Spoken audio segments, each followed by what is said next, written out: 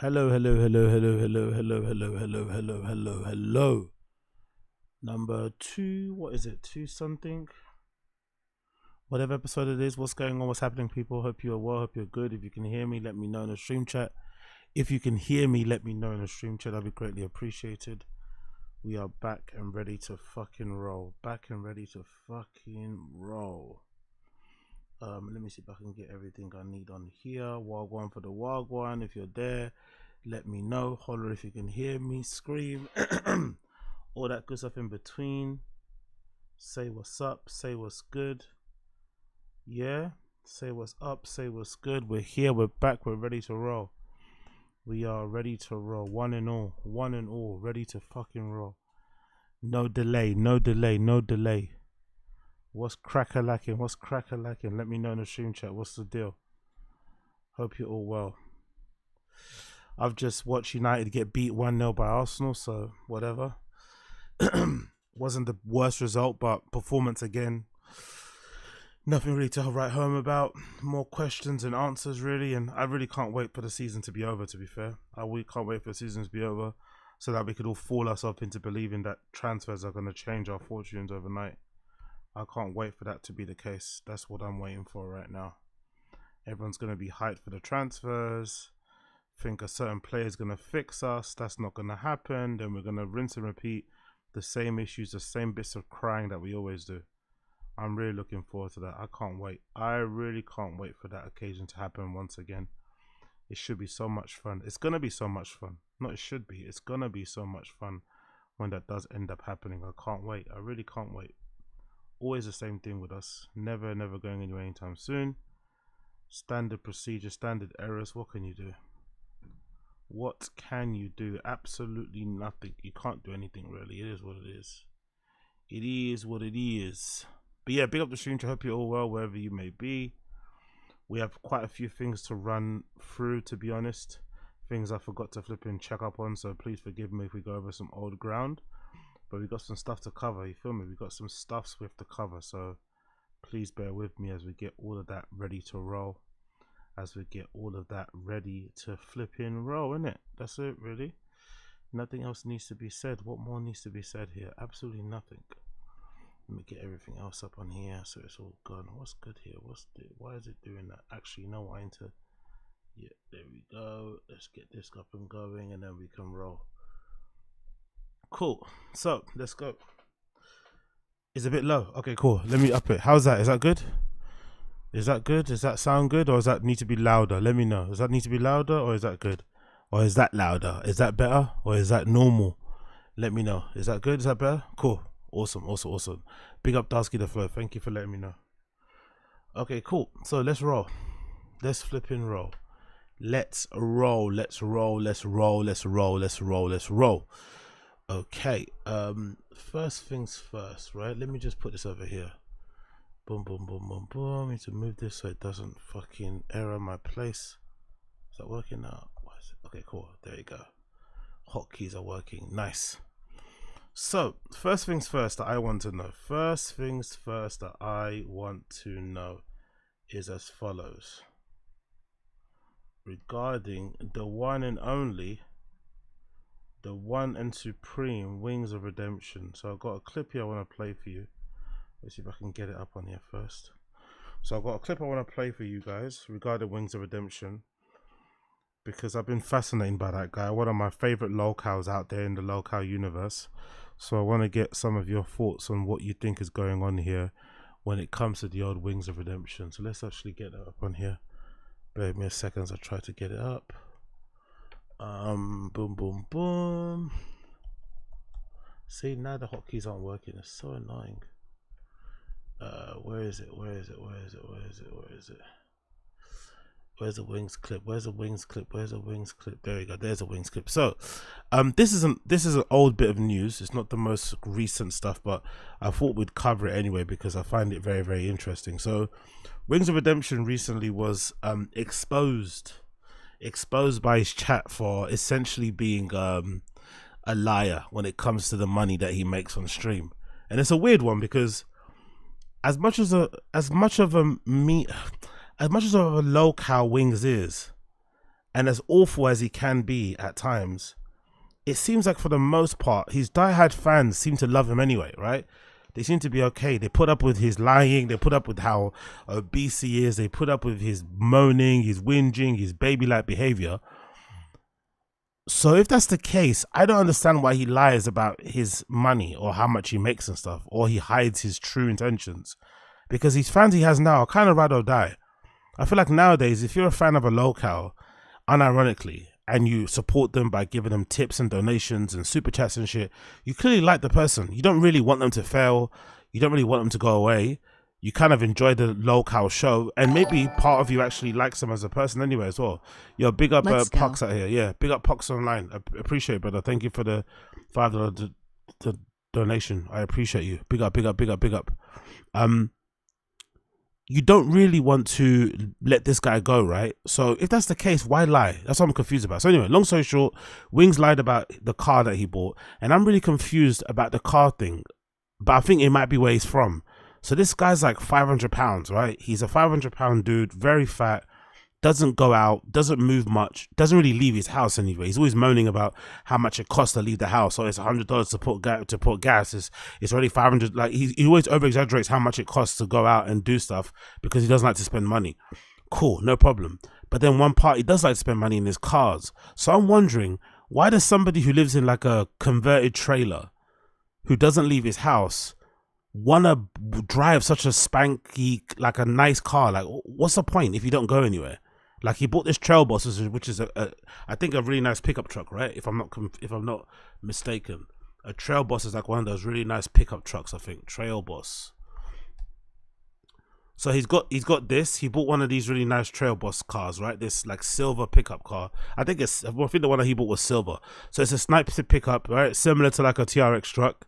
And then I think his wife got a Camaro, and his wife is also super fat as well, right? Camaro, is that how you spell it? Camaro, is that how you spell it? So his wife also got one of these, right? It's Camaro, right? So his wife got one of these cars, I think in blue, one like this, and she's like 500 pounds, right, as well, or like 400 close. You know, let's do Wings and Kelly. You know, they're not slim people, right? Wings, or this is Wings of Redemption, sorry. Wings, let's just write his whole name out, Wings of Redemption and Kelly, so you can see what they look like, right? These are two very fat people. So I'm wondering, why does somebody like him who doesn't leave the house need a Trail Boss, and why does she need a Camaro, a car that she can barely get in and out of? Like, what's the deal with that? I don't really understand it. Like, it's very, very strange to me. But let's play the clip anyway. This is courtesy of Lummox, one of the best Wings of Redemption channels out there. Let's see what Lummox has to say about this. Come on, press play. Work. What's happening? What's happening? Why is it not playing? We're playing now? Bear with me a second as I get this play. I don't know why it's not loading. Why is it not loading? I don't know. Come on, son.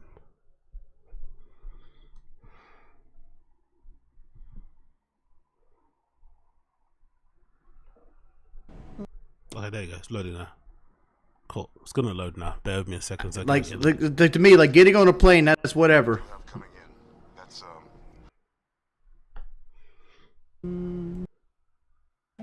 When planning for my recent trip to the French Riviera, I was stressing about when I should buy my flight because of how unpredictable flight prices have been lately. What the fuck? Yeah, get off my fucking screen. Get off my screen. There you go.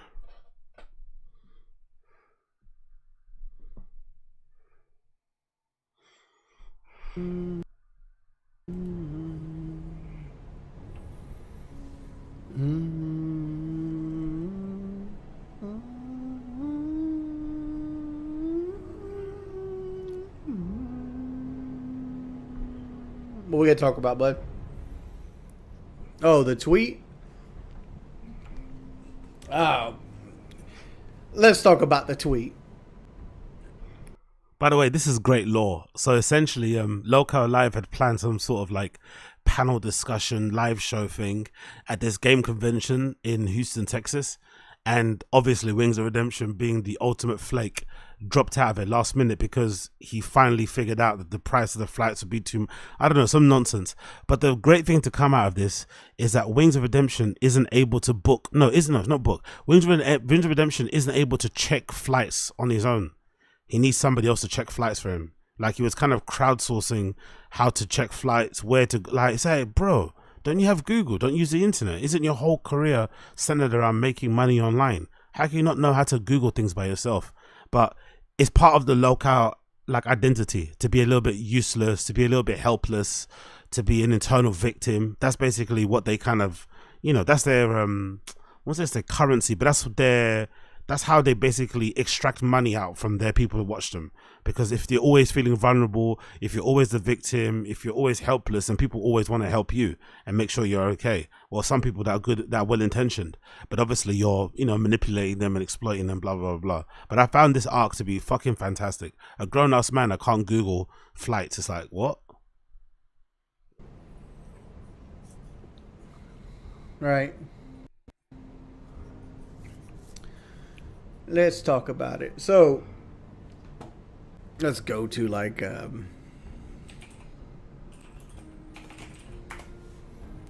go like Southwest Airlines or something. Let's pop over here.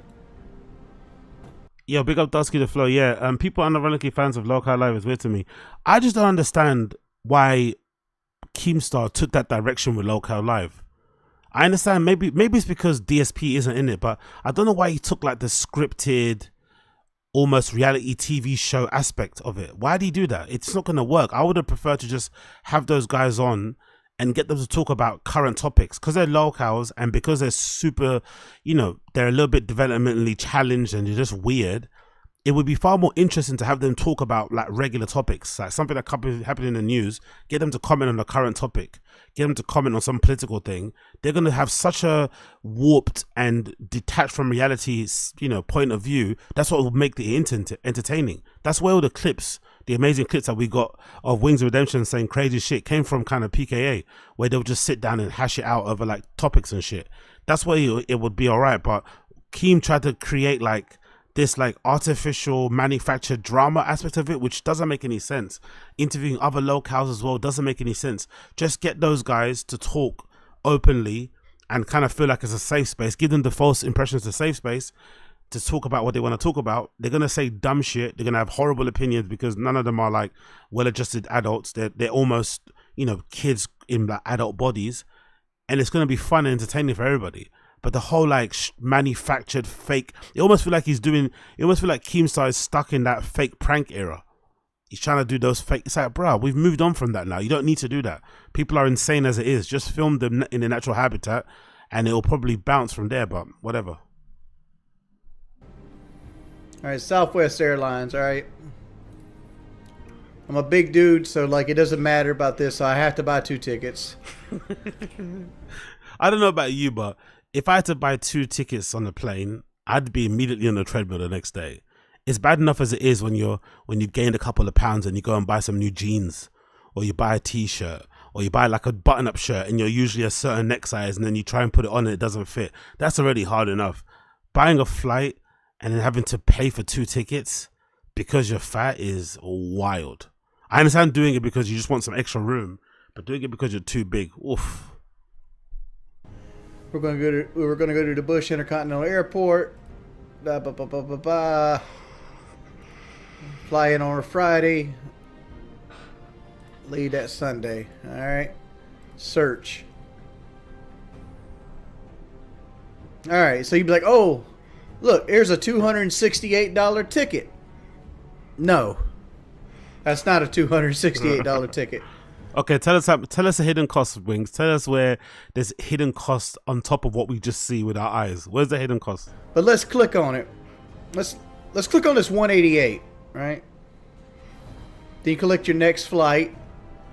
Well, the next flight, I could go here to here. All right, that's $274. Still good. Still good. What's wrong with that? Still $931. What? That's without bags, security fees, car fees, pet carrier fees. I love it. Like, it just would be better if he just says, I don't want to go. right? Wouldn't that be a better thing instead of all of these excuses, tallying up how much it's going to cost for you to get to A and B? Why don't just say, I don't want to go? Just say, I don't want to go. It's perfectly fine to say, I don't want to go to this meetup. I don't like humans. I don't want to talk to anybody. I want to be on my own. Everybody will leave you alone. But the whole like tallying up of things to get you out of it is so bizarre. But like, I was going to do one of these, right, and be in the air 14 hours to make this thing, and then Keemstar pulled the plug on it. Right? Also, no way is it a flight to fucking, what is it? To his state, to Houston, is 14 hours. That doesn't make sense. Unless he's combining the departure and the going and out and coming back. Right.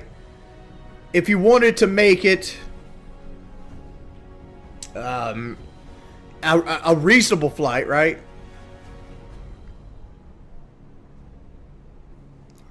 Because like this flight back right here wouldn't actually work for me. Okay, let me skip this. I want to get to the car bit. I want to skip a little bit of this. Let me get to the car. Let me get to the bit where he starts lying about the car. 1 second. Service. Camaro ain't got no racing stripe. Then I'm glad you caught up with me. But it's not even my Camaro. It's my wife's Camaro. Oh, me too. You have no idea. I hate her. Don't get me wrong. I also kind of I wouldn't respect the fact that I kind of like how Wings got called out for lying that he's down, because the thing people were angry about with the car, well, not angry, that were basically like questioning him about, was that for a long time he kept saying that how he was working below minimum wage or something, right? Like, honestly, these guys, and the time, every time they're mentioning money, it's just fucking hilarious. But anyway, he said he's working below minimum wage. It's not really a job. You choose to do it. You know, it's not owed to you. You're not entitled to a fucking streaming career. You know what I mean? Like, whatever.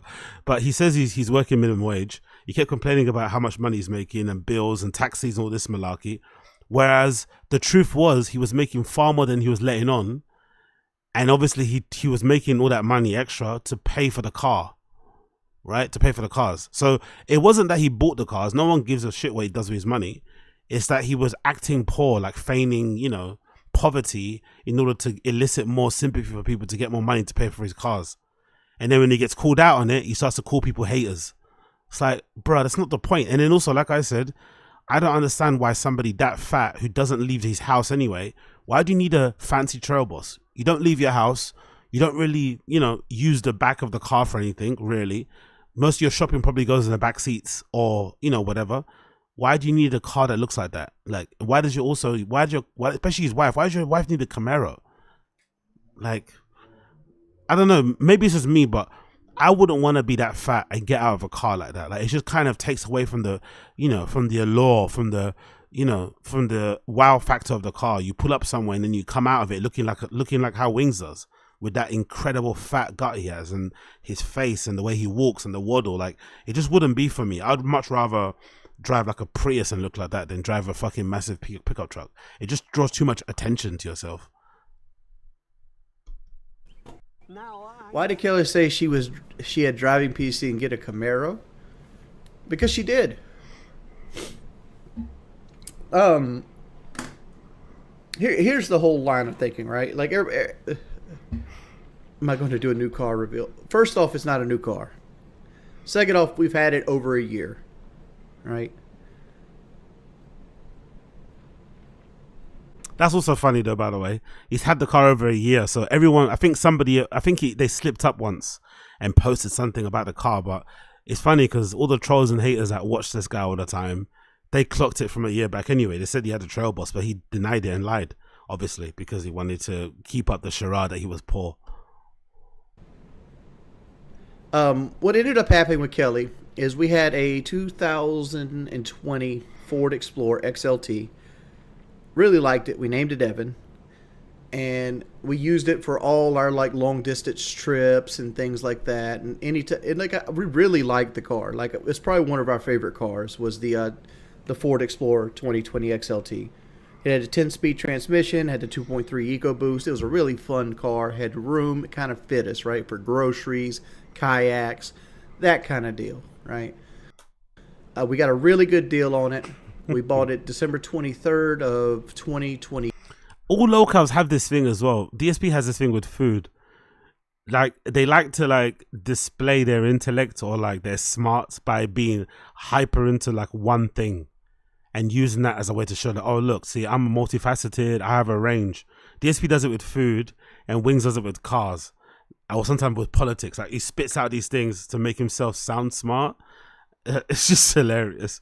Big up everybody in the chat saying he looks like Lee Sayat. No, he might look like Lee Sayat, but Lee Sayat is a much better person than this guy. This guy is I wouldn't say a horrible human being, but he's not the most he's not, I won't say the warm either. He's just not somebody that you're gonna root for.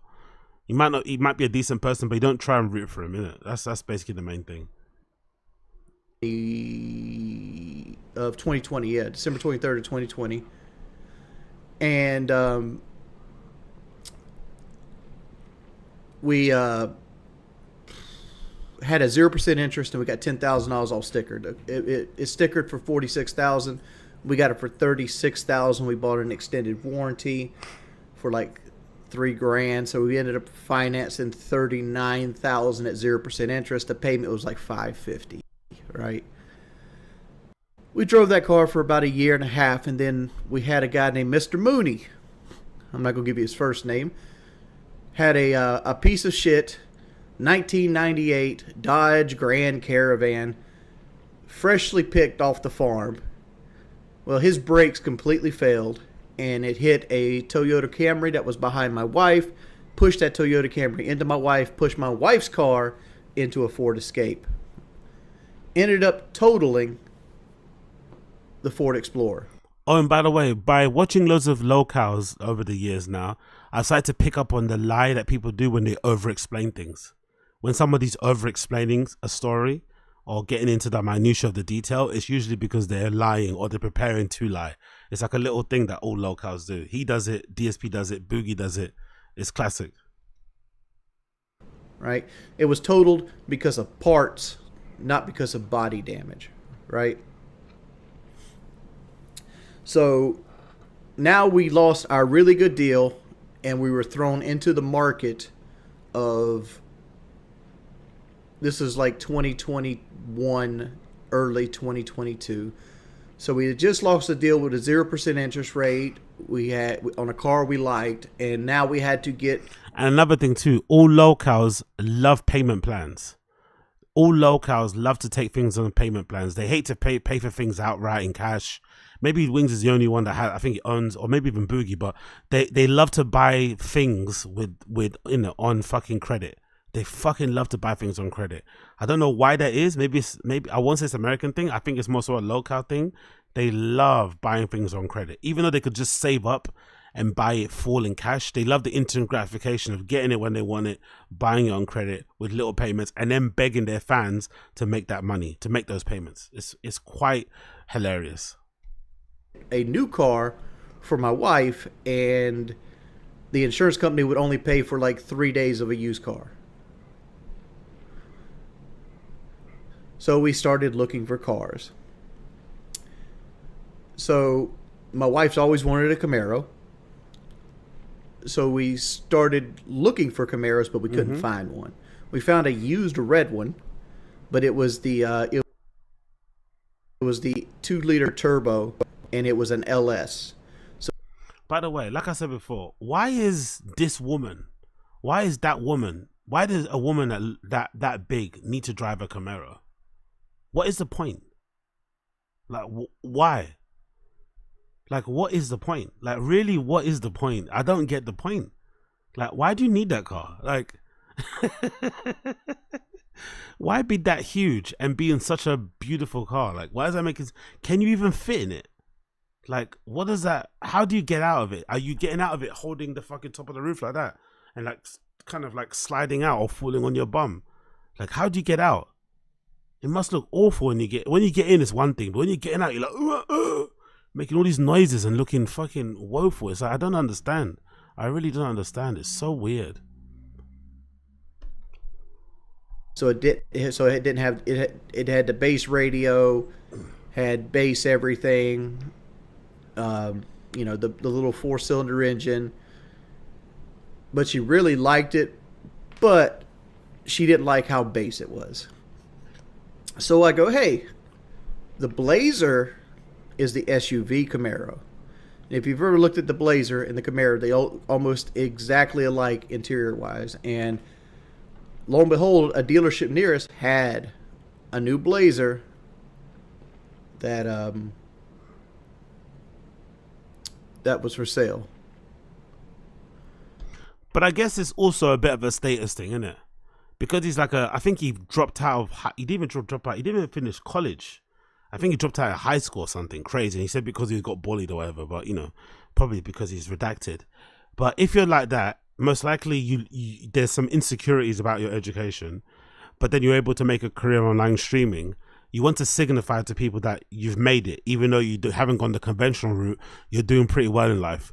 And what better way to signal you're doing pretty well than having a brand new, what's it called? A brand new Trail Boss in your driveway and a Camaro, right? It looks fucking hard because some people just think it's both, you own both of those cars, even though technically one's your wife's, which it probably isn't. But that's probably the case. It's just like one of those weird status symbols. But to me, it's a weird status symbol because he doesn't go outside. So he's probably doing it for the internet more than he's doing it for his neighbors. Now the internet knows he's got enough money to buy a Trail Boss and to buy a Camaro. But it's like, you don't leave your house. Like, why are you buying these cars that are meant to be like off-road things and you're meant to go traveling and go on road trips and you legitimately hate leaving your room? And so we went and bought the Blazer. And everybody knows about the Blazer. It was a color she didn't like, but we didn't have a choice at the point. You pretty much bought what was on the market, right? So we put like $8,000-9,000 down on the Blazer, and we took it off. It was the LT3, had like the tech package, the Bose system, had the V6. It was a nice little car. It was a fun car, but she didn't like it. She really wanted a Camaro. You didn't like it, you mean? So fast forward about another year and a half, the blue Camaro pops up on a dealership lot. And she fell in love with it. So we sold the Blazer and we bought the Camaro. We ended up making like $4,000 off the Blazer of the 9 that we put down. So we got like $4,000 of it back. Put that on the Camaro. And then we got in the blue Camaro. So 2018. So 2018, 2LT. It's got the sunroof, the Bose system. It's a rally sport. Here, I'll show you a picture of it. It's a rally sport. What's she doing with that car? She can barely walk. Here's a picture of it. I love it, man. I love trailer trash. Honestly, it's so good. I love it. And like, I just love it. I love trailer trash. I love that complex of like, you know, you live in a trailer, like I think, what's it called? It's a modular mansion. You live in like a modular home, yet you've got these cars parked out in your driveway with no cover, with no, like I think Coyle mentioned, with no fucking garage. Like, do you know what I mean? Make it make sense. Wouldn't you just why not put that money into buying an actual house as opposed to living, like, it's just bizarre, that brain of thinking, like, yeah, I don't know.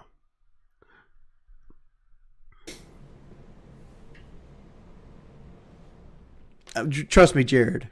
It's like, why do they care what my wife drives? My wife has a job. Who cares?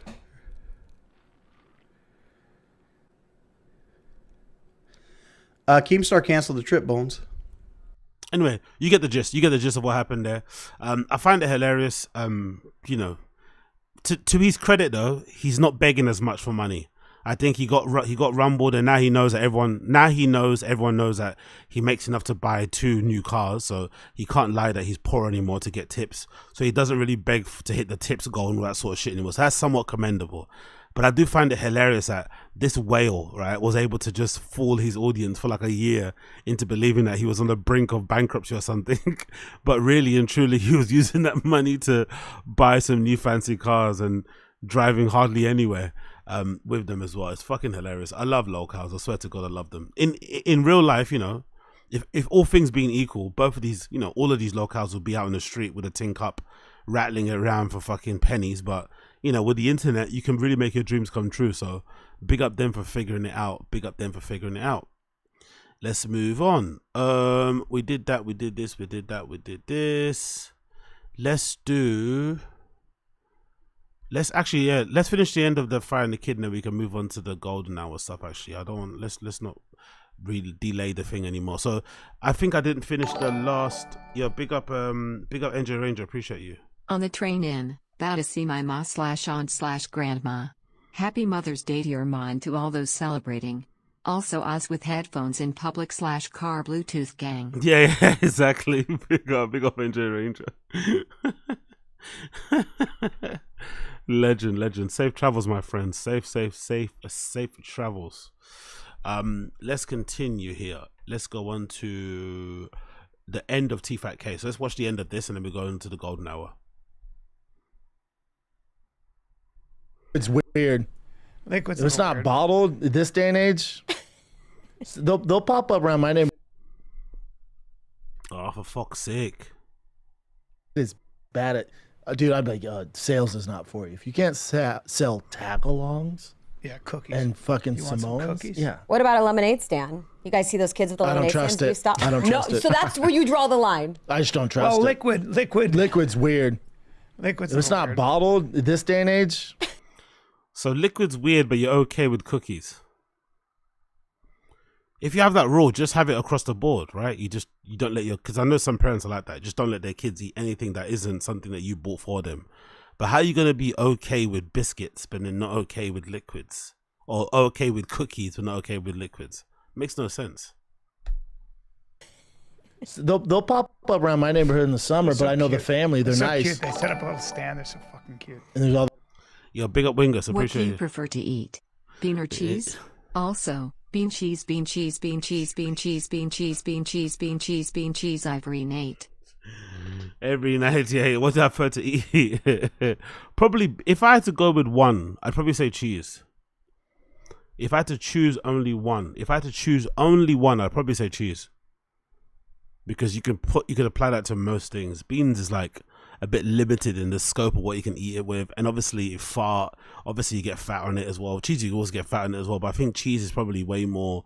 It could be applicable across the board. You could put it over fries, over meats, in sandwiches, you know, all that good shit. So yeah, I'm a cheese man, but not really super hardcore, but kinda. they put all that sugar in it. I still don't trust those kids, man. Well, children will poison you. Who knows, dude? A lot of adults. Who knows die what? from Who knows poison. what the fuck's in there? From like that doctor poisoned out a lot of kids poisoned. Dude, I've seen it happen. Next one. Fucking no, the atmosphere in that place, bro. Everyone just wants to go home, innit? Give us one more. So, well, Ryan Garcia. So apparently, the VADA testing for the first test with the nandrolone metabolites. Mm-hmm. I guess that one, after they did further testing, showed that there's nothing. It's not confirmed. So that one's good. More plates, more dates. Yeah, he did a That's a thorough big deep one. dive on that. Good. he said that it's big that it got cleared. Yeah, I mean, well, this is because that's the actual steroid. Oh, that's right? good. Yeah, Yeah. That's but big. there's Very still big. B samples that still have to be tested. I think May 22nd. The way Garcia is dealing with it too, he seems almost innocent. Like he posted yesterday, like steroids, yay. He's been crazy, seemingly crazy for the last couple months though. So I don't know. It's possible he didn't do any of this. Correct. Yeah, and plus, Come on, let's not be stupid. The issue isn't if he did drugs or not. The most issue has to be with Devin Haney. He's the one that should be worried, because he's the one that went into that training camp, training impeccably well, like he always does, doing all the necessary work, being the person that everyone thought would win. Then he goes into a fight against Garcia, who's clearly been drinking, clearly been doing other recreational drugs, and maybe also roids. And, he handled him pretty well, or pretty easily. I think that's what you'll be worried about if you're Devin Haney. That's the worry. Because if Ryan Garcia committed to a proper strict camp and didn't do any funny stuff, how much better would he have been? You know what I mean? That's the scary thing for everybody, really. It's more so that no one's really thinking that he didn't do anything. Like, let's be real. Everyone knows he did, but it's just that his lifestyle probably negated a lot of the benefits he got from it. Obviously he went up a weight class and shit, whatever, but still. the Austrian stuff. We talked about this years ago when other fighters got tested. Sometimes in supplements there would be like traces amounts Protein of whatever. powders, all sorts, especially if it's a small trace amount. Dude, I got it running through my body. We But saw that. We also talked about remember we Oh, all right, so nice. What you say? We saw that. Did you see that or did we see that? Look at her. What'd she say there? What'd she say? What'd she say? Running through my body. We But saw that. We also talked about, remember we said that sometimes if Be careful, Sainaz. He might fuck you. Be careful. He might fuck you. people would buy a bunch of supplements and they'd find out that this one has ostarine in it, and they would take ostarine. So if they got caught, they would just say, "Oh, it's in the supplements." We talked about this a while ago, and Derek from More Plates, More Dates brought that up as well. So I think fighters still do that. Good for Ryan though. Yeah, that's one thing that's huge because that's a steroid. That's straight up steroid. That's good. Bloody hell, man. They are so checked out. They want to go home so bad. This is just a job now, innit? I couldn't imagine being like this. Like, just reinvent the show. Mix it up a little bit. Maybe change the topics or change the format of it. Like, they are so dead behind the eyes. Literally clocking in and clocking out. Probably this is why they talk about working so hard. Because it actually is quite hard for them to get up in the morning and do this. This is what they mean. The job isn't hard, but it's because of their mindset and because of how they've let the show kind of like, fall off. When they turn up, they do probably feel like it's a 9 to 5. They feel like they're just working a regular job. That's probably what they mean. Because look at that. They're just dead behind the eyes. He does not want to be there, you know? Shit. So I wanted to show you guys this. First of all, the girl is okay. Oh, fuck. She's okay. It was a bad injury, but she's okay now. But since you guys have young kids, I think everyone should know this. So this is an elevator. I'll just show you the video real quick. Moments were all caught on camera. I'm good. I'll pass that. I don't want to see a kid's arm get She just- jacked in the elevator. No, thank It's you. not like putting your hand inside the crack. Shit happens, man. Door open, they say her arm got sucked into the tiny space between the door and the elevator wall. Me and my friend Jen ran up the elevator. Oh shit! What a lovely house. Fucking hell, they're balling, innit? Look at their crib. God damn. Look at their fucking crib. They are balling. Even if that girl's arm did get ripped off, she could buy a cyber arm for that kid straight away. She could get her one of those fucking metal adamantium arms, those bishop arms, right? Like, wow, look at the fucking crib, bro. They are balling.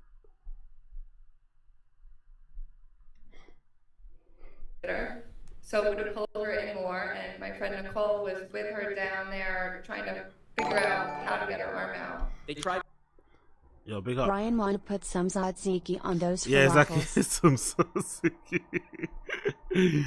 Yeah, exactly. I know exactly what you mean there. Some tzatziki on those falafels.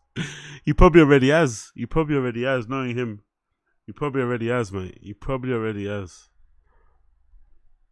Big up, Assad. For 3 minutes to get her free. A neighbor heard the commotion and handed them a bottle of lotion. And she put it on her arm, and Poor little girl. she opened it for you. There you go, sweetheart. Check out the injury too. No injury? No, there's definitely an injury.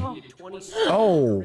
And was left with a large scar. It's pretty big, and it's something that we deal with on a daily basis. Ah, she's okay though.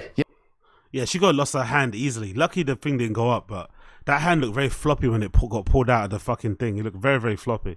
God damn it. Maybe some nerve damage as well. Yeah, she's fine. So they're suing obviously the elevator company and the I think the hotel or apartment complex in New Jersey. But I mean, like literally, she just leaned her hand on it and it just sucked her in. So you guys have kids. People have kids that watch a show. Just beware of that stuff. It's so simple. Touch. Jesus Christ. Yeah. Good. I'm glad you showed us that. Cool. This is so stupid. The guy that attacked Dave Chappelle at the Hollywood Bowl is suing. What a waste of suing the Hollywood Bowl. Well, it's just not all there. Well, who are the lawyers that take this? That's what I said. This is the statement they made. This is so ridiculous. If you guys can read it out. Why don't you read it out, Chin? Can Chin not read? If you guys read it out. Chin, why don't you read it? This is the statement they made. This is so ridiculous. If you guys can read it out, because the audio listeners can't. Instead of intervening no, why can't you read it? Chin's afraid to read. protect Lee, the defendants allowed members of the comedian's entourage, encouraged by the comedian, to beat Lee. The lawsuit said the complaint also said that a knife fell out of Lee's pocket well after the altercation. Oh, damn it. Where'd it go? Well after the altercation. Yeah. Fucking hell, honestly, this show's a Basically disaster. saying that He had a knife. Yeah. So And they what said you the wanna knife do fell out. is- There it What is. you want to do is do what I did to Brendan on that. It's The so complaint officer said stupid. the knife So because fell it out fell of his pocket well after the altercation went underway, and that his presence did not justify the use of the They're force. not going to used. get That's so shit. It's so stupid. Yeah. stupid. Okay. This is like I don't get when someone breaks into your house and hurts themselves, how they can sue you. Like I don't get this kind of like you said, what lawyer is taking Imagine this? the lawyers that pick this shit up. Who's doing that? There's bad lawyers out there. They're like bottom level Hold lawyers. on, keep going. John D. Evans, Lee's attorney, argued that the Hollywood Bowl and unidentified Doe security companies were aware of Chappelle's history of making offensive jokes that target the LGBTQ plus community, as well as his propensity for making discriminatory remarks, but took no measures to prevent or mitigate the potential harm caused by such offensive material. Are you out of your... But I'm thinking, It's actually impressive that I'm not gonna lie, I know they make money from this show, but it's actually impressive they're still able to just turn up and do this every day. Or not every day, whenever they do it. I think it's Tuesdays and Thursdays. It's actually impressive. Because it's not, they definitely don't watch it back, because it's not fun for the audience, for sure. There's no way the fans like this. gonna say though he broke the laws by running on stage. Exactly. This is all He this is attacked him stupid. first. Who cares All if his this knife? stupid. Fuck this guy. Fuck the lawyer. It's just so dumb. Is that man. it, Chin? Sure, that could be. Yeah, that pisses me off. Damn, dude, come on. Yeah, dude. All Guys, energy. I have great news. If you are anywhere in the Midwest, I am at the Skyline Comedy Club in Appleton, Wisconsin. I think it's close to Green Bay. It's an hour away. Something like that, buddy. So if you're in the area and you want to laugh, I'm wondering, how long is this going to last? This section of the show where Brendan lets Brian do the plugs. I wonder how long it's going to last, because he seems to be visibly uncomfortable whenever Brian talks about his dates, because obviously Brendan quit comedy. So I wonder, will he get to a point where he's like, you know what? No more plugging of dates when I'm here. Pre-record them before, and we'll just tag them on the end so that we can both leave. I wonder if that's going to be a thing. It'll be a really, really preem hater of him to do that. But I could see that being a thing. I could see him being, you know what? No more. No more. No more. No more. No more. Because he can't be happy with this. He's always moving his mouth, looking a bit weird and just looking uncomfortable whenever Brian has to promote his dates because he quit comedy. It's like, bro, just let him promote his dates, man. you come see me. It's starting to percolate, my set. And I'm excited. Then Dania Improv, May 24, 25, 26. Let's fucking go. All right, kids. Love you. You don't love us, man. You don't. If you did love us, you'd give us better shows. Let's see what the comments are saying about that show. If you or someone you know is dealing with spousal abuse, seek help immediately. Every time Brian and Brendan grapple during a pod, I click faster. You can tell Shorb is ridiculously stronger than Brian. He could easily scoop him up and toss him. Uncle Brian should call HR. Callum with the 1903 wrestling shoes. Holy fuck, Brian walked in like a blind baby underwater. All the trolls, Brendan would fuck you 100% up of them. Other than UFC fighters, that dude would fuck up most men. Okay. 4652, listening at work to you guys roughhousing for a few minutes, and it just sounds like you guys are fucking. I'm rock hard. I like this. I'm like that. Grappling with Master Callum Thursday. Every episode should have a segment where Brian shows his jiu-jitsu progress with 1 5-minute round against Brendan. Rinks will keep you busy on the ground. He might not win, but he'll keep you busy. Bubba, take it easy on the old man. They really should have a grapple weds segment. So the fans actually like this. Wow. Fair enough. They all love it. They all want to see more grappling. They want to see more of Brendan, basically manhandling an old man. Fair play. Brian's like, he didn't spank me. Those were open palm strikes. Brendan loves being mounted.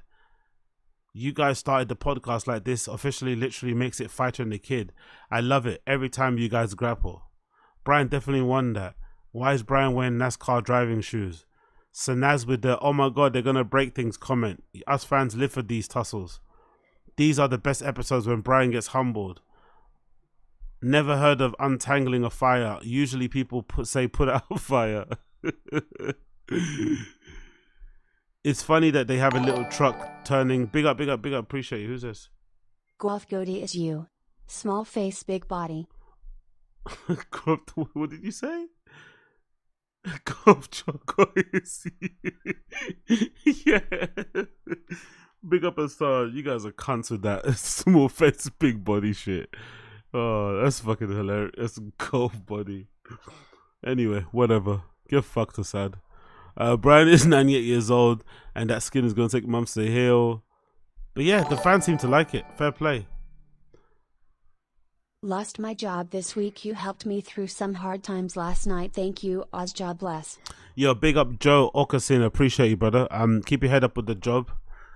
Obviously, as per usual, you don't need to hear this from me, but momentum breeds some level of confidence and helps you to feel a little bit better. So just keep applying if you can, or if you're applying now, keep applying. If you're taking some time off to kind of collect your thoughts, fair play.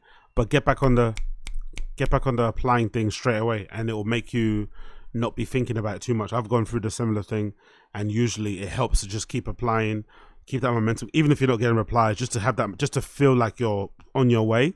And then little by little, you'll start getting emails, you start getting some bites, and then boom, you can jump back onto something. But big up you, appreciate you, brother, appreciate you. Keep your head up, keep your head up. Let's continue. Let's do something else now. So we did that. Let's also do a little bit of... Should we finish? Yeah, let's finish the gold now, and then we'll do the other stuff. Let's finish the gold now. So this is episode number what? 79 of gold now. Let's finish that, because we didn't finish it last time. So let's finish gold now and see what I won, and then we can continue on. Let's go. Bear with me while it loads.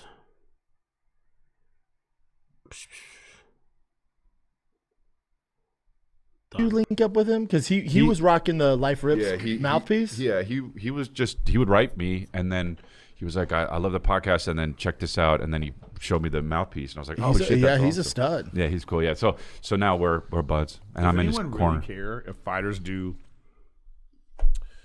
drugs? Yes, the commissions do. I don't.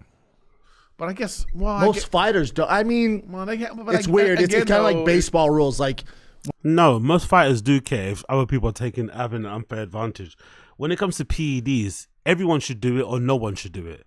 But if you are doing PEDs and you're going into the octagon, especially with the ability to hurt somebody, with the ability to change their life permanently through the aid of these PEDs and win things, it taints your victory, of course. Like, cheating isn't cool. Obviously, you can cheat within the rules, but cheating outside the rules isn't cool. Everyone cheats in the rules, right? Holding gloves, holding onto the fence, little things people do to gain an advantage, but it's not cheating, but it's kind of cheating within the rules. Outside of that, it's not. But, you know, Brendan would have this way of thinking because he was a terrible fighter, but I think most fighters, maybe across the board, just have PEDs be a thing, because it's like in professional football. Professional football, there's definitely people using performance-enhancing drugs because the tests aren't as stringent as they are in other sports, and you can get around them. Even Liverpool, right? They had that whole thing with asthma. Allegedly, like, half the Liverpool squad has asthma, so they have these asthma pumps, which is obviously not true. They just get away with using them and having that ability to give their players, you know, more ability to kind of, you know, improve their fucking cardiovascular shit, which obviously improves their ability to run around the pitch. But that's something that happens across the board, I think, in football. Other sports, they don't have that. If that's the case, then everybody has to abide by the rules. If you don't abide by the rules, obviously, you know, reputation suffers, your wins are also tainted, and, you know, you cheated. Simple as that. When guys get busted, you're kind of like, eh. No, but I think this is kind of. I think it would be different when fighting, because if you're getting some advantage where now you can hit me with more force, I guess that sucks because of the drugs. I don't think that. Yeah, it's not good. Yeah, it's yeah, not okay. good. But guys really don't bring it up. Like, they will against, like, TJ Dillashaw, who got busted for EPO when he cut down to 25. But isn't that different, though? Like, isn't there different? I mean, does it make you stronger, or a sense that you're going to be able to, like, you know, Drago and Rocky IV? No, it makes a difference because, let's say we're both professional fighters and I'm on steroids. I can throw a kick 1,000 times and not get tired, and you can only throw it 200 times. So the reps and the recovery. And also, if you take enough steroids or Anavar, you can do the thing where you go, wah, and you do a hammer and punch like that, and then they go, and it's like an accordion. When it goes, you know what I mean? To your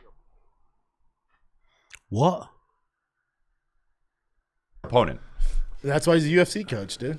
And that's my come on, Cody, let's work on the hammer accordion hit. Accordion. I'm accordioning him. I'm talking while code. He's got an IV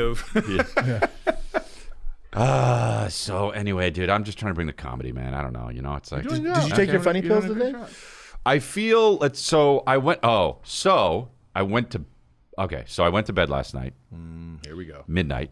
Not too bad. Not good. Well, that's what I do. Okay. You wake up at 4. Yes. So I wake up at. He doesn't wake up at 4. It's a lie. He lies. He's not waking up at 4.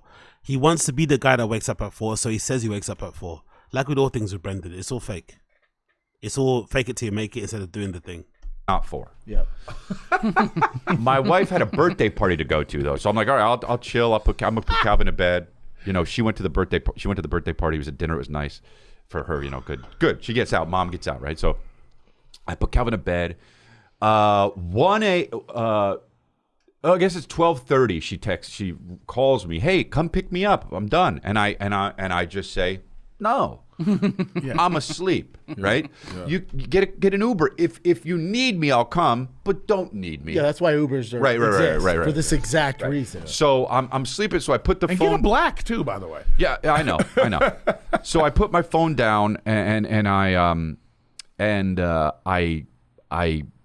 fall asleep again. You went night. I wake up to her in the room at 2.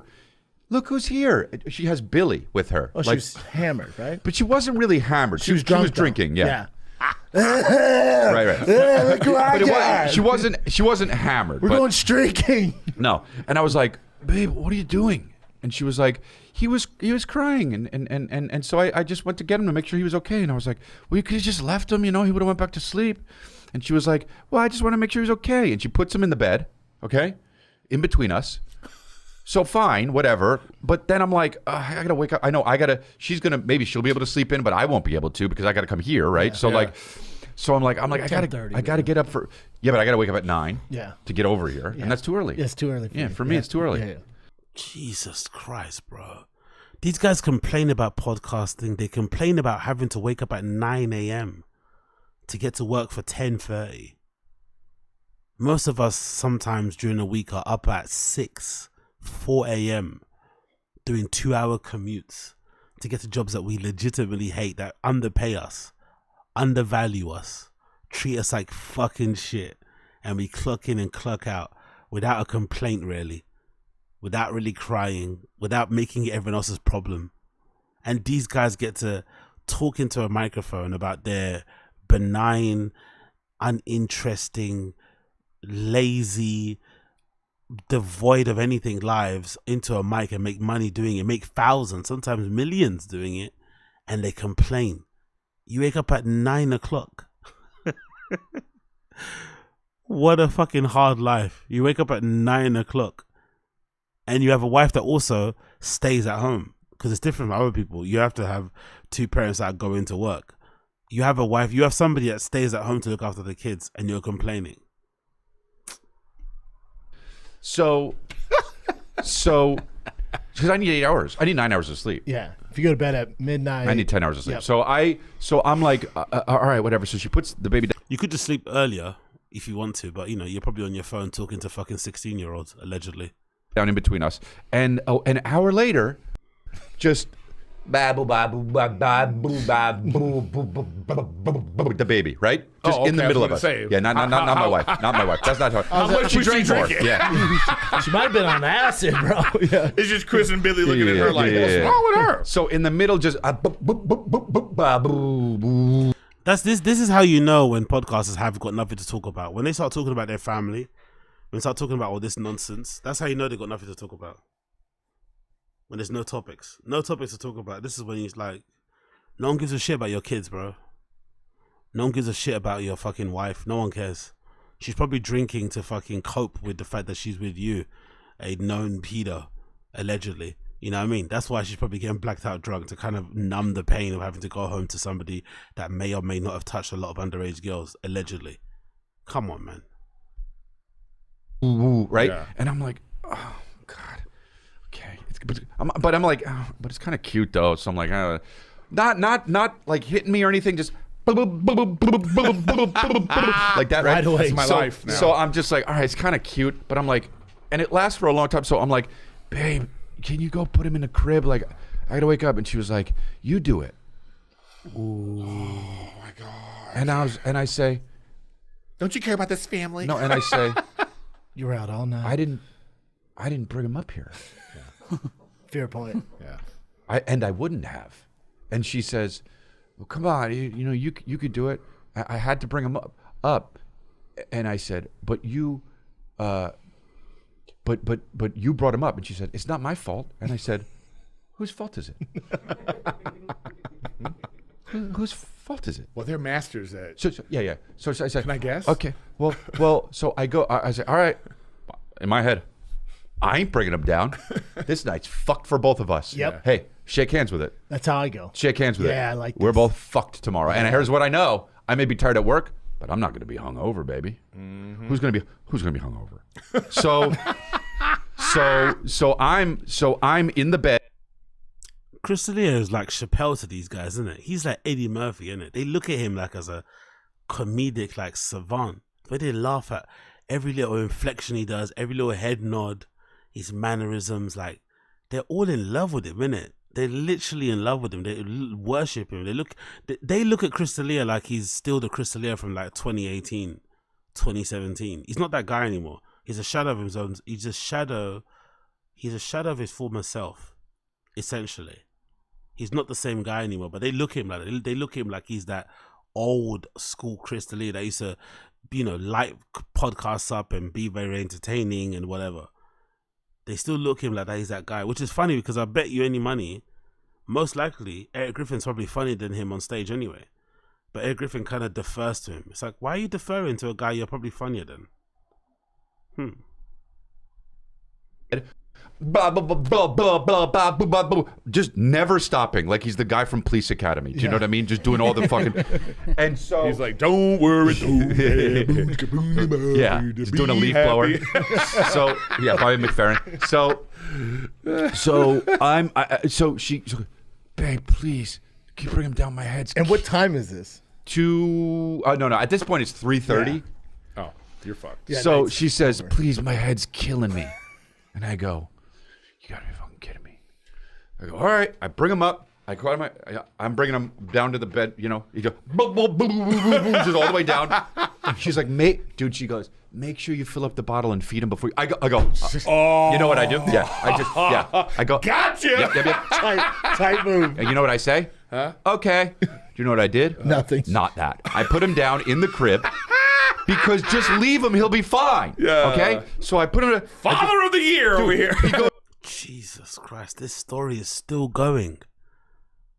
At this point, I think they just, as much as they're bored and don't have anything to talk about, these stories also act as good filler. If you've got nothing to talk about and you're already having to go down the family route, you can then just like take up loads of time just meandering about nonsense. And those guys aren't interjecting and aren't really moving the topic on because they have nothing to talk about themselves. So they're like are pleased and happy that he's taking control. He's taking the reins of the conversation. They're like, thank God we don't have to talk. He sits down in bed, goes to sleep, doesn't move, just goes, he's done. He goes to sleep, right? Yeah. She should have done that from jump. She should have just left him, right? So I come back upstairs and I'm like, babe, that's so annoying, that you made me do that. Like I have to go to golden hour, I have to like be on and shit. And like I'm so tired. And she was like, I couldn't help it. It's not my fault. He was up and he was saying stuff and he was like, and I wanted to make sure that he was okay. So yeah. So fuck's that? He's gonna be. So bad timing. But I'm like, okay. So I go and I look at the Nanit.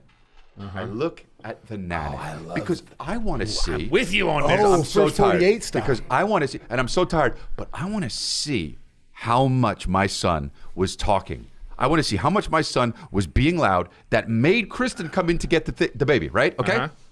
Kristen was being loud. This is what I see. Now I judge it with the Nanit. 2 a.m. is when she comes in. 2 a.m. it says taken out of bed. So I go. 1:58. Let's go. 1:58. Here's Billy. Okay. 1:59. Here's what he does.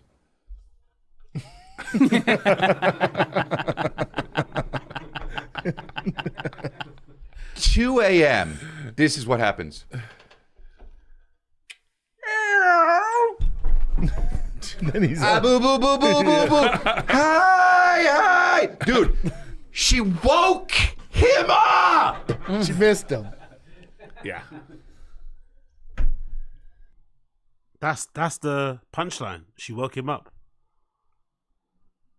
And no matter what, it's gonna be my fault. It's gonna be my fault. Was she able to sleep in though? She had to get up with I it. tell you what, I was just about to say.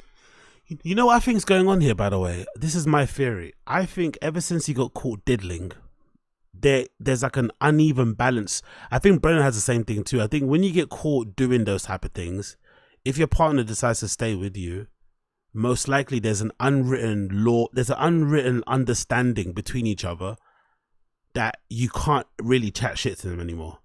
So one of the aspects is probably the kids, because he allegedly may have cheated on her 1 million times with, you know, many young ladies who might be underage. There's then the understanding that if I want to go out and have a ladies' night and get fucking trashed, you're going to stay here and look after the kids. You're not going to say a damn word about it. And I'm going to wake you up when I want to and tell you to put them back to bed, even when I woke them up. There's that kind of quiet understanding. Same thing with Brendan when it comes to his wife going to Vegas on those girl trips that he pays for. It's like, cool, you do what you want to do as a boy when you're on the road. Then when you come back, you're paying for my girl trip to Las Vegas. And I'm going there, I'm posting first traps, I'm hanging out with the ladies, I'm gambling, I'm dancing, I'm getting drinks bought for me by men and then turning them down. I'm having a good time. But I'll let you have a good time if you give me a good time, and you can't say nothing about it. I think that's what happens. There's that weird tension in the air because, you know, that's basically it. Fucking hell. You know what she's gonna say? What? Well, if you had come and picked me up. Oh, fuck you. That's where it all stems from. That's what this happens to me all the time. I tell you, man. Rachel was in the car one time. I don't know if you have a right to complain about your spousal relationship if you look like Eric. I'm not gonna lie. If you look the way he does, I think him, Bobby Lee, those type of people, you have to be happy that you became a comedian and it allowed you to have access to women that you probably would never have. You know what I mean? Because you're famous and you've got clout and you've got money and shit. To a certain extent, you can kind of provide people with a life that they probably couldn't provide, or they probably couldn't have on their own. But you're not allowed to complain. You're not. I'm sorry. You're not allowed to complain. Because in real life, if you weren't a comedian, things would be harder for you. But hey, what do I know? Farted and almost killed us. Yeah. She farted? Yeah, just almost killed us. In the car? Yeah, because this is what she does. I realize that she farts all the time, but they're like silent. But and then it's kind of one of these moves. Yeah. And then you go, okay, I don't have to say anything. Okay. You know what I mean? Or does she go, God, it stinks over here? No. She'll just be. So then this one was one of those ones where I'm like, you know, hit me where I'm like. We almost crashed. Yeah. They pull you over? Yeah, I was like, what the fuck? Was that a fart? What the fuck? I said, babe, what? You know? And she goes like, big up. Chris is washed. He looks like a corpse. Imagine being on the cusp of Hollywood fame and fortune, only to be internationally to be known as Anance. Your nickname is the Diddler and your boss is Papa. Life rips. Yeah, life definitely rips. I love it though. I love it. I love seeing a good failure, especially when you've been handed everything. I love I love people who, you know, like when they see those races and they stumble just before the finishing line. I love that shit. Or they get cocky and they start celebrating before they finish and the person behind them wins. I love that shit because it's like, what makes you think you could just coast through without trying, without being aware of your surroundings? You know, like, what makes you think you could just, like, live life on the easy street? What gives you that idea that that is going to be your reality? Some people do have that reality where they do, you know, they're able to kind of get the most out of life without doing anything, like Wings of Redemption being a good one, right? A good example. He does the bare minimum and extracts the most out of life. But I think for the most part, you have to have a semblance of effort in the things that you do to kind of get anywhere. You have to have a semblance of hard work. You have to maybe, you know, be a little bit mindful of how you conduct yourself in and around comedy clubs and how you talk to fans and shit. These guys just had, you know, they just thought the gravy train will never stop. They thought they could never ever get caught, because that's the thing for me that I would have thought there would have been a point where I would have just got scared into being a good boy, especially when you're Chris D'Elia, because you're so high profile. You're like, let's say half of these girls are telling the truth. Of all these documentaries we watched, right? Let's say half of them are telling the truth. If half of them come forward and say all these things about me, that's quite damaging. So maybe you just like, you know, step back, take your foot off the fucking first for PDF, but you know, pedal away, and kind of just chill. But he didn't.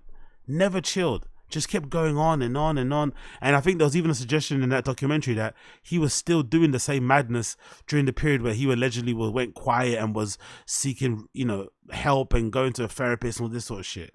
Which is also funny, isn't it? Going to a therapist after you've been exposed for diddling and then trying to pretend it's because you got a sex addiction is fucking hilarious. You don't have a sex addiction. You just love young girls. Those are two different things. Like this. She goes, well, you took us to Chipotle. I was like, hold on. It's my fault? This is my fault. And then here's the thing too, though. We went to Chipotle because I can't say no to the queso. We went to Chipotle because of the 5 options I gave that she said no to. Oh yeah. Well then. You know what I'm saying? Yeah. Plug hey, your you want to go to this one? No. You want to go to this one? No. After the 5th one, I'm like, okay, let's just go to Chipotle then. Yeah. Right? And then it's like, well, but like with a straight face.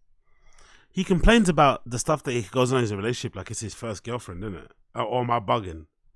Does Eric kind of complain about Rachel and their marital spousal debates like it's his first girlfriend? It kind of sounds like it, isn't it? It sounds like this is the first long-term relationship he's had.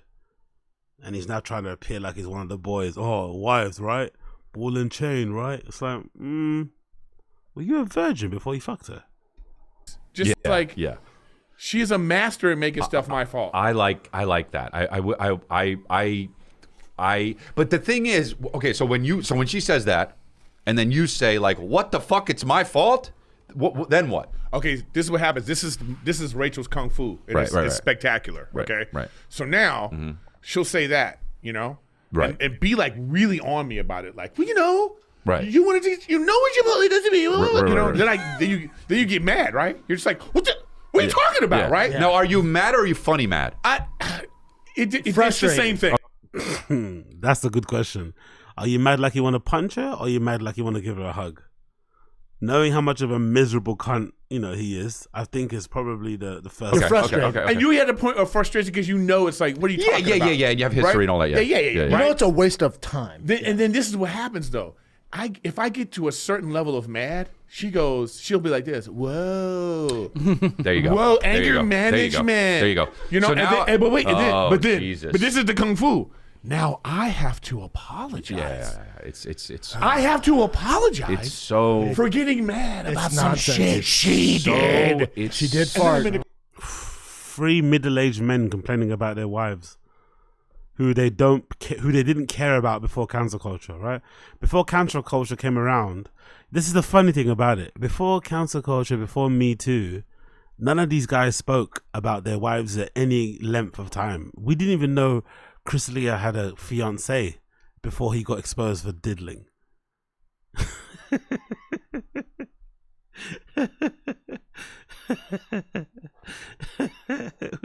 And now they're like overly talking about them, you know, with these like normal everyday, you know, things. It's like this doesn't make for good. I don't know, maybe it's just me.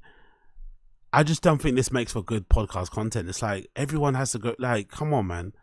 Entertain, like, if you're gonna do this, make it funny, you know? Like, if you're gonna do this sort of like angle where you're kind of talking about family stuff, just make it funny. That's it, really. But having these like moany sessions about, it's like, now that you're spending more time with your wives and girlfriends, you're not picking up that, oh, they have some annoying traits. Okay, welcome to the club, bro. Welcome to the club. Then I'm like this. All right, you know, I did get. I'm sorry. I did overreact. I'm sorry. Right. You know. Then she says another. Just thank you. Oh God. She won. Thank you. You know. Yeah. Somebody said no. I don't think she'll big up podcastables. I don't think I think the model thing was a bit overcooked. Model is a bit of a wide umbrella, you know. I'm not too sure how much modeling she actually did, and it's also a short career. It's really hard also at the top end. It's really difficult to like sustain and to keep going. And obviously as a woman, you have different needs. Maybe you want to start a family, maybe you want a different career. It's hard to balance those things. So I don't think it's a failure that she's with him. Actually, I think it's a good result because maybe she didn't want to do modeling long term. Maybe she did want to work in retail. And because that's, as much as people clown her for it, I've not read, but I took the piss out of it. But having a job as a visual merchandiser working for the quote unquote target group is actually quite a decent job. You'd imagine it's probably a job you could keep for a long time. It's got good career prospects. You make probably good money, probably way more consistent money than you would do modeling, because modeling is gig work basically. So it's not a bad idea really, especially when your husband is a stand-up comedian. His job is way more, you know, there's way less job security with what Eric Griffin does than what she does. So maybe that's part of them thing that's playing in mind. And also, I don't think there's nothing wrong with having two people earning a living and contributing to the family pot. That's perfectly fine. For them to both make a salary and then contribute to the household income, that means they're going to make far more together, which then allows you to have a kid and, you know, raise a family, grow your family, buy a house. All that stuff is all good. So I don't think she's failed in any way, shape or form landing Eric. I think it's actually a good idea, a good decision on her part. Clearly she wanted to kind of get out of that life, and, you know, here they are really. But the modeling thing, I think, is a lot harder than people kind of, you know, give it the credence or respect for. This is my fault. This is my fault. Like this. I took it to Chipotle. I'm so sorry. I took you, fed you lunch. But this is the same thing. Arguments make you gassy. No, my fault. I know. I'm dealing with that now. Like, we don't even put Wolf in a crib. Yeah. He hates it. He hates pacifiers. Yeah. And he hates cribs. Yeah. You don't like it. Yeah. But how long did you try the crib for? Oh, Rachel just can't handle it. Yeah. It's tough. She can't handle this. Yeah, you got him. She can't handle this. Yeah. I know. Even a little bit. They pass I out. get that though. Women, like, I get it. It came from you. Like, to hear a cry is like. But he's just like right there, you know. But right now he's real super fussy. So it's like, this is the only way he'll, like, I can put him to sleep like this. I'm laying down. I sit him up on me like this. I hold his head like this, and I just go like this. Oh, that's funny. I just do this, and I'm talking about. That's funny. He'll be like this. You know, he'll fall asleep, right? And then and sometimes I'll put him on my chest, and he'll sleep for a couple hours, and I'm just. Really? Yeah, I'm just. You're like wide awake. Yeah, because I can't, because I feel like I don't want to be like. Yeah. But still, he sleeps like that. But now he's been a little fussy. So, like, if I put him like this, he starts doing, and then I pick him right up, nothing. Huh. You know? Yeah. Lay him on his back, nothing. Now he's smiling too. Yeah. So when he sees me, he starts to smile. Aw. So that's like, you know, that'll melt your heart. Oh yeah, forget it. So if I'm doing this, and or in the morning, Then your wife fucks up and farts. yeah, she'll kill us both. All three of us just dead in the room. What? So what the fuck, dude? Like, we can't get like angry, or we can get angry, but we can't raise our voice. No. So it's because nowadays that's assault. Yeah. You know what I mean? You get locked up. But this is the thing, man. This is one of the things I talk about on stage. It's your tone. I know. No, but this is what I'm saying. I always tell people, let me tell you when you win in the fight. You're winning the fight when they go, I don't like your tone right now. Yeah, I get it, but do you want to win? No, but this is what I'm saying though. Is like, No one that's wins, when do they? but the fight could end. It could already end at this point. All we need is a little bit of like. The only person that really talks glowingly about their partner on the pod is probably Bill Burr, and who else? I'm trying to think. Bill Burr. Who else talks glowingly about their partner? Because I love how these comedians act like their wives are such issues. Where it's like, bro, these women for the most part afford you the ability to go out there and play make believe, you know, and be stuck in, you know. Bert talks well, exactly. True, good point actually, Young, about you. Bert talks well about his wife, but the lack of respect is like, bro, these wives are like doing quite a lot. They're holding down the household. Even Brendan's wife, right? She doesn't seem to be the most enthused about being a mother, but still, she's there at home looking after the kids, raising them. 3 kids now, with her mum, with nannies, whatever, but she's still doing it. That allows you to then go out and play touch butt with your friends, stand-up comedy-wise, and do your car shit.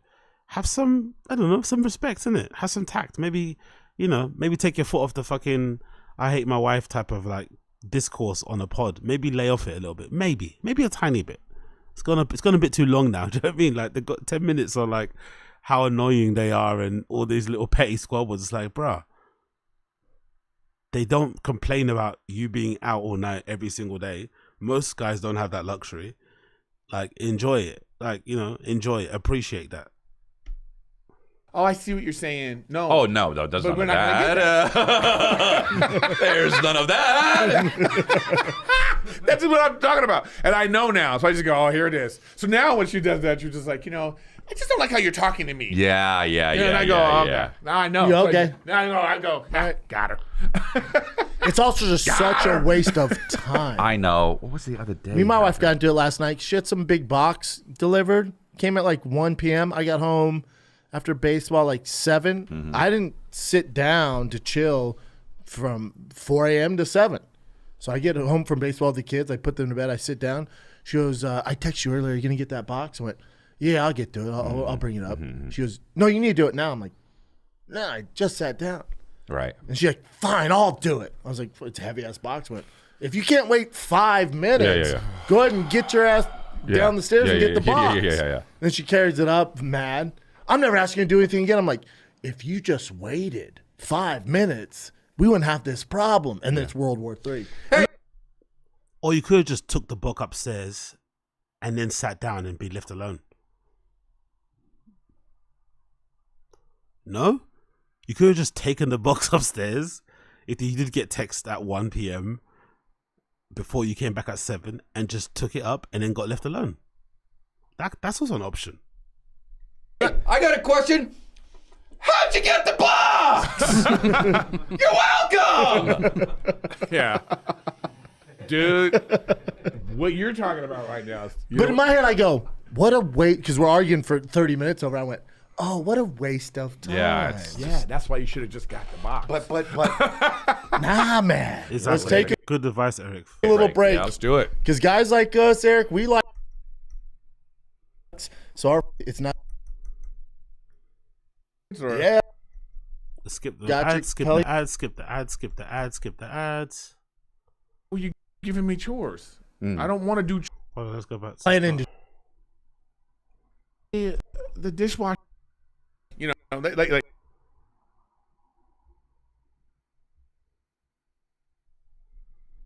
Come on.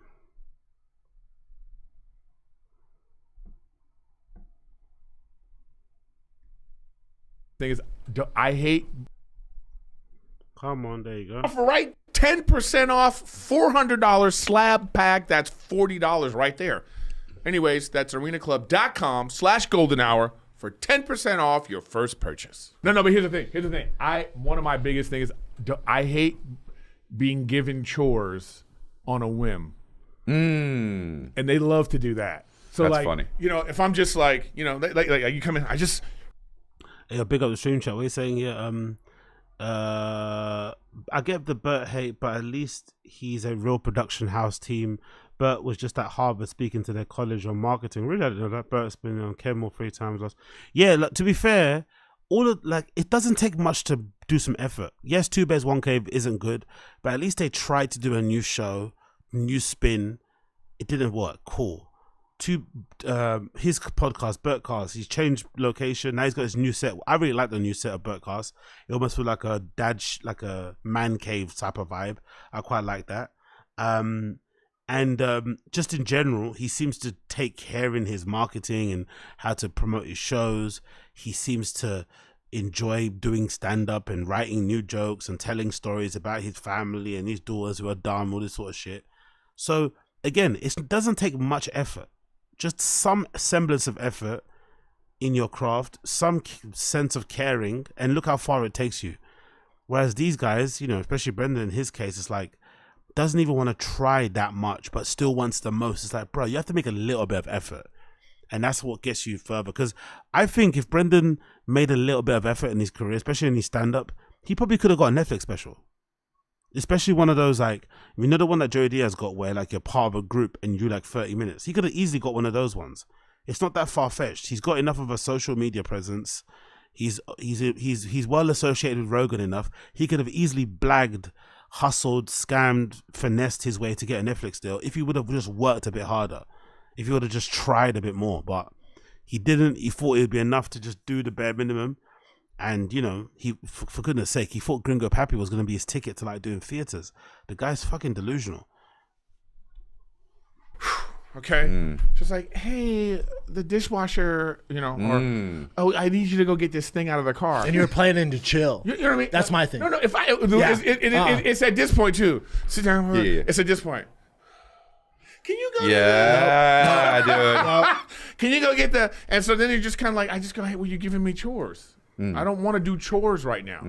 I have chores. Isn't that part of being a husband, though? Isn't that part of them being a wife too? You both have chores. Isn't that kind of what a relationship is?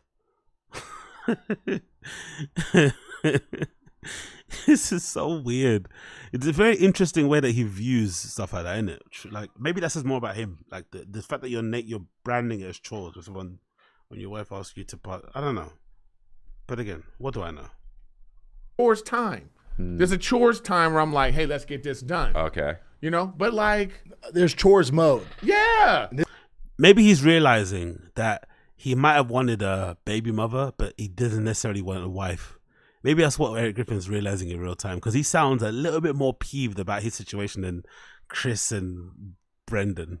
You know, it was Chris' topic, but Eric has just ran with it. So maybe Eric is realizing that he would have liked to have a kid, but maybe he doesn't actually want the wife. He wanted one of them, you know?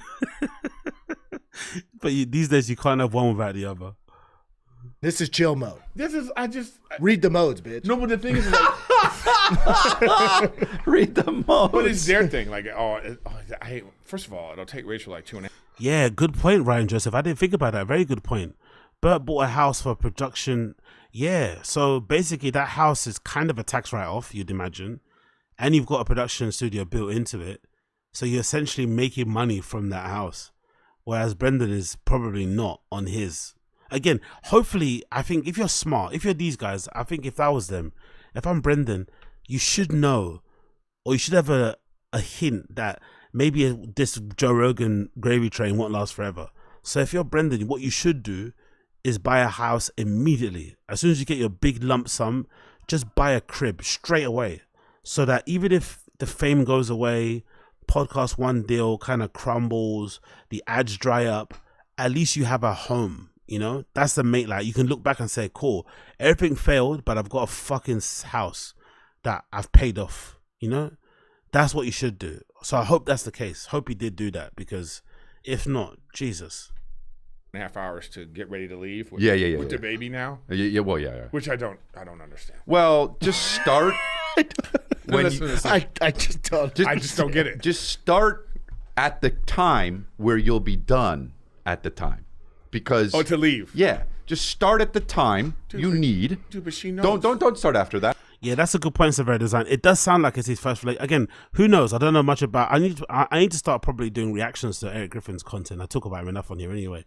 But it sounds like it's his first real relationship, which is difficult, isn't it? To go from that to marriage to then having kids, that's a lot of like growing up, a lot of learning to do in real time. So probably it's harder than it seems. So you should probably give him some slack on it. But he seems to be really, Rachel seems to really grind his gears. Like, they both get under each other's skin a lot. I think maybe there's like a undercurrent of like mutual hate between both of them. Because Jesus, man, like, this is Chris's topic and he's just ran with it. He's really like, he really hates that lady. We're late. Don't start after that. Start before the time you need to get out the door by 3. Yeah, but they're also packing for like an apocalypse. You're making this, bro. Like, why is there 100 diapers? We're leaving for Adam an Devine hour. had this thing. He lives out in Newport, you know, on the bay, whatever, right? So we're going. It's a little family thing, you know. He's like, it's not going to be a banger. I go, dude, I know the bangers are done. We have kids. You know what I mean? We're supposed to. It's 11 to 4. Oh yeah, oh dude, I got mad because I know. Yeah. It's 11 to 4. There's a window. There's a window. We gotta get because we're not gonna stay later. I don't want to stay later. I actually want to leave early. Yeah. You know what I'm saying? So I'm sitting here, What time is it? It's like, it's 9, Okay, not bad. Yeah, but because the baby was up. Newport. I know. Yeah, the baby's up. So it's like, we're ready to go. It's like, and here's the thing. It's not even about getting the baby ready. It's her. No, I know, yeah. She comes down in her dress. Hey, you think this looks good? Don't give a fuck. Of course. But Wear whatever you. That's the most honest, real thing you've ever heard Brendan say. Wife comes downstairs. How do I look? In his head, I don't give a fuck. That's the most honest he's ever been, ever in the history of podcasting. Just right there. You could be in a fucking chicken costume.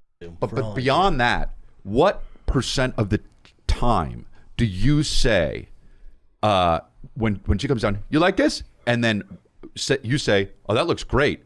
Do they change? Because for me, it's 90%. Oh, bro, I've learned the first one is a trap.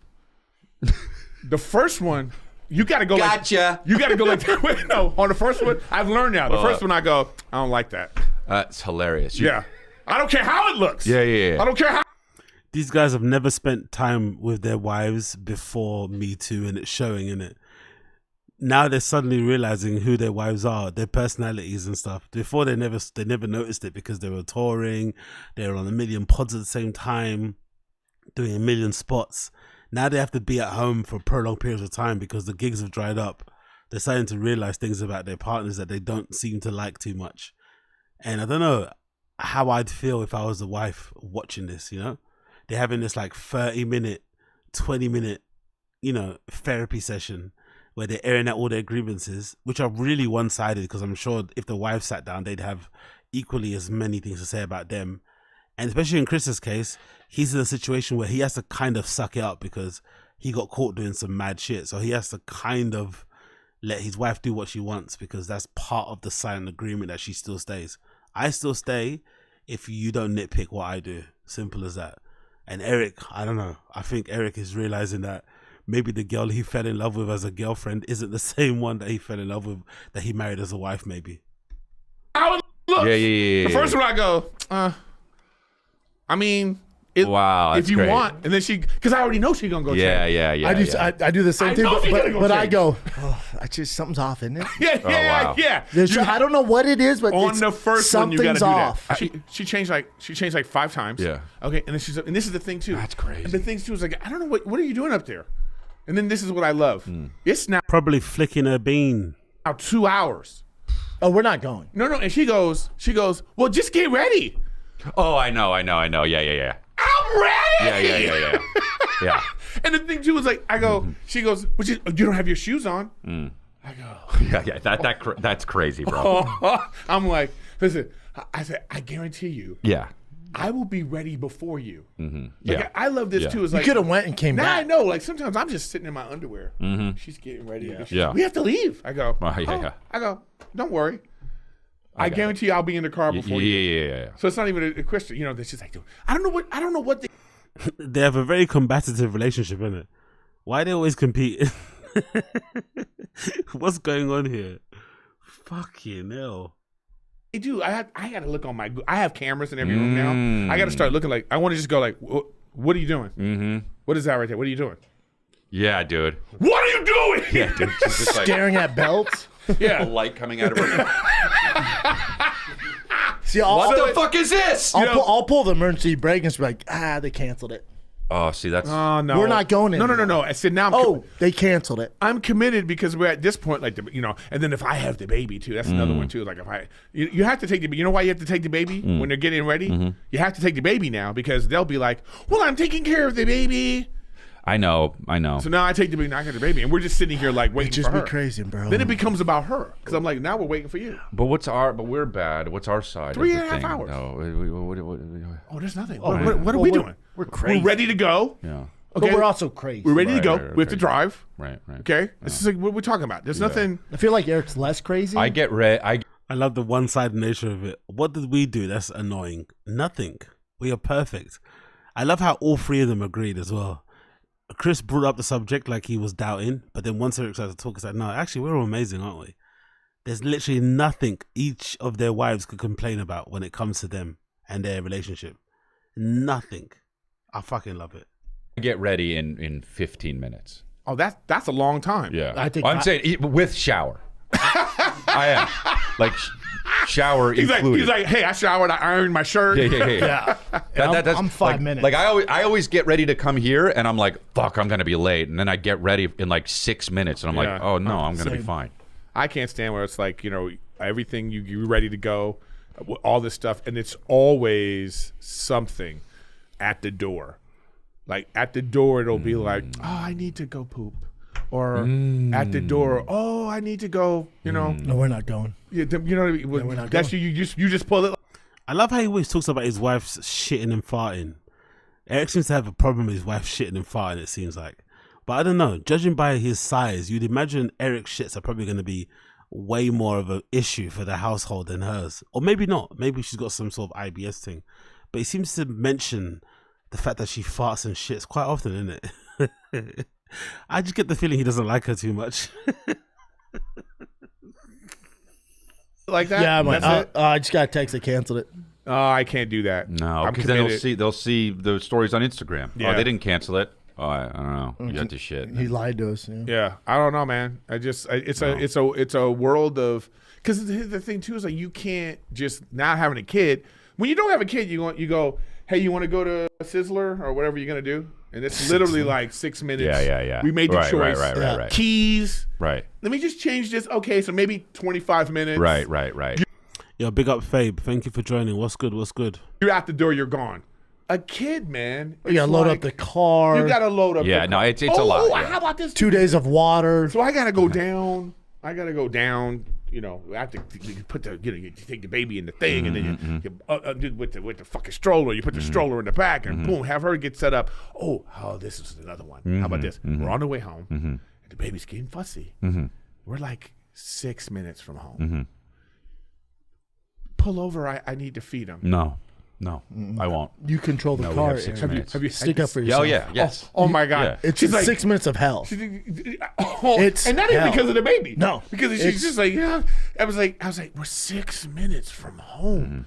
So you rather pull over, take the baby out of the car seat, sit in the back, feed this baby, burp the baby, it's put the insanity. baby back It's in. insanity. So we want to spend 45 minutes on the side of the road when we're 6 fucking minutes from the house? No, I drive.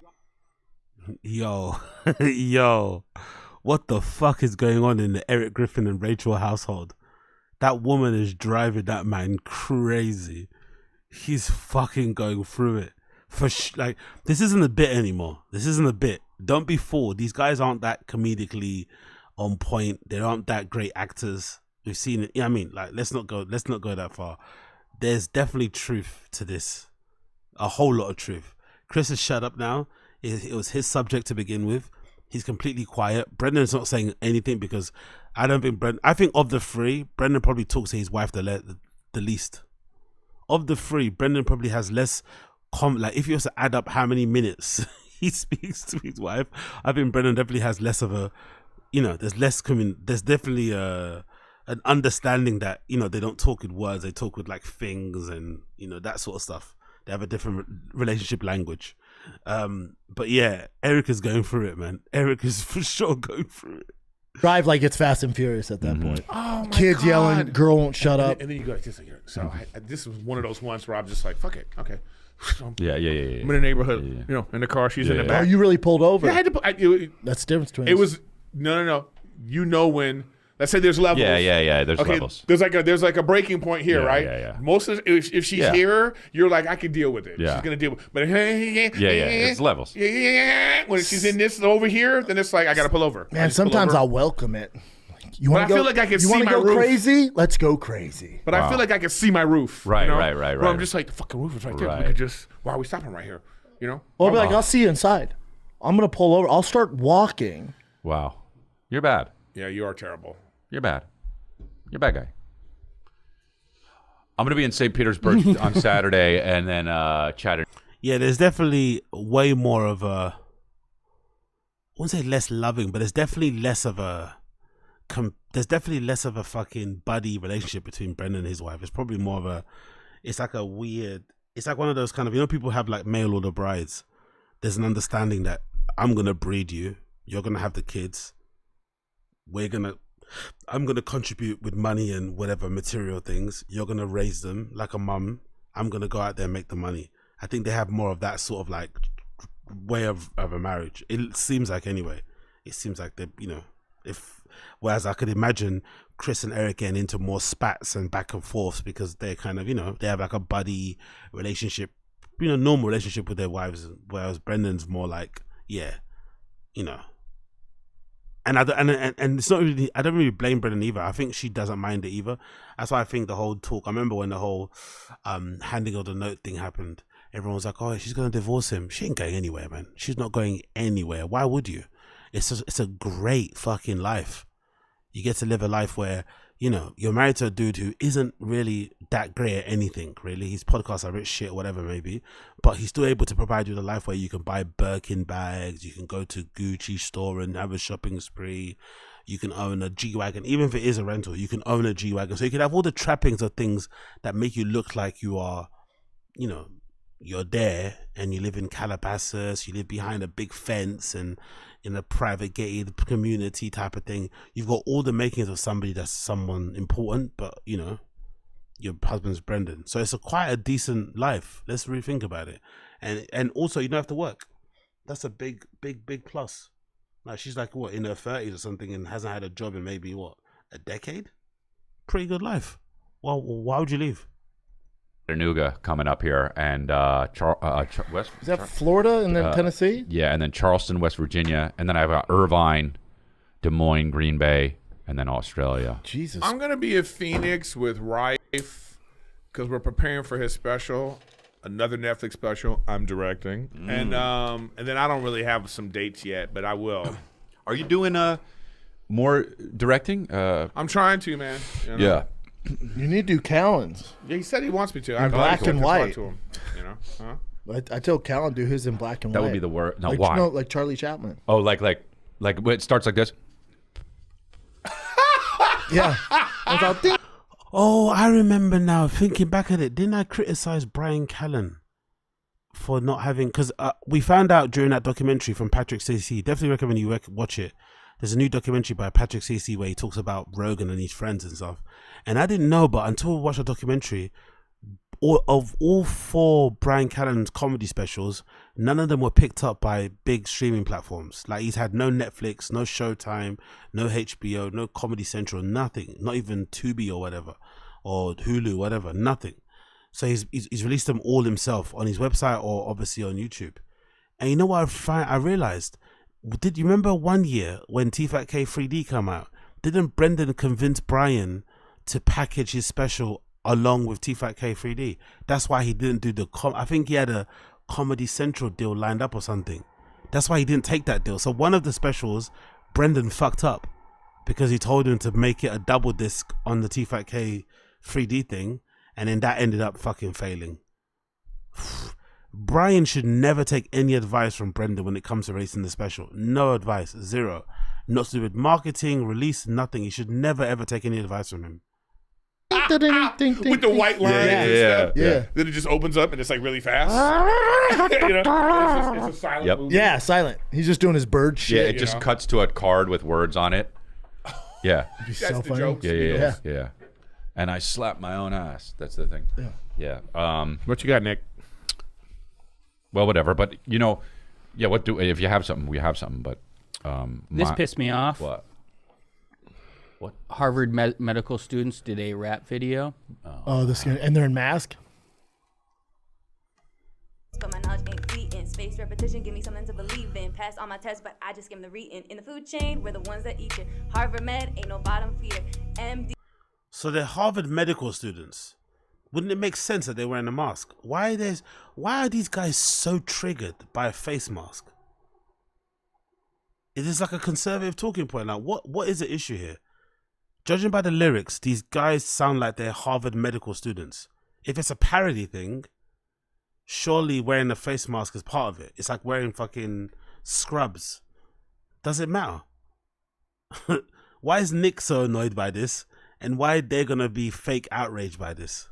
D stands for my demeanor. Ask permission before I ever greet you. Does it radiate? Does it come with strain? Scale 1 to 10, can you rate the pain? When I knock the door, you ask who is it? You can check my coat, it'll spell my name. By the way, she's better than Lil Brows.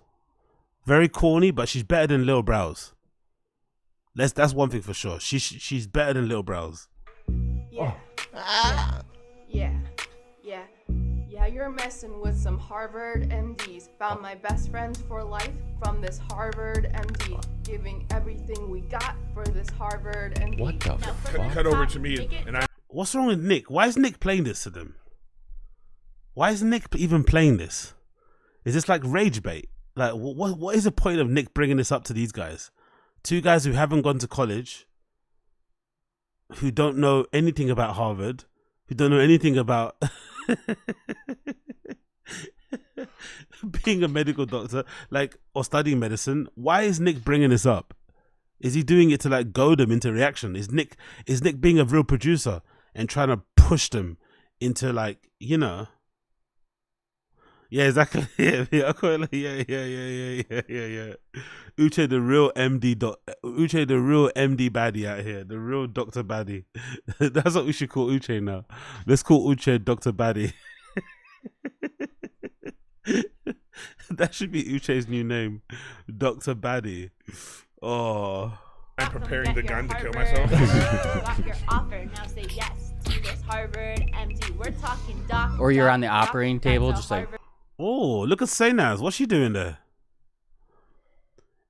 That's why Joe Rogan makes sense in it. You got to rate Rogan, right?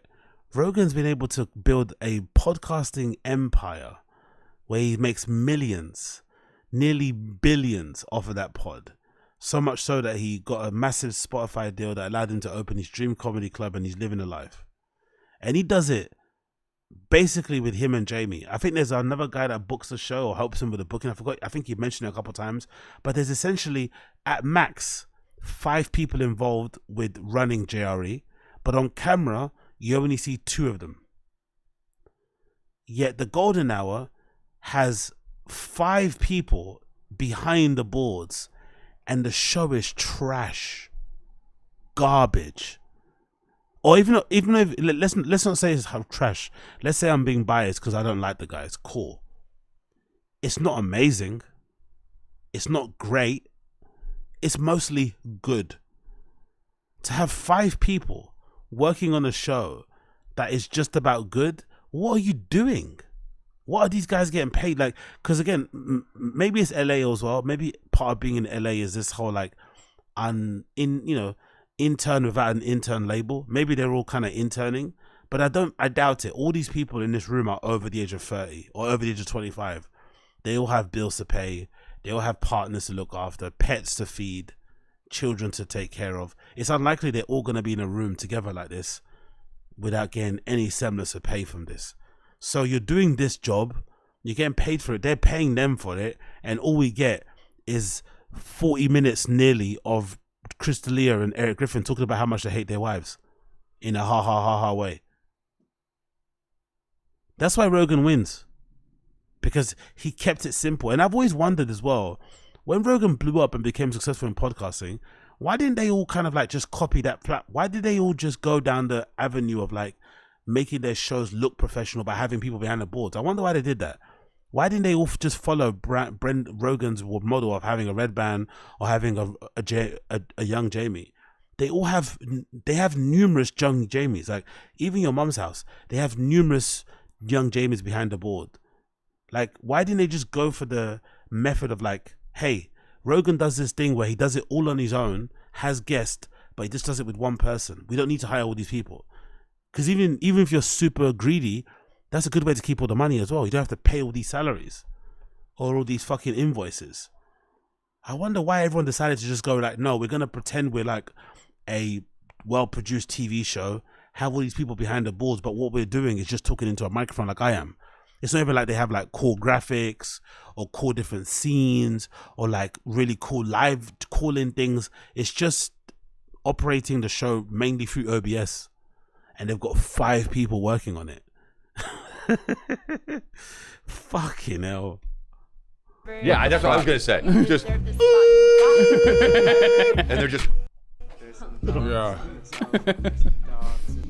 Why are that is maddening. And they're supposed to be the smartest minds in America, right? I love They're definitely smarter than you, Brendan. this.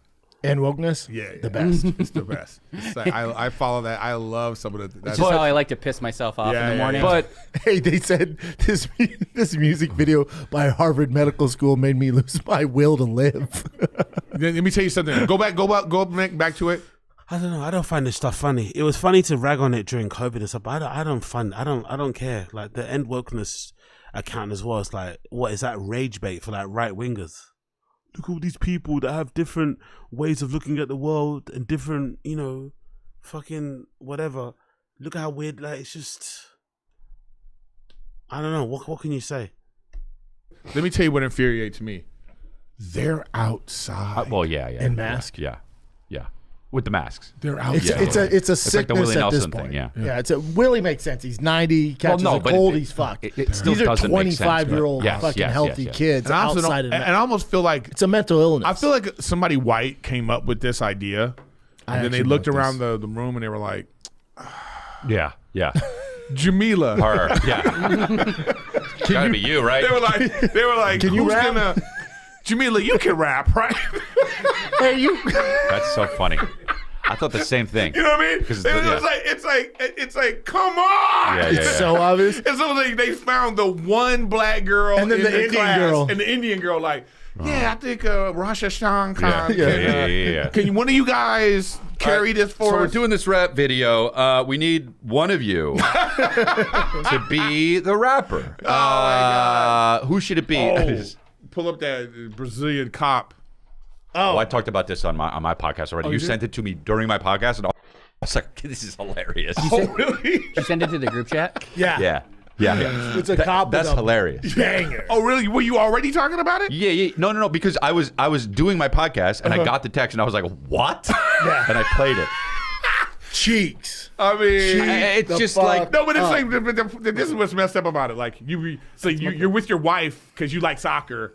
Oh yeah. You know what I mean? And you're just like, yeah, we're here. You're in your gear, and then you're like, yeah. God, And you gotta pretend you don't see it. I know, but the game's over here, and you're like, God damn. Yeah. But you gotta bring attention to it. Yeah. I just be like, I think that's real.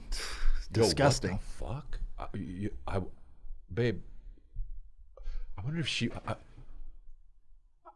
That would be so weird to see. I mean, I know it's By weird, you mean awesome. I know it's Brasil and Brazil's crazy, right? Oh, yeah. But I don't know why they're worried about it in Brazil. Like for Brazilians to be like worried about there's a beautiful cop. Yeah. It's like, you're in Brazil? Yeah. We're not in freaking, Yeah. I don't know where else can we be? Did you Like find that, it, Nick, know what I or mean? no? No. What? We had a long group chat. What day was this? Yeah, it was. Oh, you know what you do to find stuff? He knows that, right? Look, links. Nick, you just go to you just hit the top. Here, Nick. Hit the top. They still haven't played the video. And then it shows you all the links and stuff. It's right one of the there. more recent ones. But here you go, right here. Brendan's showing you. He's texting you. But But yeah, yeah. but it was like she looked like Kim Kardashian at the Met Gala with the fucking the hourglass and then like done up too, like not just like no makeup. Well, I mean, like how you're getting imagine you getting arrested, freeze, getting pulled over, attracting more attention than the players. Believe it or not, many women were angry about her work. Oh, I believe Indeed, Colombian Alexia Narvaez, Oh, she's who is Colombian. not only an excellent policewoman but also an influencer, is often called upon to ensure security in certain stadiums Lock during me up. football matches. No, But her no, don't say typical that. Colombian woman's beauty attracts attention wherever she goes. That's to the point hilarious, that she dude. says it's common to hear things like, "She can pin you down. She takes me by the reins, and even with her, I'd give her a ticket per week." Indeed, although Alexia is an authority, she has never stopped taking care of her physique and beauty. But her presence in the stadiums... Papa's getting a fucking boner, bro. Brendan is like adjusting in his seat. Look at that face.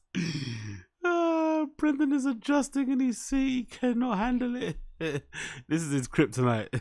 This is his kryptonite. A Latina that needs saving? Oof. has never stopped taking care of her physique and beauty. but her presence in the stadiums has not been well perceived by women who claim that their husband watches the policewoman more than the match. And to say that such a woman should not be in the police and should be on the corner. The police, for their part, are not influenced by negative comments. Good. And you, what do you think of this story? This policewoman became famous. What do you think of this story? Well, that's the new voice. Yeah. The new, like, you know. I think that's cool, especially provides some security. Well, hey, look. Hey, she could have a fucking water gun. I don't give a fuck. Here's the crazy part, Right? though. Wait, let me make this point. She could have a Nerf gun. Here's the crazy part. Right? If she was fat, then I'm worried. It would be the same story. How is this cop able but to it wouldn't stop be- anybody? But you can't even make that video. but it wouldn't be. You couldn't make that video and post it if they were out of shape. Yeah, but they shouldn't be able to make this. Well, the guy made the video like it would be different if it was some wife who made the video. It was like, look at this whore on the side, you know, on the sideline. Right. But if that's the message that they're getting from people, but it's like, I just thought, I was like, well, she's like, this is my thing. She fine. So she must just really like being a cop. Well, that's what I was saying. Like, it doesn't. Because she's probably like, making enough off OnlyFans. Well, the cool thing about it is that she can just like she doesn't have to do shit. Yeah. And so like God bless, dude. That's great. Yeah. That's cool that she wants to be a cop. I mean, I'd jump in front of a bullet for her. She's They're like, that makes sense. They're like, he "Are you- saved do you the get-" cops. See her and go, you got OnlyFans? And she's like, no, I'm a cop. Hold on, that didn't make sense either. Why would you jump in front of a bullet for her when she's the cop? What? That would blow your mind. I'd rob a bank. What do you mean? Exactly. She's like, you're an influencer. She's like, I'm an influencer. A cop is like police. You get a badge and a gun. Enforce rules and stuff? What are you? You play a cop on TV? That's actually great. That's man. what I do. Yeah, it's like, I don't know. I don't even think she has I'm not one. following. She couldn't have an. Wait, she wouldn't even have. We live in a day and age now where we pretend like we're okay with porn. Yeah, but we're not. No, we're she would be really off the not. force. Yeah. Yeah. There's no way. Because Oh, no, wait. Because you see all these Teachers stories get fired all the Yeah. time. You see these all the time with these fine ass teachers. There's one teacher. Hold on, you're correlating women teachers who are essentially pedophiles fucking their students as a way to say that we say that we like porn, but we don't really because we lock those women up for being pedophiles. Is that what they're trying to say? What? Are they the kind of guys that are saying, oh, I wish my woman, female teacher would have molested me when I was younger, I wouldn't have never complained? Is that the kind of guys that they are? Yeah, makes a lot of sense. Right, so I'm like, what the well, fuck? Pay the bitch more. Yeah. My teachers look like fucking warlocks. My Mr. Phillips was handsome, but okay. It'd be like teacher gets fired for OnlyFans. Like, in what fucking I world do wonder the teachers if look there like is this? a male OnlyFans teacher. Oh, yeah. Oh, wow. Yeah. How come he hasn't been fired? Because he's smart. He I doesn't blast Do it we out care? there. I don't know. That's what I'm saying. It's like it's such a weird thing. There's probably not a male OnlyFans teacher. Guarantee there is. I mean, there are a lot of people out there. But he's probably gay, right? But probably has a family, so he keeps under wraps. I don't know. That's a terrible way to keep He probably it has under a wraps. wig on.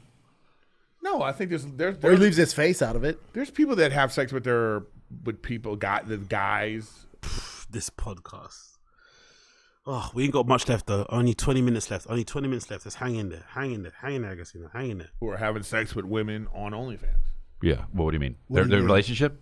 They're in a relationship, Yeah. or like that's the thing that they do. Yeah, They yeah. have their their spouse, whatever thing.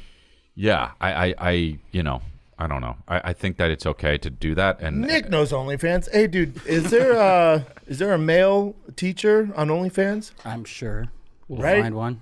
I guarantee it. There you go. We should talk. yeah, maybe. Also, it doesn't mean they're showing their dick. I don't think it even matters. He's not It's making about- enough money. Well, I'm sure it matters for the school. They'll definitely fire him. No. But I'm saying is like, do you think that would matter if they went, well, you're on OnlyFans, and his argument was, but I'm not even showing my dick. I'm teaching science. I don't think that would be the. Should I click? Hell yeah. Yeah. No, he said I'm a male high school teacher with an OnlyFans. Does that mean like he subscribes to OnlyFans? No. I think we're about to see this. OnlyFans. Click on it. Oh. Honestly, Story. what the fuck is this? 25 to 30K That's double his salary. Yeah. I've had to fabricate the story that I manage my family's real estate on the side as my coworkers have wondered how he's shown up in a Ferrari. Oddly enough, got the idea from overhearing a few of my students joking about how they would open OnlyFans if they had a huge dick. He was like, say less, dude. He must have a real weapon on him. No, not really, because that's not a lot of money. 30 for a teacher, he makes maybe 40. Yeah, almost double your salary, and all he is jacking you're off. You're doing all that for if he even. What do you mean all that? $3,000 a month? I guess he's just jacking off, bro. Nobody knows it's him. I get why he'd do it. All right. And he also says, "I don't do any grunts or moans." Is that what he said? Yeah, so you can't tell it's him. Yeah, like somebody's gonna be watching and be like, they go like, "Wait, was that?" I just changed your voice. Davis? Was that Mr.? Just change your voice. You go Hold on a minute. Oh my God, that feels good. What? I am definitely not a teacher in Des Moines. I got to be in London. Oh my God. That would be terrible. And then there was. Oh. Yeah. Just going to do the same bit over and over again. Like I do. There's the UWL chancellor, University of Wisconsin La Crosse, who had his only. What the fuck do these guys do on this show? Like, what are they doing there? Why is there 5 people here? I want to know what I kind of get what he's doing. Nick's kind of doing what Chin does on The Fire and the Kid. I don't know what Chin's doing. But let's try and work it out. So they've got a mixer panel here, right? Who's controlling the camera switches? I think it's Chin. Who's looking up the stuff on the internet? Nick. Cool. And maybe Chin also does the levels of the mics. What's this guy doing? Because I know he does some producing stuff, this white guy here. He does some video stuff, but what's he actually doing on this show right now? I don't know. What's Sanaz doing there right now? She's sitting in the middle of those 4 dudes. She has no computer, no phone, no nothing. What's she doing there right now? Don't know. What's the black guy? You can't see him because he kind of blends into the wall. But what's the black guy at the back here doing? I would love to know what they're actually doing for the betterment of the show. Like, how are they contributing to making this show good? What are they actually doing? Because technically you could say Chin and Nick are working, cool. But these 3 people don't have computers or phones or bits of paper in their hand. So what are they doing? Is that a ghost? That's hilarious. Yeah, I didn't see him. Yeah, he's there. Younger vibes. Yeah, he's there. He's right here. You can see his shoulder and his hat, and you can kind of see him smiling here. You can kind of see his teeth. You can kind of see him smiling right there. It's hard to see, but he's there. He is there.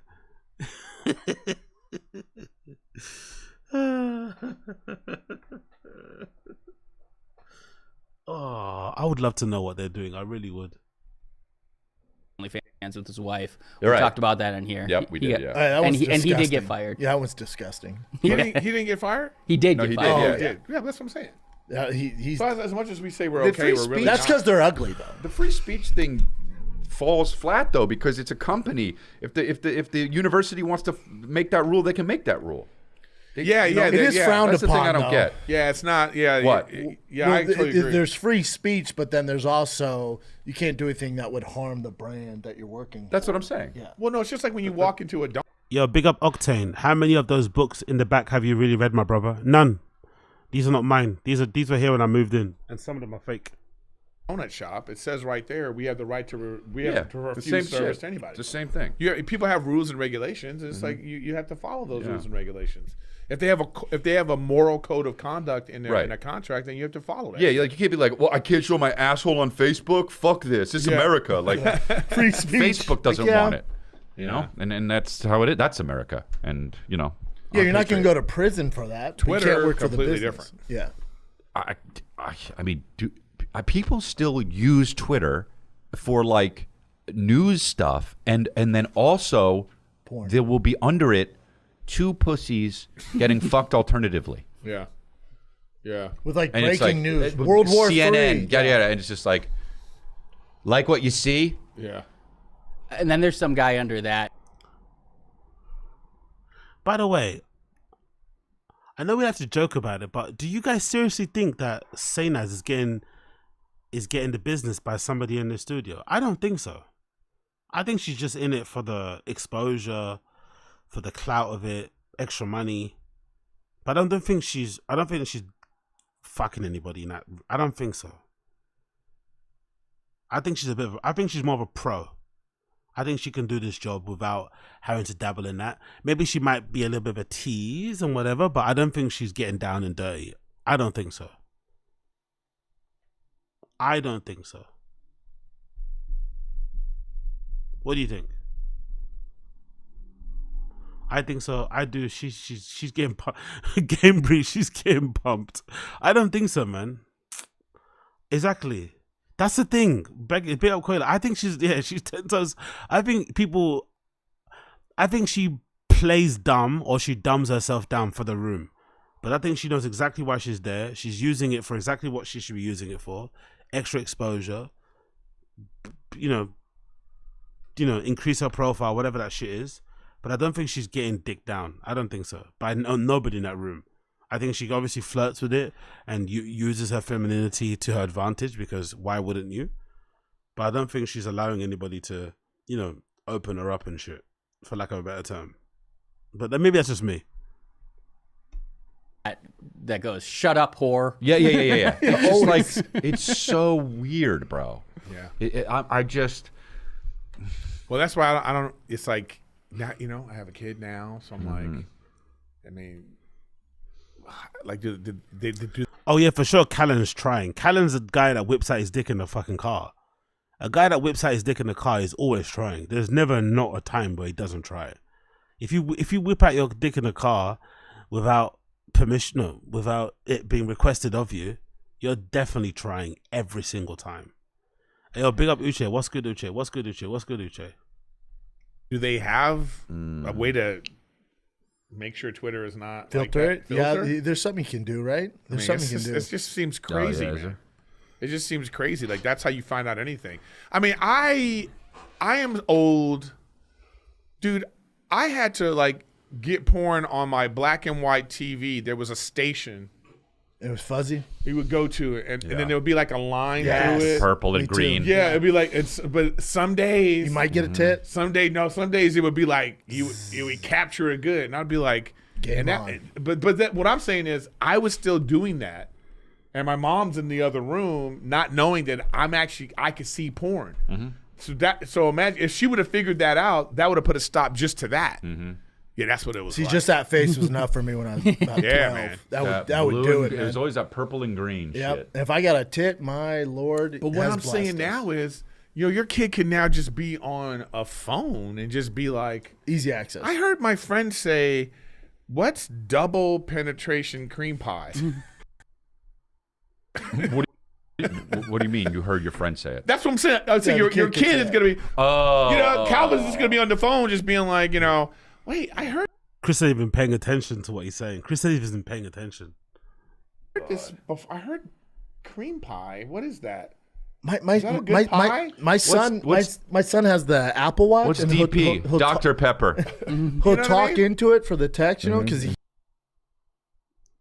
Brendan's 10-year-old has an Apple Watch. Is he 10? He's not even 10, innit? He's like 8 or something.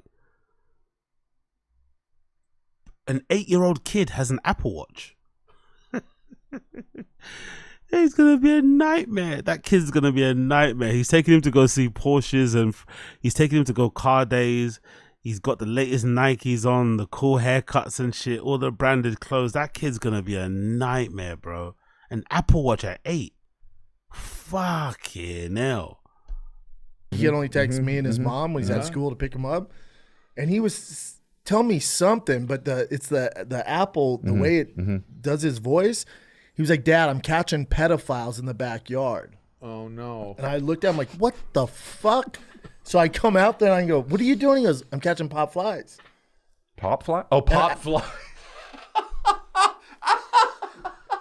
So different. That's dude.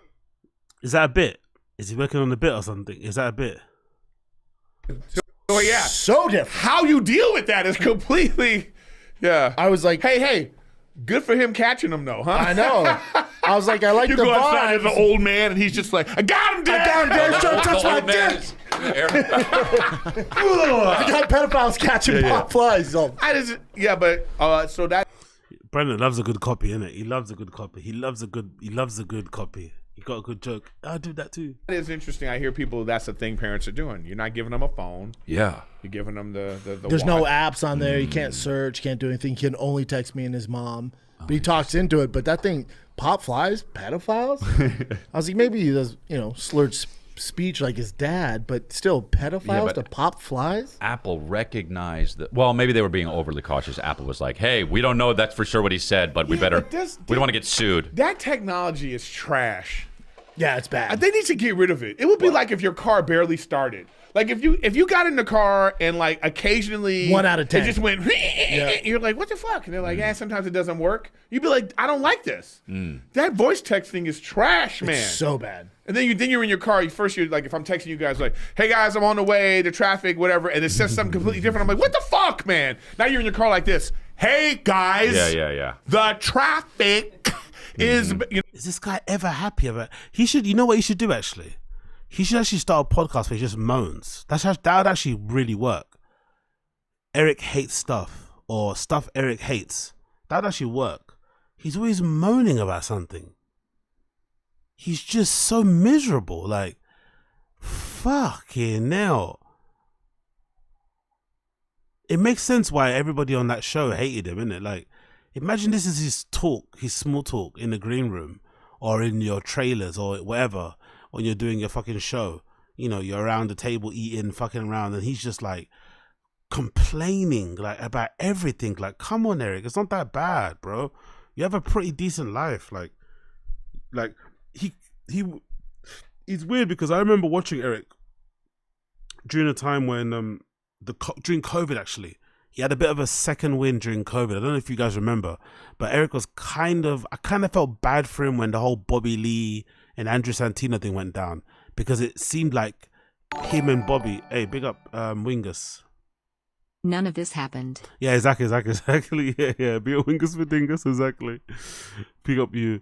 I felt bad for Eric because when the whole Tiger Belly Bad Friends podcast started, I think if I remember correctly, the suggestion was that Eric was trying to get him and Bobby to do a show together for the longest time.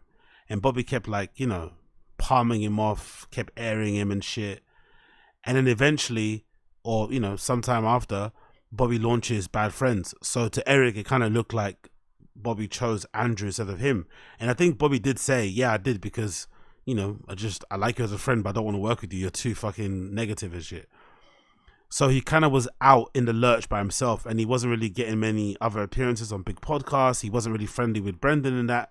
He wasn't in the Joe Rogan crew. So he was kind of on his own little island, it felt like. I felt bad for him. He was kind of, on his own.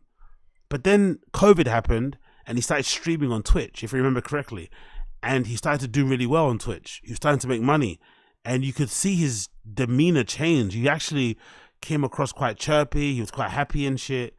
He was making extra money, and I guess it was taking all the pressure off of stand-up, because if you're trying to make a living doing like stand-up and having to get up and do sets, like it probably takes away from your funny. If you're having to perform at comedy clubs and you actually need that $25, you need it. Like if you don't have that $25, it could be a long week for you. It could probably harm your ability to be funny on stage. So having, a separate income in streaming games is probably quite cool. Or an additional revenue stream, sorry. So he did that. And then maybe now, I'm not too sure what his Twitch is saying now, but I guess it might have cooled off a bit, or maybe his normal personality came back, but he's gone back to being miserable again. Before he was in a better mood, but now he's like the same, you just performed at the Comedy Mothership. You had a headlining gig there. You're included in Netflix as a joke thing. Like, come on, man, just chirp up a little bit. Like, stop being so negative all the time. God damn it. And it still fucks it up. And you can't use lingo. Like, there's none of that. But the AI can make our voices and do all this stuff. I feel like they're holding back on that technology on. Big up Keith T. Hold on. That comedian that texts Bobby about taking Kalala on a date, people are saying it's Eric Griffin. I thought it was Joe Coy. No way. So that story about a comedian texting Bobby and saying, hey, can I take out Kalila when they broke up. That was Eric. He probably thought, hey, if she went out with one ugly dude, she'd go out with another ugly dude. Damn. Purpose. Yeah, they can't give it to you all at once. Did you see the AI thing about the guy interviewing himself? No. By the way, I think he does have to work. I think he does have to work. I don't think he acts as what do you call it? I don't think he would act as because before the whole streaming thing happened, he was acting like he needed the money. I don't think he gets enough residuals. He probably gets some residuals, but not enough to make him not complain, because you know he was really thankful when the streaming thing popped off, and now he seems to be back to his negative thing. Oh, it was a black man that put together AI leaked audio of the white principal being racist, and it's not real. And the principal got fired? Well, I don't know, because they found out it was fake. But the principal was like, "We'll take their black asses," and it would just sound like some dude. Wow. See if you could look it up. Well, I mean, I saw this. Oh, you did? Okay. That's the world we live in. That's where we're headed. Well, now you just They're can't gonna have to come up believe with a anything. watermark or something. You just to make can't it believe official. anything. That's got to be, but they have to come. They need to. The laws need to start moving faster.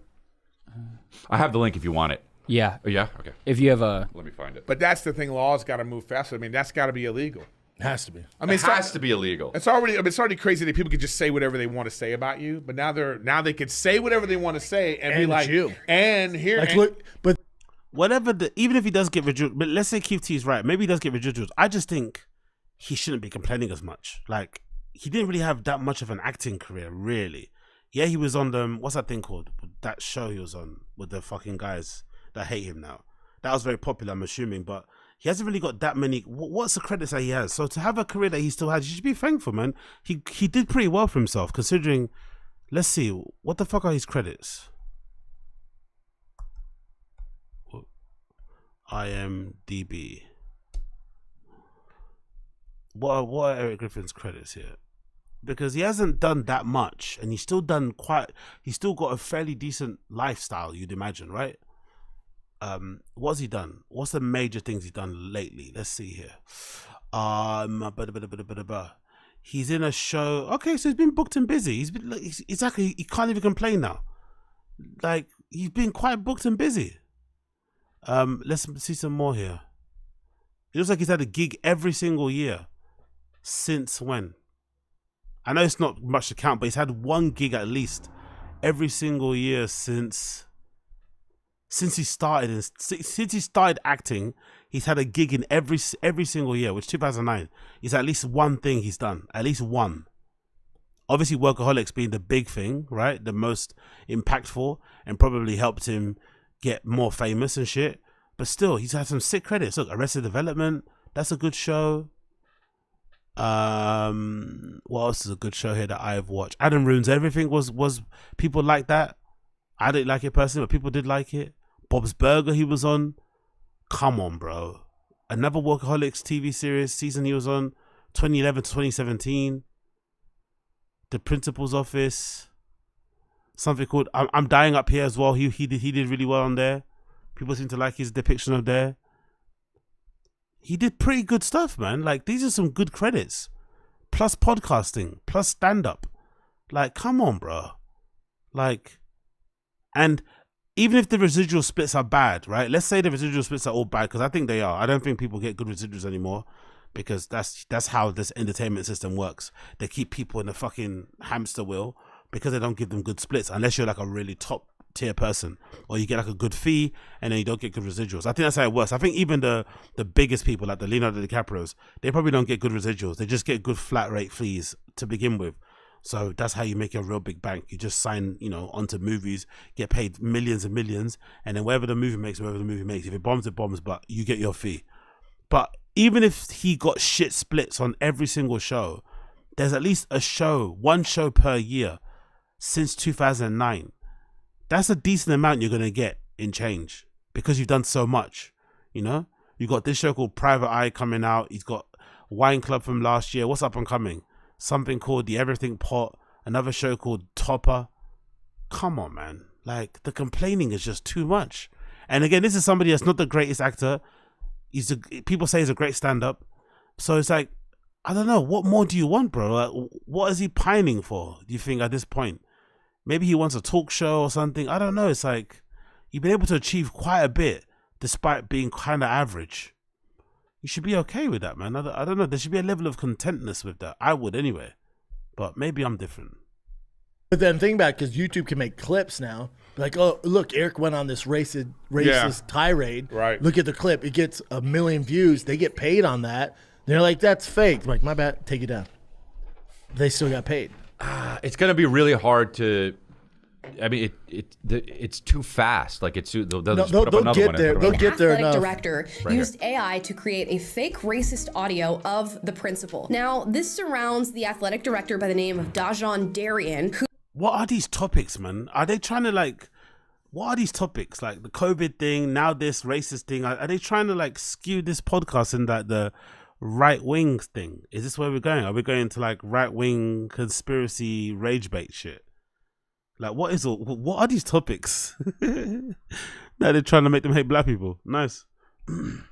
Who allegedly retaliated against the principal, Eric Eisworth. You know, I seriously don't understand why I have to constantly put up with these dumbasses here every day. Between these ungrateful black kids who can't test their way out of a paper bag, or these teachers who don't get it, how hard is it to get these students to meet their grade level expectations? Lawrence and Ravenel should have never been hired. And don't let me get started on TJ. I'm gonna drag his black ass out of here one way or another. I'm just so sick of the inadequacies of these people. And if I have to get one more complaint from one more Jew in this community, I'm going to join the other side. Did you all hear that? Is that not insane? That's crazy. I mean, you could, if you're really listening to it, you could be like, okay, maybe it's AI, but like, no, I would never think that. You'd never think now that. You're going to start to think that. Yeah, which you should. Now, is this girl one of these people that's like, this is outrageous, or is she acknowledging the AI? Just reporting it.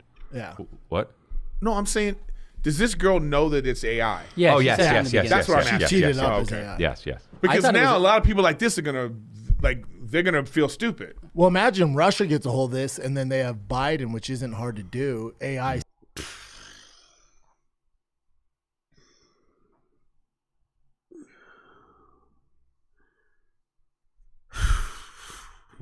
Okay. Saying we're going to war. Then they send that to Iraq. Iraq doesn't know it's fake. You know, like we're launching nuclear war, and then Iraq's like, what the fuck? I hope that's not a thing. It is now. Well, something. Yeah. It is now. They're gonna have to. I don't know, man. It's a disaster. Brendan wants to go home. Brendan really wants to go home. Brendan really wants to go home. Brendan really wants to go home. Have an AI debate between Trump and Biden. That'd be great. They're not even there. They're just in other rooms resting. Yeah. They might. This was awesome. So funny. Oh, dude. So funny. This is Tito out. First of all, he goes better, bigger, and better. Well.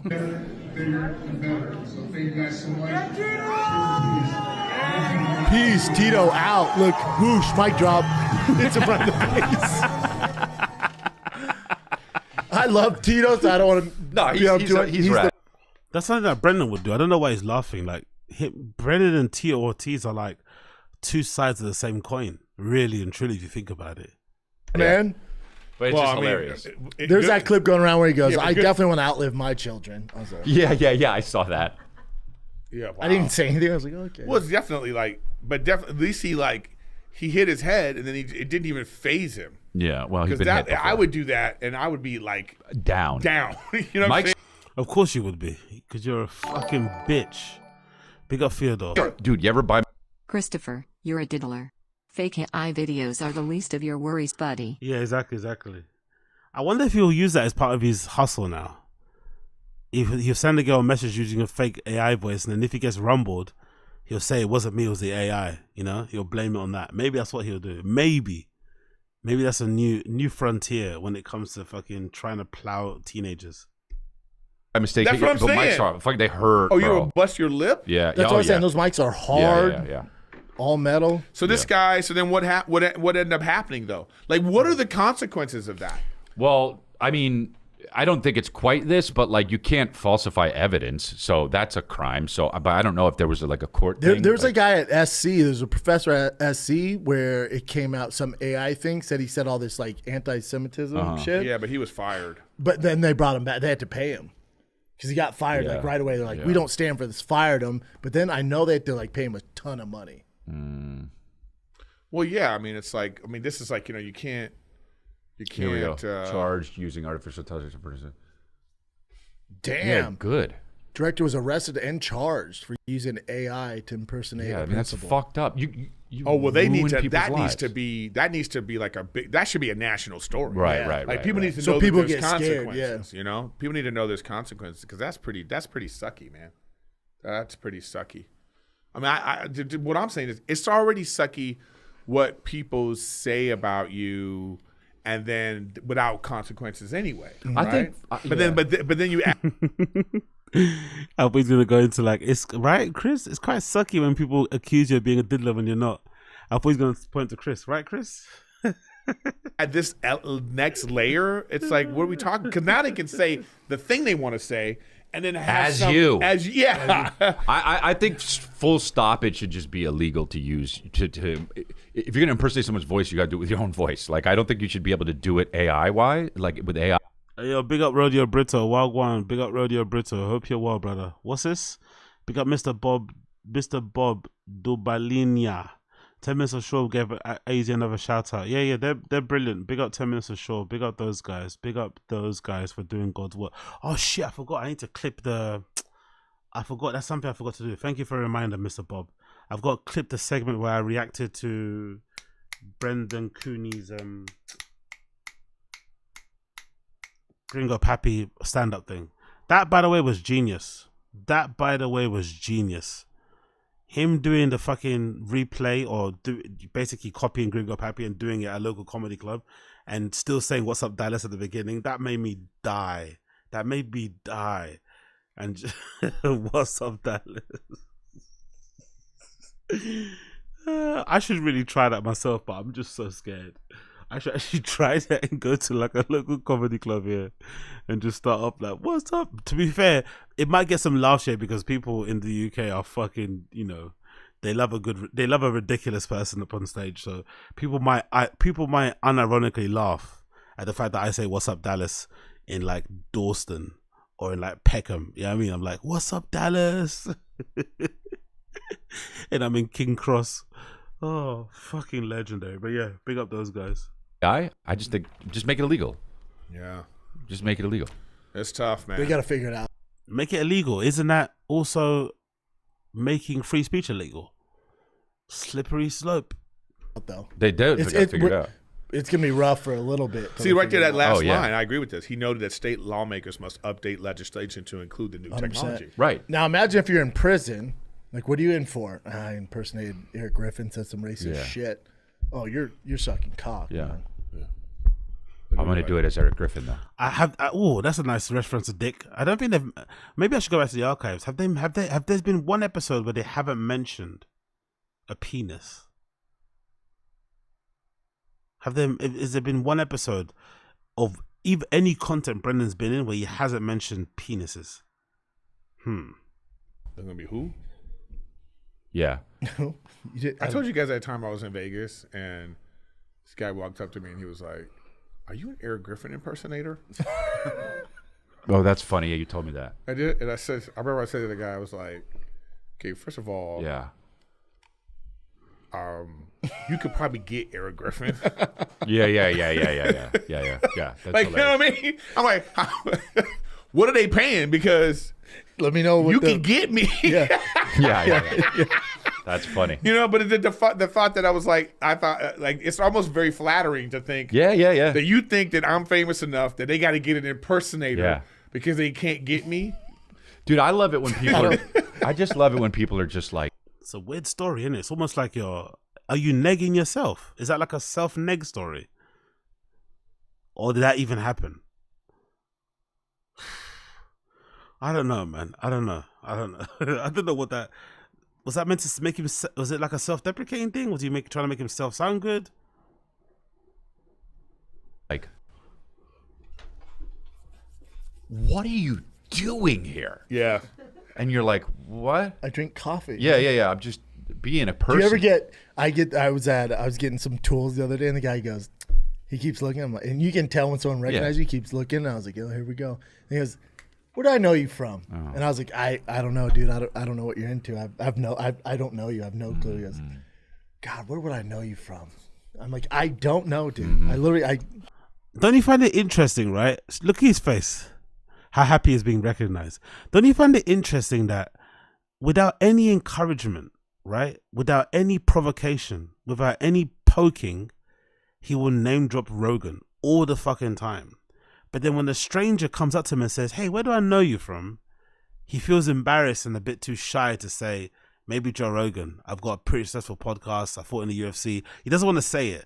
But when he's on a pod, he doesn't miss an opportunity to name drop Rogan. But when a fan comes up to him and says something, he's like, all of a sudden, he's coy. I'm shy. He's like a little Asian girl. Like,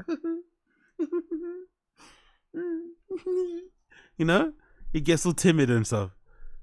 Isn't that interesting? I don't know. I hate that. Or as Brennan will say, interesting. Oh, of course he was. Hold on. Eric hating attention from fans is also great. I love this. Hating when people get recognized you out in the street but can't pin you because you're not that famous. That's basically it, right? Or maybe you do too much.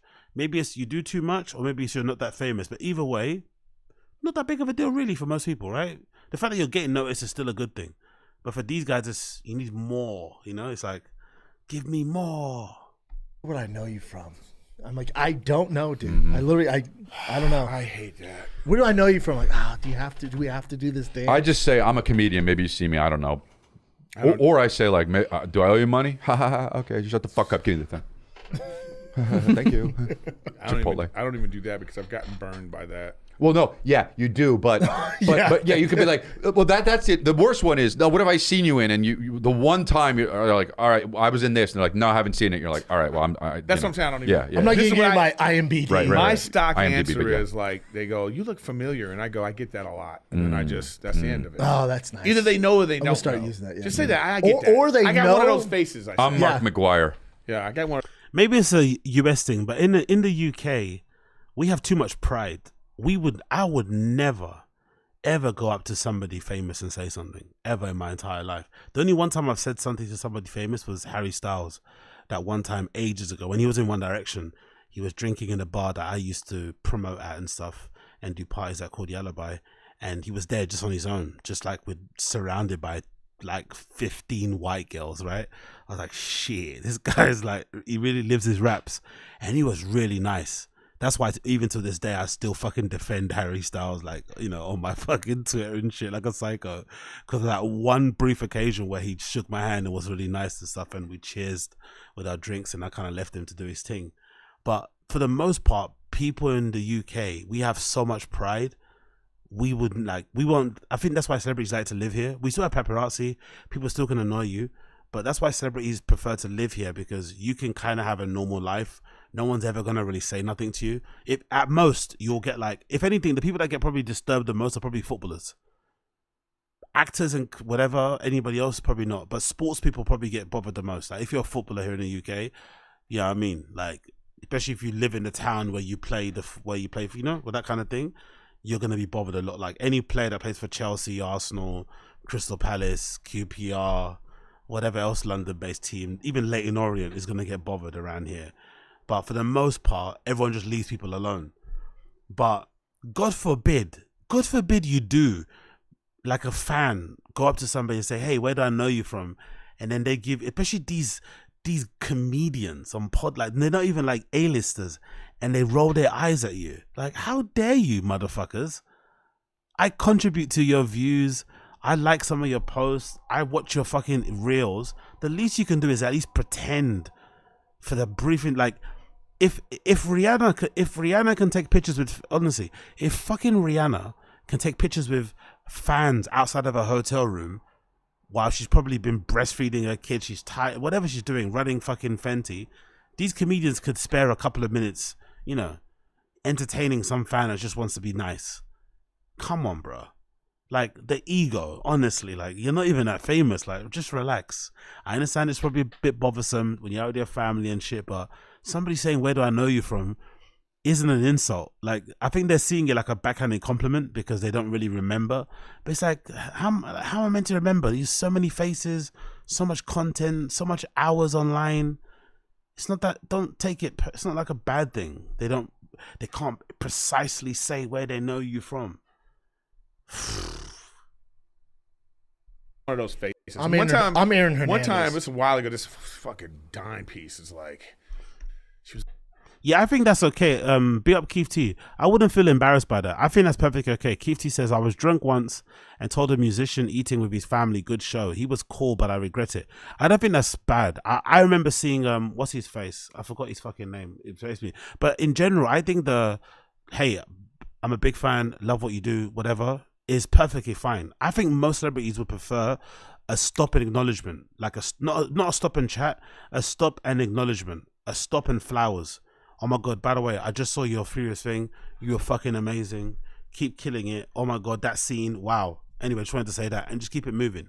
Or if you want a picture, oh my God, wow, your thingamajig. Can I get a picture? Like, I think they'll prefer that quick in and out thing as opposed to like faking familiarity, like being too comfortable and wanting to really have their time. Like, it's just unnecessary.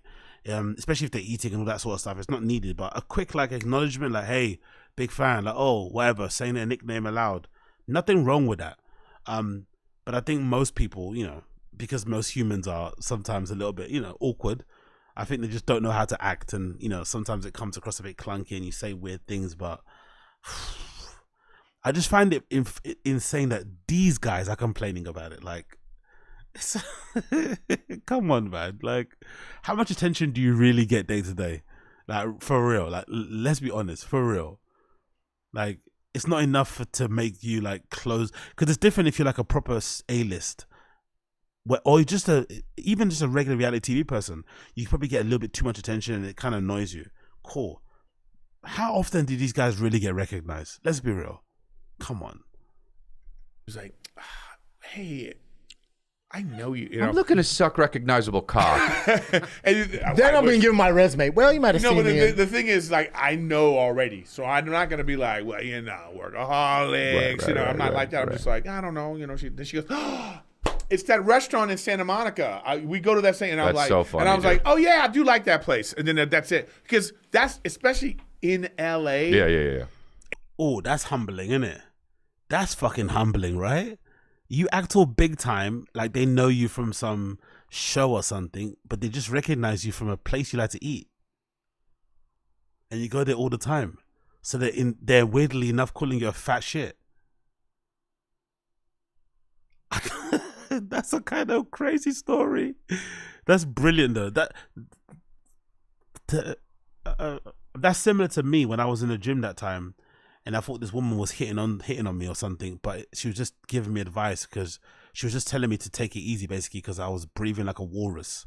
I was on a treadmill doing something, and she basically told me, "Oh, you can walk, right?" or something. But I was thinking she was trying to get my attention before she said it, and then when she did say it, I felt like a chump because I was like, "Yeah, she's checking me out." No, she wasn't.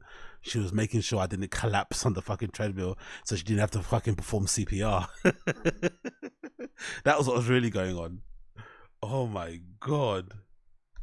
Everybody thinks they're more important than they really are. Yeah. So it's like, I'm not even going to I think also sometimes the default, like, they know who you are, but they don't want to seem like over excited. So like, where do I know you from? Yeah. You can tell they know, I'm telling you, man, it's like, I like to Koya's a dickhead.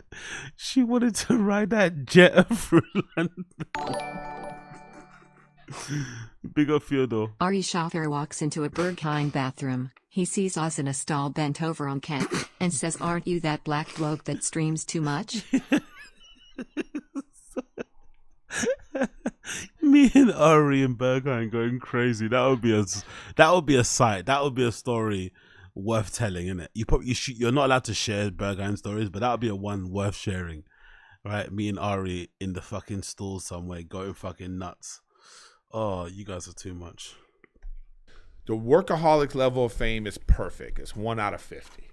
So I don't have to worry about like a lot of stuff, and it depends on where I am. At the height of it, if I was in Vegas, it would be dumb. You know, I can't even gamble without somebody being like, "Oh, Montez, let's do the voice." Yeah, let's fucking come on, let's gamble together." That kind of thing. But most of the time, it's just kind of like whatever, you know. And I think what I like about it now is that it's like all those people are now of age. They're in their late 30s. Right.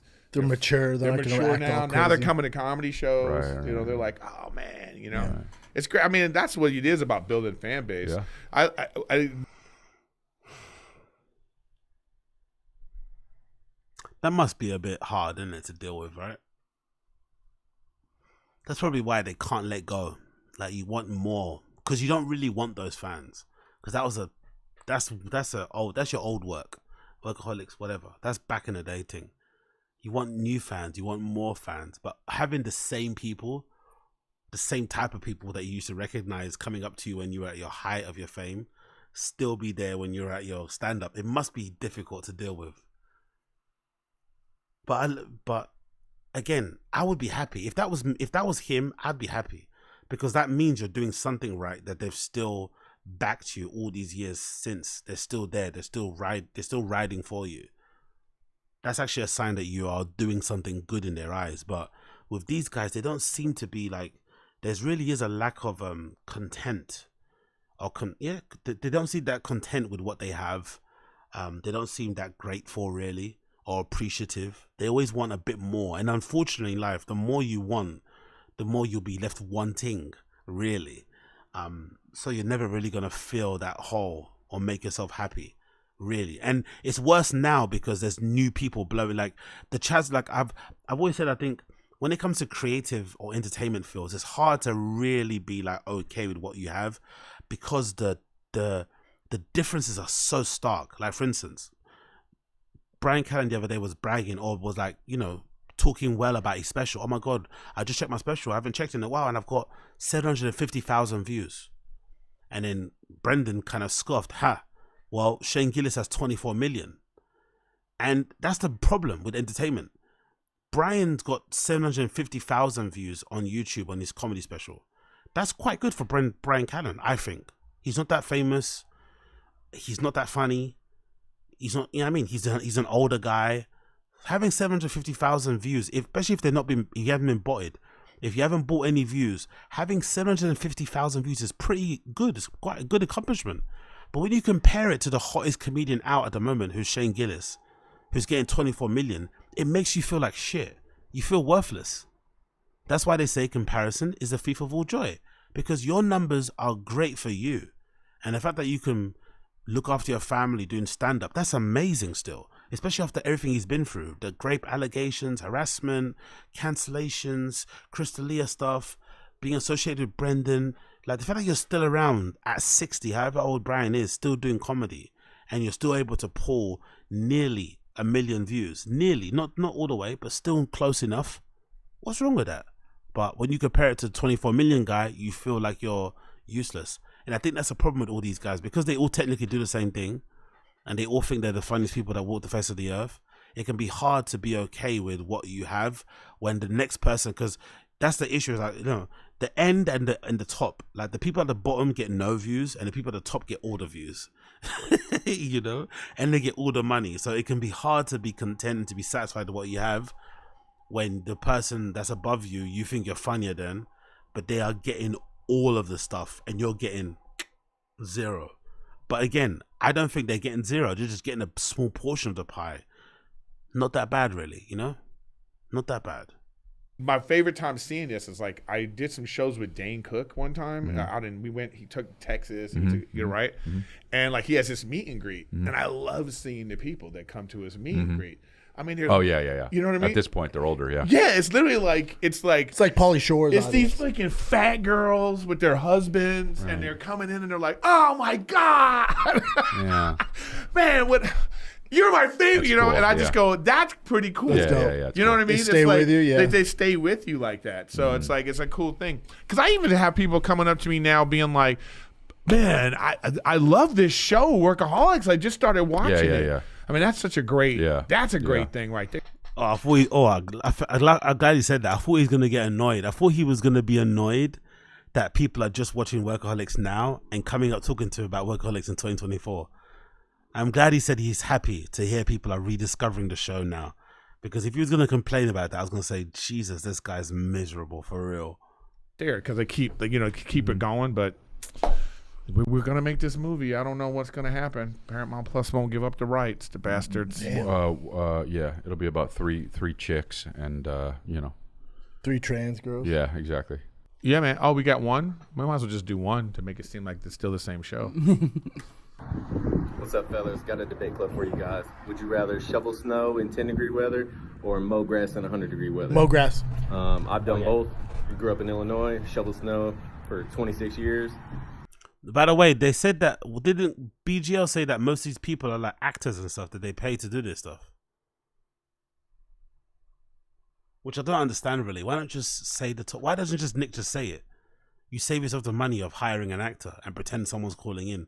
Why not just have Nick say, hey guys, debate club question of the day today is this. Why would you get somebody to do it for $100? Just save that, And now I live down here in Florida, where we mow where it's 100 degrees. That's a wet heat. I personally rather be mowing in the sun. Yeah. Just take your shirt off, get a tan on. At least get a tan. Snow is for the birds. You never know what you guys think. I know, gang, but I gang, would. Buzz, buzz, soar. Yeah, dude. See, this guy's cold fighting his looks.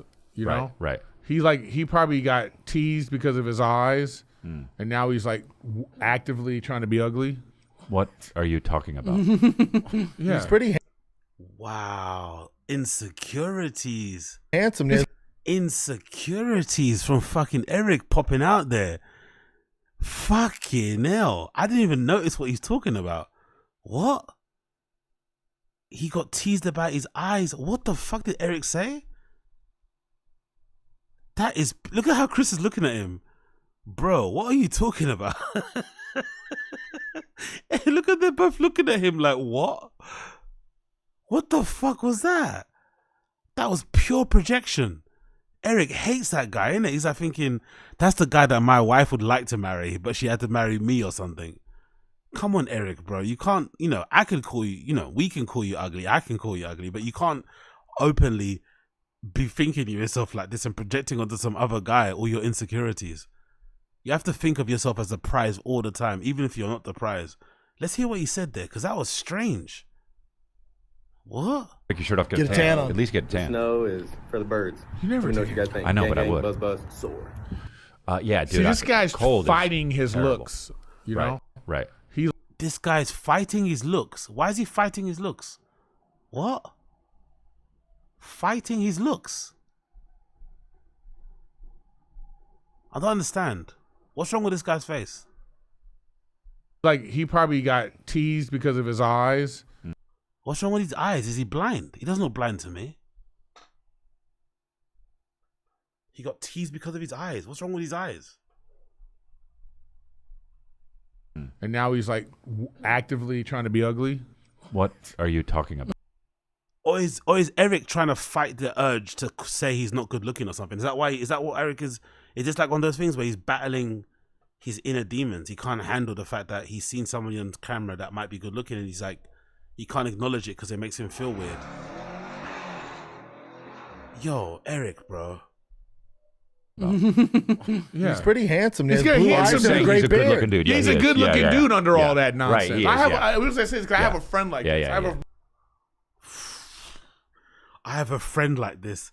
Yo, Eric has some issues. Eric has some real issues. This might explain why him and Rachel argue so much. Maybe there's a bit of contempt. Like, why are you with me? So that's why they like both take it out on each other. She secretly hates the fact that she's with him, and he secretly hates the fact that she loves him the way he is.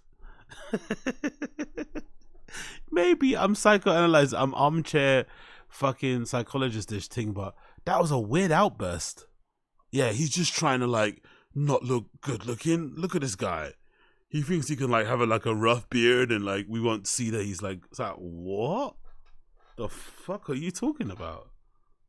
Buddy of mine, he looks like a boy band, right? But he lives in like upstate New York. It's like Billie Eilish in wearing a sweaters. farmland. So he goes out of his way to like have a big stupid Yeah. beard. Yeah. He goes out of his way. What doesn't he just like to grow a beard? I don't even believe Eric has a friend that lives in the woods, but allegedly Eric has a friend that lives in the woods that is really good looking and grows his beard out. Isn't that what all dudes do when they're in the woods? All dudes that are like into like outdoor shit, don't they all have beards? Isn't that part of the look? Yeah. Like, oh, then I'm like, That's dude. like Matt Rife with his little mustache now. He's got. like, what are you doing? He's got to put milk on that. Let the cat lick that off. That's not. You think he thinks he looks like a Hell's Angel? Yeah. Is that the only reference this guy has to mustache and beards is Hell's Angels? Anyone who looks rough, the first thing he thinks of is a Hell's Angel. And also, Chris, that sounded like hate. That little Matt Rife mention sounded like hate because Matt Rife is who Chris D'Elia should have been. Matt Rife is who Chris D'Elia should have been. That sounds like hate. That little comment he made about Matt Rife's mustache sounded like hate. You see what I mean? Everyone, in the comments, you hate these guys. Whatever I say on this little rinky-dick stream does not equal up to anything these guys say about each other behind their backs or on camera. I guarantee it. Whatever I say, Red Bar, Unique, whatever, it does not even come close to what these guys say about each other. I guarantee it. They're all so fucking jealous of each other. It's so funny. In the mirror, he's like, fuck. Some people fight it. So this guy's He's a fighting. good looking it. dude, though. Yeah. I'd mow lawns. No, all day. I hate the heat. No, No, thank you. no. No, thank you. But you're from LA. No, thank you. You're from 117 LA. degrees. You I'm want to in. be? No, you're from So LA, you want to boss. mow? You want to mow grass in Phoenix? Yes, rather than be cold. Yes. No, but here's I'm the with thing. Chris. Here's the thing.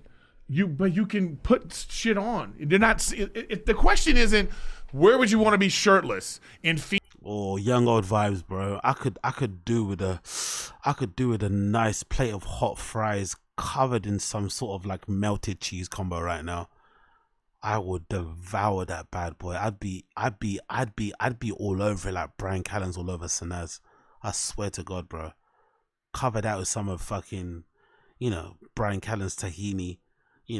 I'd be all fucking all over that shit. Phoenix or in Alaska? No, it's. Would you rather be hot or cold? I'd rather be hot all day. I'd rather be cold and adjust my temperature with clothes. Nah. Assad, yeah, we know. It always creeps in the in. heat, you can do nothing. No. At least you're sweating. You're losing weight. You're fucking being Getting a tan, Yeah, getting a sweating, tan. Yeah, working. totally. Have Eric or Chris ever shoveled? Yeah. No, this is what I'm about to say. He shoveled my ass. Yeah, That's the part that makes it different. What? You're from fucking mowing a lawn Wisconsin. is just pulling a thing. That's nothing. Doing the actual work. It's the shoveling that makes it bullshit. Yeah, Like a heavy snow, wet snow, Yeah, it's dude, and tougher. you're out there for 2 hours. Right. But he's talking about that shouldn't be the two choices. That shouldn't be the two choices. Being out, you're saying? Yeah. rather- Yeah, that shouldn't be the two choices. Hot all day. all day. I put some music on. I went to work as a kid. I'd mown lawn mowing business. Had George Jetson on the card. No way. This might be an all-time lie. We might have an all-time lie here. I've never ever heard this story, and I've been watching The Frightened Kid for a long time. I've never heard of this lawn mowing business. What the fuck is this lie? He speaks about the comic books in his mother's closet or whatever. Allegedly, he was selling comic books out of his mother's wardrobe. So he was inviting strangers into his mother's house, and they were going up to a room to him to sell comics as he was a child, whatever, right? Nonsense. Now he's trying to tell you that he was mowing people's lawns, and he had a business card that had an illustration of the Jetsons on it. This might be an all-time Hall of Fame lie, because this came out with so little because usually Brendan's lies are like, he kind of gets cornered, like the Kanye thing with Callen. Have you met Kanye before? And because he's like being asked a question, it's easier to lie in that respect because it's like it makes him look better. He thinks he's head, so he's like, yeah, of course. Do you know what I mean? Even a regular person will tell the truth because he kind of gets cornered. Hey, do you know Kanye? Have you met? Oh yeah, you've met Adele, right? Like you said, you met Billie Eilish, right? Then he answers. But in this particular one, no one asked him anything. They're just talking in general about mowing lawn, how hard it would be, the guy's question, working in the heat. They're just having a general conversation that people would have. Nothing bad about the conversation, right? Yo, big up NJ Ranger. BTW, why is this content? Yeah, this exactly. is just normal guy stuff. If they're just normal guys, why would the sheetiness of shoveling wet snow be a topic of convo? Exactly, exactly, they're not normal guys, exactly. Unless the shoveling is usually done by a Honduran, Peruvian, Chilean, Mexican, Guatemalan, Nicaraguan type of person. That's what really, we know what's happening. Those are the people who do the lawn, who do the mowing, who do the fucking everything. That's why they're talking like this. Big up NJ Ranger. But again, let's go back to this lie because no encouragement, no cornering, no questioned. He just offered up, hey, I used to have a lawn mowing business when I was a kid. Made the two choices. Hot all day. All day. I put some music on. I went to work as a kid. I had my own lawn mowing business. Had George Jetson on the card. Now, big up Qualia. I'm starting to not believe his dad's door-to-door computer thing. That story is a bit made up, but it's true. I think I saw it. I don't know where I could see it again. But Brendan's dad did sell a particular software, something to the computer. That's where he made loads of his money. Because he's retired now. He doesn't really work. Or I don't know. I think that's what Brendan, he seems retired anyway. But he's got a lot of money. So he's a computer dude. He's a programmer or whatever, and he built some sort of software, something that he sold to a company. It might have been an IBM or a Dell, so that's possible. Whether or not he actually went door to door selling this is another story. But there is. I remember reading there was a paragraph somewhere. Maybe it was on his like LinkedIn or whatever, where it said, "Yeah, here's what he did. He sold the software. It was legit."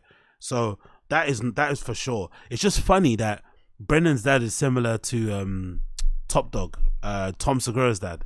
Super accomplished, and then he gives birth to like Bappa. You know what I mean? Like imagine that. A guy that can barely speak English.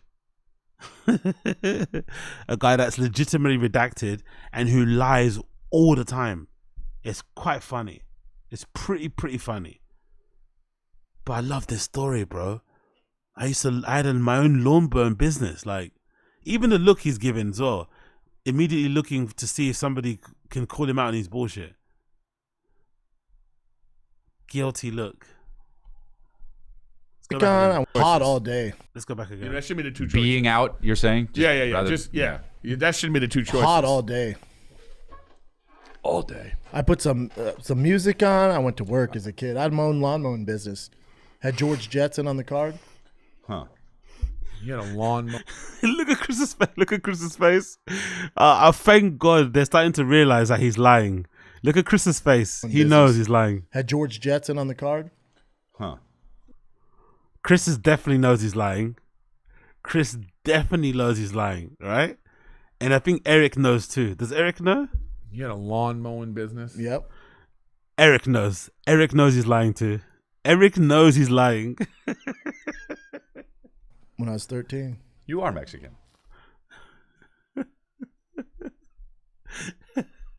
That's the look that Wings gives Kelly. When Wings is asking Kelly for things. Can you get me Mummy? That's how Wings looks at Kelly. Can you get me a popsicle? Is there any Yoo-hoo left?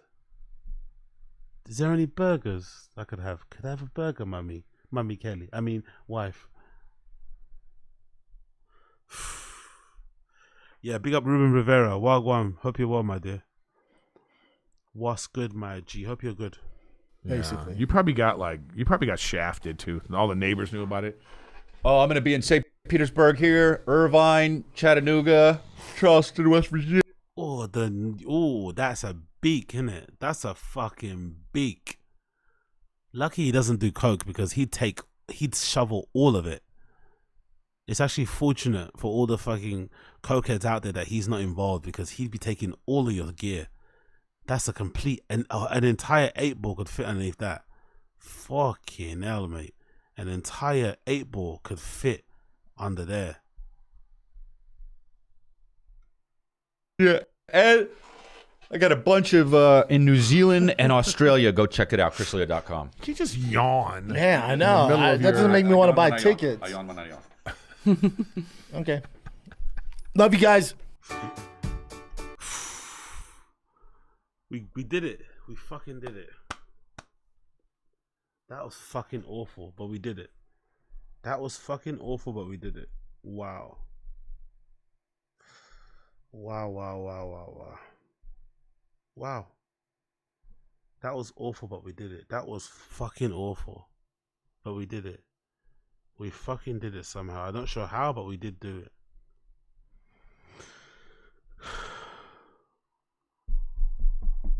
Wow. Wow. Wow. That was really bad, man.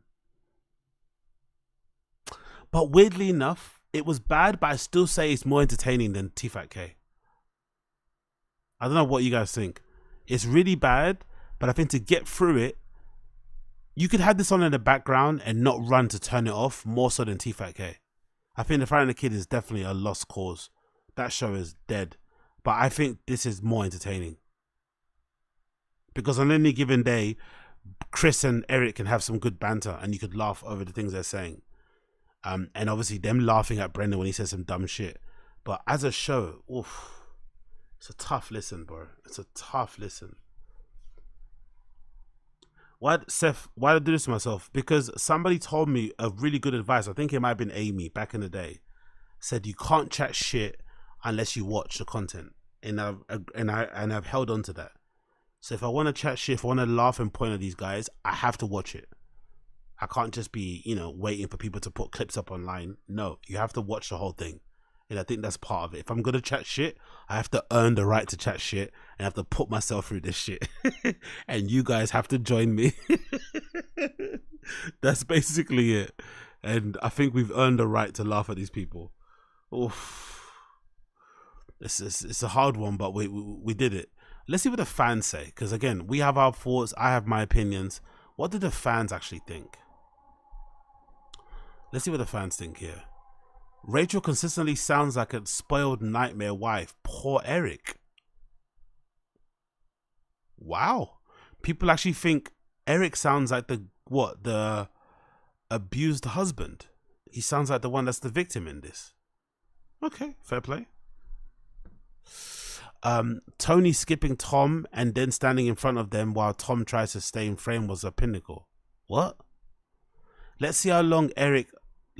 Oh, so this is a thing. Let's see how long until Eric mentions Rachel. So this is a running gag that he always mentions Rachel on the Golden Hour. Yeah, he's for sure one of those, oh, yeah, me and my girlfriend did this. Haha, my girlfriend said the funniest. It's almost like he's never had a girlfriend before. Oh, you see? Big up Assad, big up Assad. Hey, real quick. How does someone sell software door to door in the 90s? That done makes sense. That's a good point. You know what's funny? Even the fucking TTS said it properly.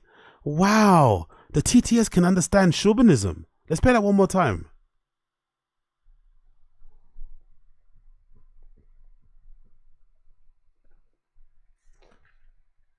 Is it gonna play? Yeah. Hey, real quick. Is it gonna play? Oh, it's not playing. I don't know why. It doesn't matter. But you heard it, right? I have to disagree, AZ. T-Fat K has ability to surprise via guest now and then the golden. No. Mr. Bob. Listen to what I said. Here's the stipulation, because somebody said to me the same thing when I said I can find a funny T-Fat K episode. Somebody said I have to find one without a guest. Without guest, Golden Hour is better than T-Fat K. That's what I'm saying. Without a guest, that's the one caveat. Without a guest, Golden Hour is far more bearable to get through than T-Fat K. Obviously, with a guest, T-Fat K is miles ahead of Golden Hour. But Golden Hour without a guest, with just those three comedians, 2 minus Brendan now's retired, it's way easier to get through. I don't make the rules. It's just what it is. But big up everybody having exactly the same observations as me on Eric. But maybe mine comes across a bit more hate-filled. Cool. Noted. Accepted. But essentially people are saying exactly the same thing that I've said. Hilarious. He's for sure one of those, yeah, me and my girlfriend did this. Haha, my girlfriend said the funniest thing the other day kind of guy. It's almost like he's never had a girlfriend before. That's hilarious. They're all screwed when they get home. Exactly. When Chris said, so I checked the nanny cam, I knew Kristen was busted. Eric confuses Kung Fu with gaslighting. My wife put me in a timeout for watching this episode. Nikki glazed out the roast though.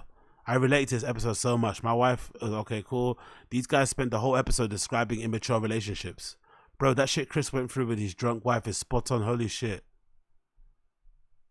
One of the best episodes. Everyone's venting. Love the episode. Okay, people liked it. Maybe that's what they should do. Maybe they should turn Golden Hour into how did your wife annoy you this weekend? This past weekend, my wife did. Debate guy with the snow mo question reminds me a bit of Charlie Hunnam. Maybe that's why Eric got so uncomfortable. Maybe Rachel has a thing for Charlie Hunnam. And you know how women sometimes, when they have a thing for a guy, they can sometimes go overboard and they can make some guys feel uncomfortable or feel inadequate. Maybe she's like, oh my God, I'd let him come on my face. I'd definitely swallow. You know, she goes fucking crazy. And it hurts Eric. So maybe that's why when he saw that guy, he was like annoyed. He's trying to look ugly because of his eyes. He's got 2 eyes that see. He was so pissed off when that guy came on screen. Oh, Rachel loves Sons of Anarchy way too much. She watches it on replay way too much for him. It pisses him off. Another episode already. Chris being a Bill Hader. You can't mention costumes and roast without thinking of him. By far one of the best episodes. The venting about the wives at the beginning was the best. Me and my buddy had been talking about this lately, and all women truly are the same. Ask her, oh, okay, cool, we don't care. I enjoy Her to Wake, Alert, Sanaz in the background. Oh, what the fuck? This guy sounds like he might have some bodies buried in his back garden. This guy here. I enjoy how awake and alert Sanaz is in the background. Very attentive. Good work, girl. Thank you for the female energy and beauty. Yo, bro. Chill, man. Like, tranquilo. What the fuck is wrong with that guy? This is a fucking sicko. What? I enjoy how alert she's in the background. Very attentive. Show me your tits. Like, oh, chill out. Chill out, Rambo 6796. What? Brendan's hat promotion. Write your name here. Oh, big up J Wise 4378. Brendan's hat promotion. Write your name here for a fee. Great idea, B. Yeah, I didn't clock that. That trucker. Get your brand seen in front of hundreds of thousands of people. Millions when we cut up the audio. When we cut up the clips, right? Audio is king. Your brand here. Oh my God, bro. The grift never ends. Fucking hell. I'm eating Chips Ahoy, waiting.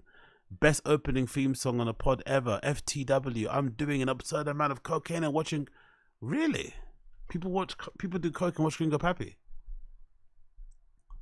What? That's a worse. Why would you waste your lines on Gringo Pappy, man? That's a horrible way to consume. Watch out for the Fetty. We need Gringo Pappy 2 so bad.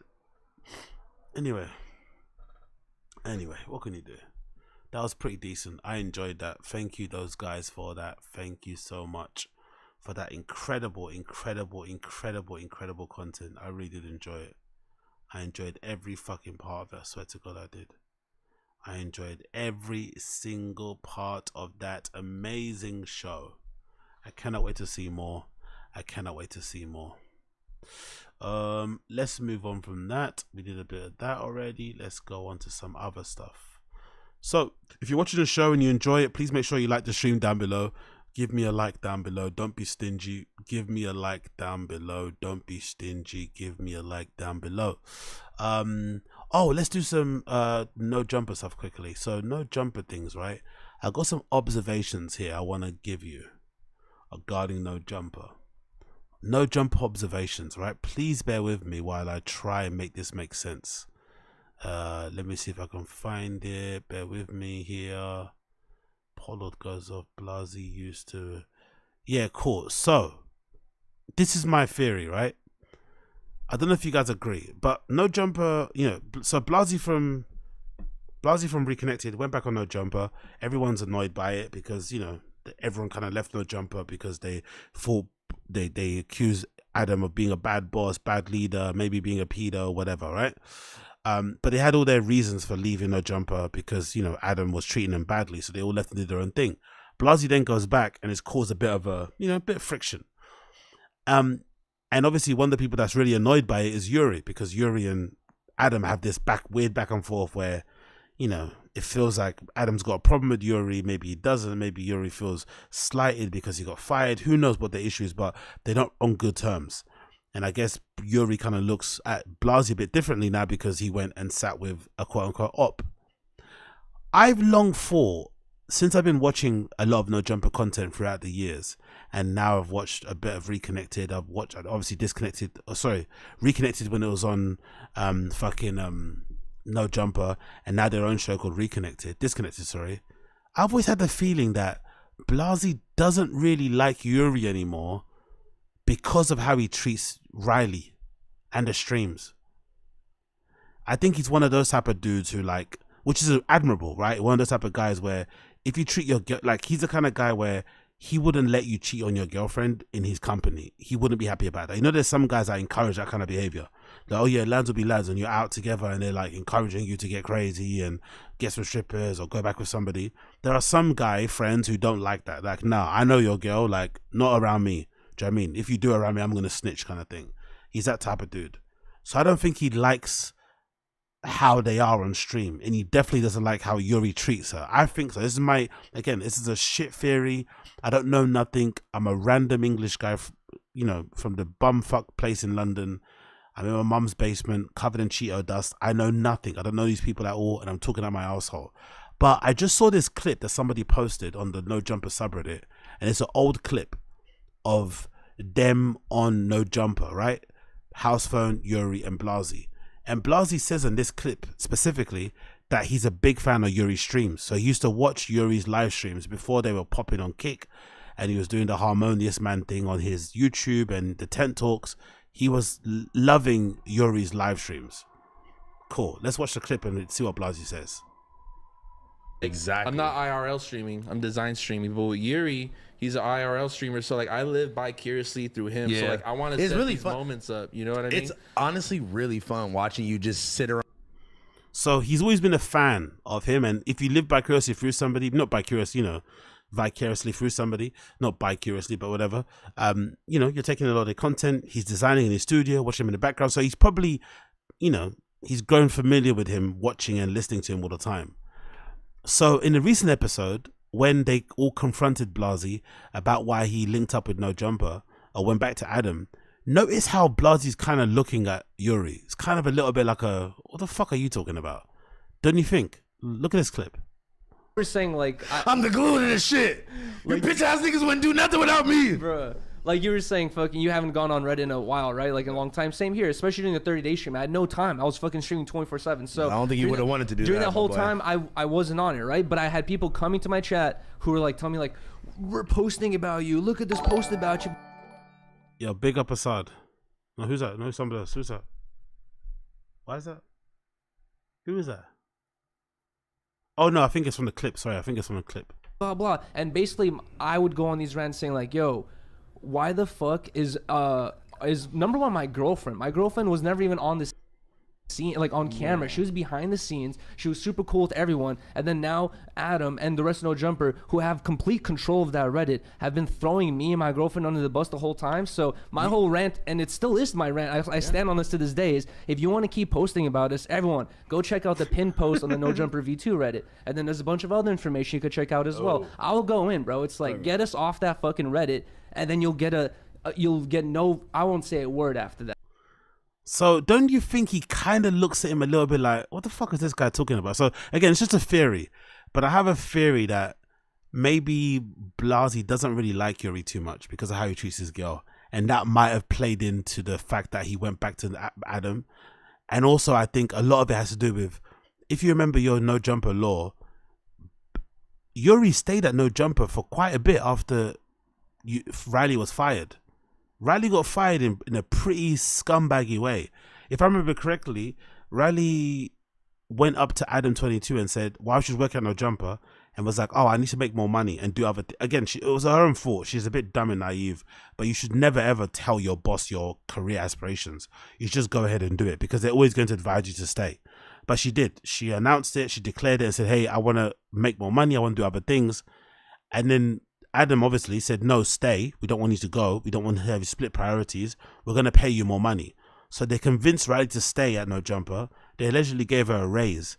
And then a week after, she got fired because I guess everyone left. It was bad timing on her part. She kind of got a raise. And then after that, the whole AD&T role shit happened. But she got fired a week after or something. She got a raise. And that's a pretty scummy thing to do, right? You'd imagine. And Yuri couldn't even have solidarity and hold his girl down and obviously walk as well, just for the, for the sake that she got fired the way she did, and then work it out the way you work it out. He stayed for a while after she got fired. So you don't really have a leg to stand on telling what Blasey should do. You know what I mean? It's a bit weird, but I kind of sense a little bit of friction there anyway, because Blasey probably looks at him and thinks, hold on, like, you're bringing all this negative attention on your girlfriend because you treat her like shit online. Then you complain when people clip those things and post it on the Reddit. It's like, what? So backwards. If you treat your girlfriend better, then no one will have anything bad to say about her, really. They say bad things about her because he obviously puts her on camera, and he also talks her like shit on camera. So it's like, maybe stop talking to your girlfriend like shit. Maybe it's all in your responsibility. Maybe. But yeah, that's just my little 2 cents on that one. I could be reaching. I probably don't know what I'm talking about, but I do have a feeling that, all is not rosy over there at Reconnected Land. All is not rosy at Reconnected Land. And then we got this clip as well featuring Yuri and Riley, which I think is fucking fabulous. As I played for you before, there's a clip of Yuri arguing with his neighbor. Remember I played that before for you guys, right? His neighbor allegedly had a newborn baby, and Riley and Yuri were making too much noise in their apartment. He then knocks at their apartment late at night and says, hey, turn the fucking music down. They get into some sort of argument. It spills out outside. Yuri turns into a Karen and starts recording. And then he gets back into when it's over, he gets back into his room and then starts talking on camera how he was going to punch the guy and all this woulda, coulda stuff. So listen to them retell the story now. So obviously, it's some days past, but I guess they're still a little bit pissed off about the situation. Now listen to Yuri try to explain what he would have done. Oh no, I'm ready for the pack out. That dude, chat. I could beat his ass. I could beat his chat. ass. The dude is like, he has Napoleon syndrome. He's like this tall to me. You know what I mean? Like, he's like this tall, and he's so furious. Hold on, how can somebody have Napoleon syndrome when they're not that shorter than you? So he's like a couple inches shorter than you. That's Napoleon syndrome. That doesn't work. Napoleon syndrome is like they're really small, abnormally small for a man, really. That's basically the whole point of it, right? You're making up for you're compensating for your height by doing, extra fucking manly things or being extra aggressive. If somebody comes up to your nose, you can't necessarily say they got a Napoleon complex. They're just a bit shorter than you, but they're not, they're not 5'2", unless you're 5'2". Anyway, nitpicking, but yeah. I mean, he's like this tall, and he's so furious. He's like, just so mad. No, I'm telling you, but you know what's annoying? One time on Thanksgiving where he did the noise complaint with me. Oof. I don't mean to again, women go through what they go through, but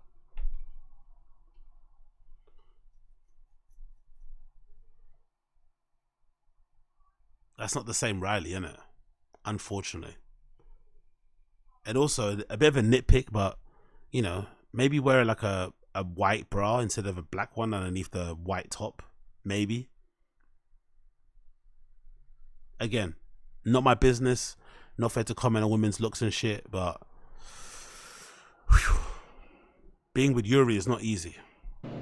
Every single time, I literally can't breathe. Like, it's like daggers, weird Maybe your top suit tight.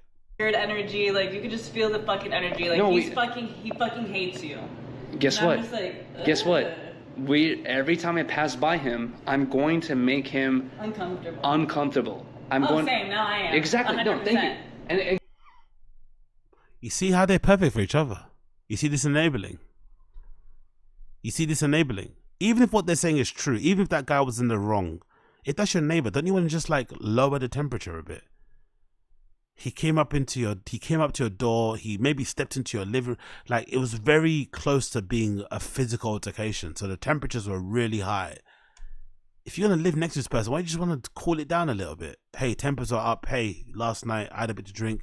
You had a bit to drink. Like, just, I don't know. Why would you want to have constant beef, especially when you're living with just you and your girl? It's like, wouldn't you want her to feel safe coming back home alone and stuff? Like, just squash the beef for peace of mind. Now he's trying to do this whole tough guy shit, and she's egging him on. Because in a healthy relationship, one person will be, hey babe, let's relax, let's take it easy. Yeah, I'm definitely gonna make you feel uncomfortable too. It's like, what are you guys doing? And guess what, babe? If he ever says anything to you, guess what? You laugh. You laugh and you walk away. You go like Napoleon. Let's call him Napoleon. When I Oh, she's good. Like, she's just baked every day, innit?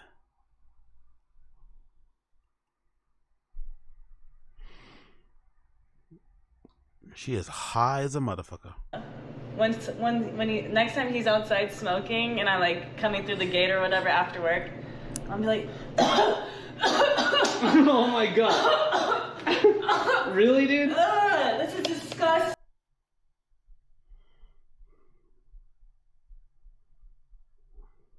Is that COVID weight or is that just like tortillas? Yo, she is massive, innit? No chin, no nothing. God damn.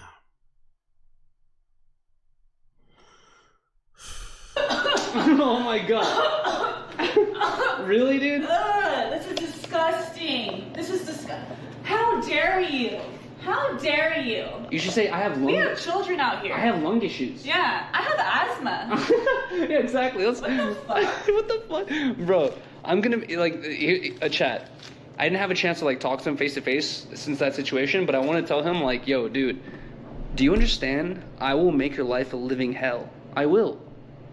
There's rules, chat. In Los Angeles, you can play your music as loud as you want until 10 p.m.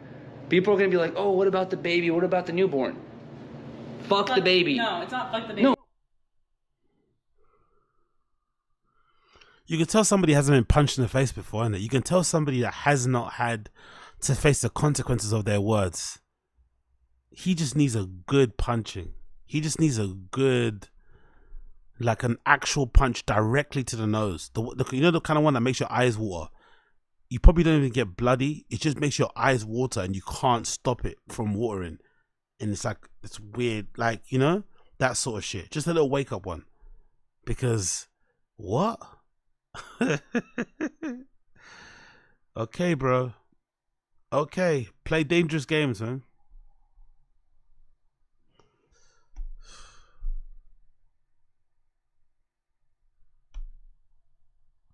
No, fuck the baby. No, fuck the dad. No. Until, guess what? If you're a real dad, if you're a real father, if you really care about your baby, you're gonna come to my door and be like, bro, listen, Bruh. I'm so sorry. I'm sorry for how things came across the other day. Can you please turn down the music? I got. Hey, Young Old Vibes, are you being for real? Did you just get shot? Are you for real? Or is this a troll? Hope it's a troll. If it's not a troll, please go and seek medical fucking help. Fucking hell. I hope this isn't true. If somebody shoot you for your fries, well, I'll go on for this. Got you, fam. I got Bro, you. Until that's then, the Blue Bloods, Gucci Mane, fucking Mike Sherm all day, bitch. I don't give a fuck. That's bro. the tea, though. It's our neighbor, the neighbor tried to talk shit to the next morning. As soon as I woke up, I heard her. Can you imagine? Can you imagine for one moment? Can you imagine getting stuck up with a gun for your fries? Imagine you went somewhere and you got a nice box of fries with some fried chicken in it or something. Or just fries covered in cheese or some shit. And you're eating it out of the box. And then someone came, "Wait, give me a shit." And then you were about to take out your phone and it said, No, the fries, the chips, bitch. Could you imagine how that, like, what would be going through your head? Someone pulls out a gun and tells you to give me your fries.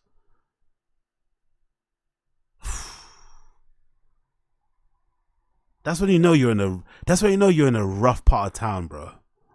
Someone sticks you up with a handgun, with a 9mm, with a Glock for your fries, your fries are covered in salt, nothing else, not even ketchup, just fries with salt on it. It's like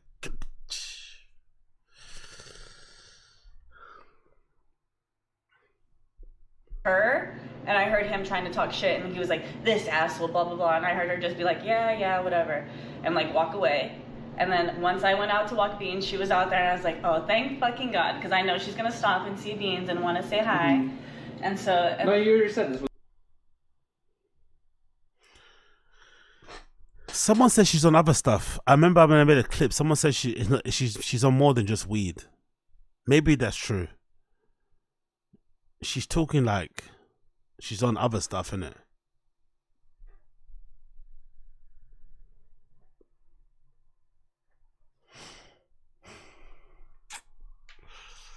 Yeah. Rough life, man. Rough life. Yeah. But she fucking fuck! I literally lost my train of thought. Sorry. Damn. It was about her like calling him like an asshole. And No.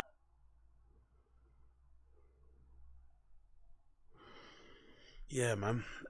I don't believe any of that story. I think they're gonna be in for a rude awakening if they try to pick a fight with a person who's already on edge, allegedly this neighbor, because they've got a newborn baby and they get into neighborly beef. I think they're gonna be very surprised by how quickly this altercation or this battle they're having with this neighbor is gonna escalate. People get really crazy with their kids.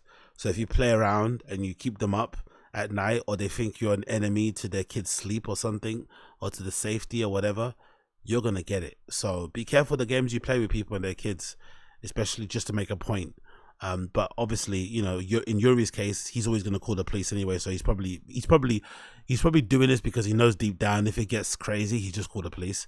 So that's probably why he's doing it. But it's not a fun game to play, especially again when you live with your girlfriend. It's like, you want to make sure she's safe, because maybe you're like, oh, as a guy, you can handle yourself, cool. But what if she comes back home by herself? What if she's like outside by herself? You don't want her to ever cross paths with this guy and then have him, you know what I mean? Like, it's just unnecessary. You should try to like quell the beef and just kind of, you know, pour cold water over it.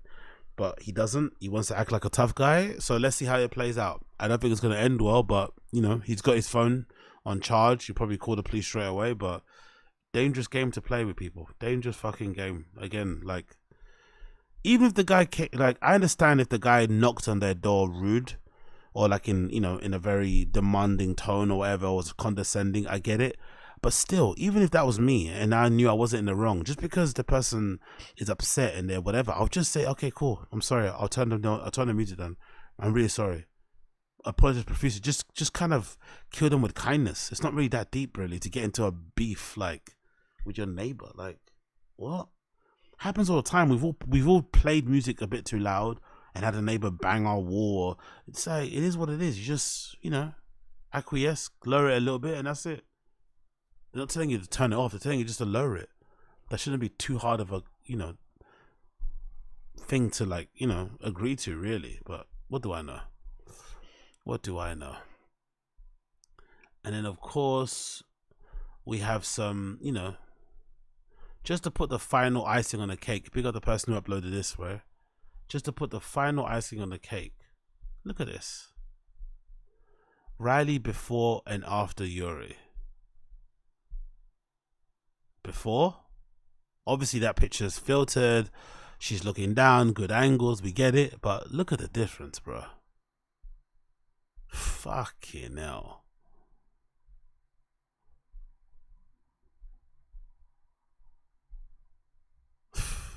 But again, I think a lot of people are like giving her a lot more credit than what she's deserving because she's pretty. I think she's a willing accomplice. She doesn't mind the lights, you know? I think people are being a little bit too forgiving. I think she's perfectly okay with living the way that she does with Yuri. They seem to be happy together. They seem to be made for each other. I think people need to stop with the whole like Yuri's the enemy of her progress. I think they're just as bad as each other, in my personal opinion. I think they're just as bad as each other personally. But I could be wrong. What do I know? Exactly, yeah. Big up Assad, exactly. Looking like a 2-term presidents before and after, exactly. But I think they're both exactly just as worse, just as bad as each other, to be honest. So let's stop with you know, pointing of the fingers and shit. But hey, what do I know? What do I know? Absolutely nada, my friends. I know nothing. I know fucking nothing. Okay, we did that. We did this. Let's quickly go back over here. Let's check if there's anything new here. Boom, boom, boom, boom, boom. Let's go here. What's this one?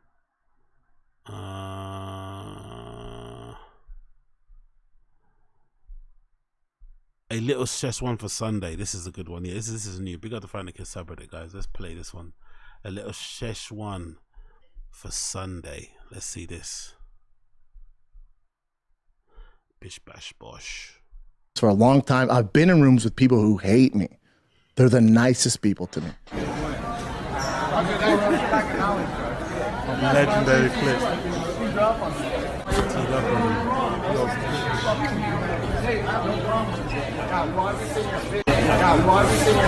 Fucking ass. Remember your career? Pussy.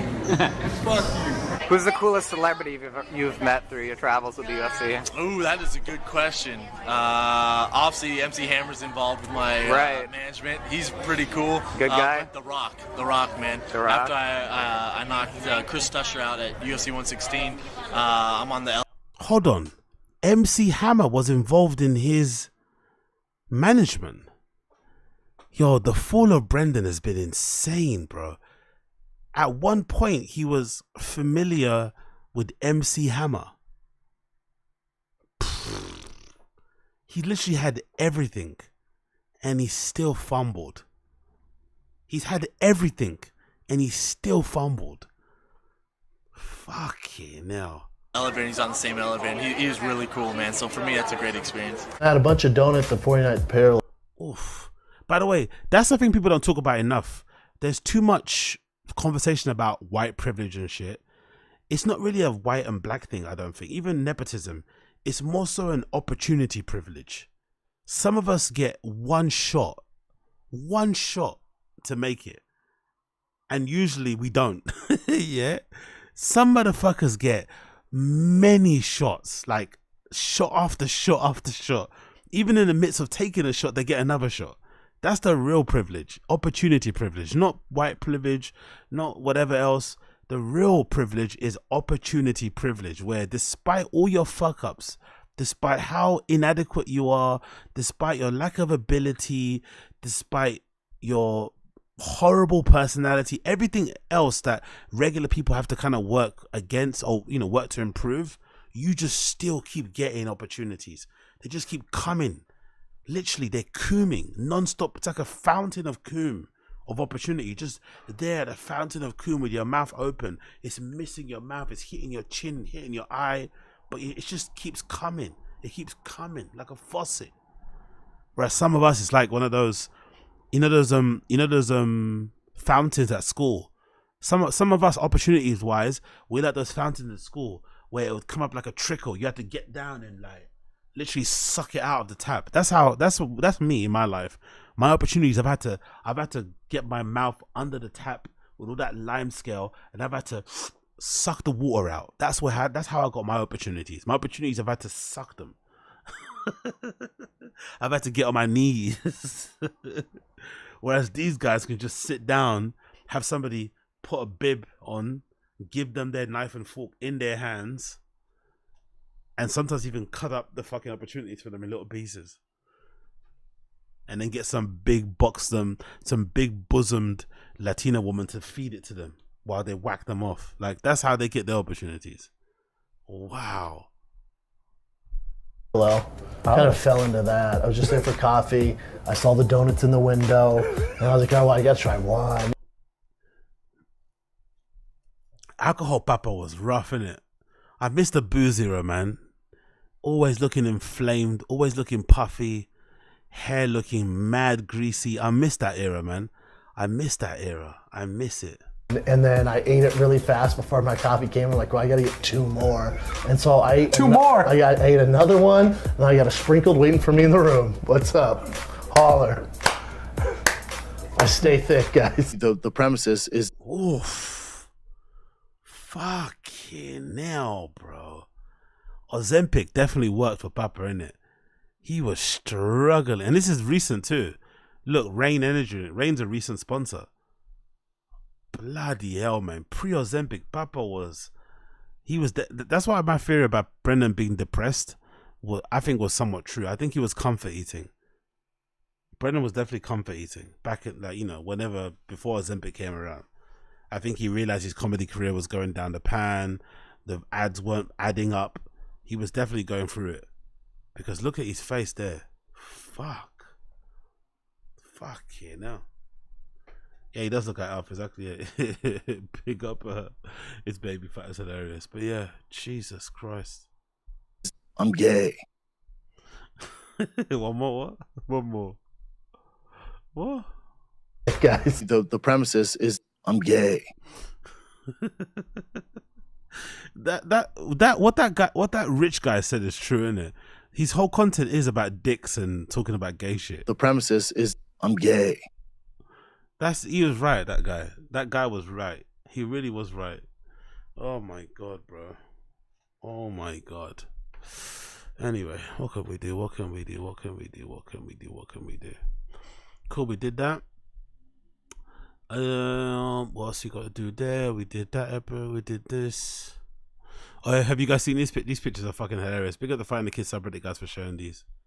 You seen these pictures? You seen these pictures? These Photoshop pictures. Look at this of finally landing a Red Sea at the mothership. Look at Papa. Look at him. Imagine security next to Ariam Tom. Oh, that would be legendary if that was true, isn't it? Finally got a Red Sea. He's working security at Mitzi's. Oh man, what's that? Is that a little Easter egg there with that picture? No, I don't know. I don't know, man. A part of me still thinks if you're Brendan, you have to hate Rogan for not giving you a spot at the Comedy Mothership, man. He literally empowered you and encouraged you to do stand up. He then enabled you to do it at the fucking Comedy Store when you didn't deserve to do it there at the time that you were doing it, especially given how unfunny you were or whatever. And then when he moves to Austin, he suddenly says, nah, no more Comedy Store for you, bro. No more performance. Like, you have to earn it now. Hold on, I didn't need to earn it before. Why didn't you earn it now? I'd be so pissed if I was Brendan. I'd be so pissed at Rogan. Fucking hell. Like, what? Another one. You gotta humble yourself. Whatever it takes. You lead them know. Brendan working as a valet. Oh my God. The fact that he couldn't do this when he was coming up is so insane to me. That would have been fun. He could have had some fun stories if he actually did decide to be a door guy at Comedy Store and work his way up. He would have. Imagine how Imagine how easily Brendan would have endeared himself to the comedy community. Just imagine how easily Brendan would have endeared himself to the comedy community if he just did stand up the right way. Despite all the advantages, imagine if he'd like made it known, yeah, I turned down the deal from Showtime because I really went doing things the right way. Imagine how much credit he would have had in the bank from comedians. Like, wow, man, big up. He turned down $1 million. Did you hear Brendan? Turned down $1 million deal from Showtime to do. He would be so much better off now. He probably might have a I could see a possibility because Brendan was able to finesse a Showtime deal when he didn't deserve one. I could see a scenario or a timeline where Brendan got a Netflix deal. I could see it. He could have easily made that happen for himself. But now that chance is gone. Because, you know, the ego is too much. But god damn, bro. Fucking hell. What can you do? What can you do, Papa? Papa can't do anything right. And that's why we laugh. And that's why we have a hell of a night talking and chatting about these absolute idiotas. Because if they could do stuff right, we wouldn't have anything to talk about, would we? We spoke about that. We spoke about this. We did the whole Shannon Rich thing. Oh, there's also, should we, no, let's play this actually. This is Tony Hinchcliffe is the roast god. Joe Rogan and Derek Poston talking about it on the GRE Experience. So they're talking about Tony Hinchcliffe. Let's see what they say about Tony Hinchcliffe.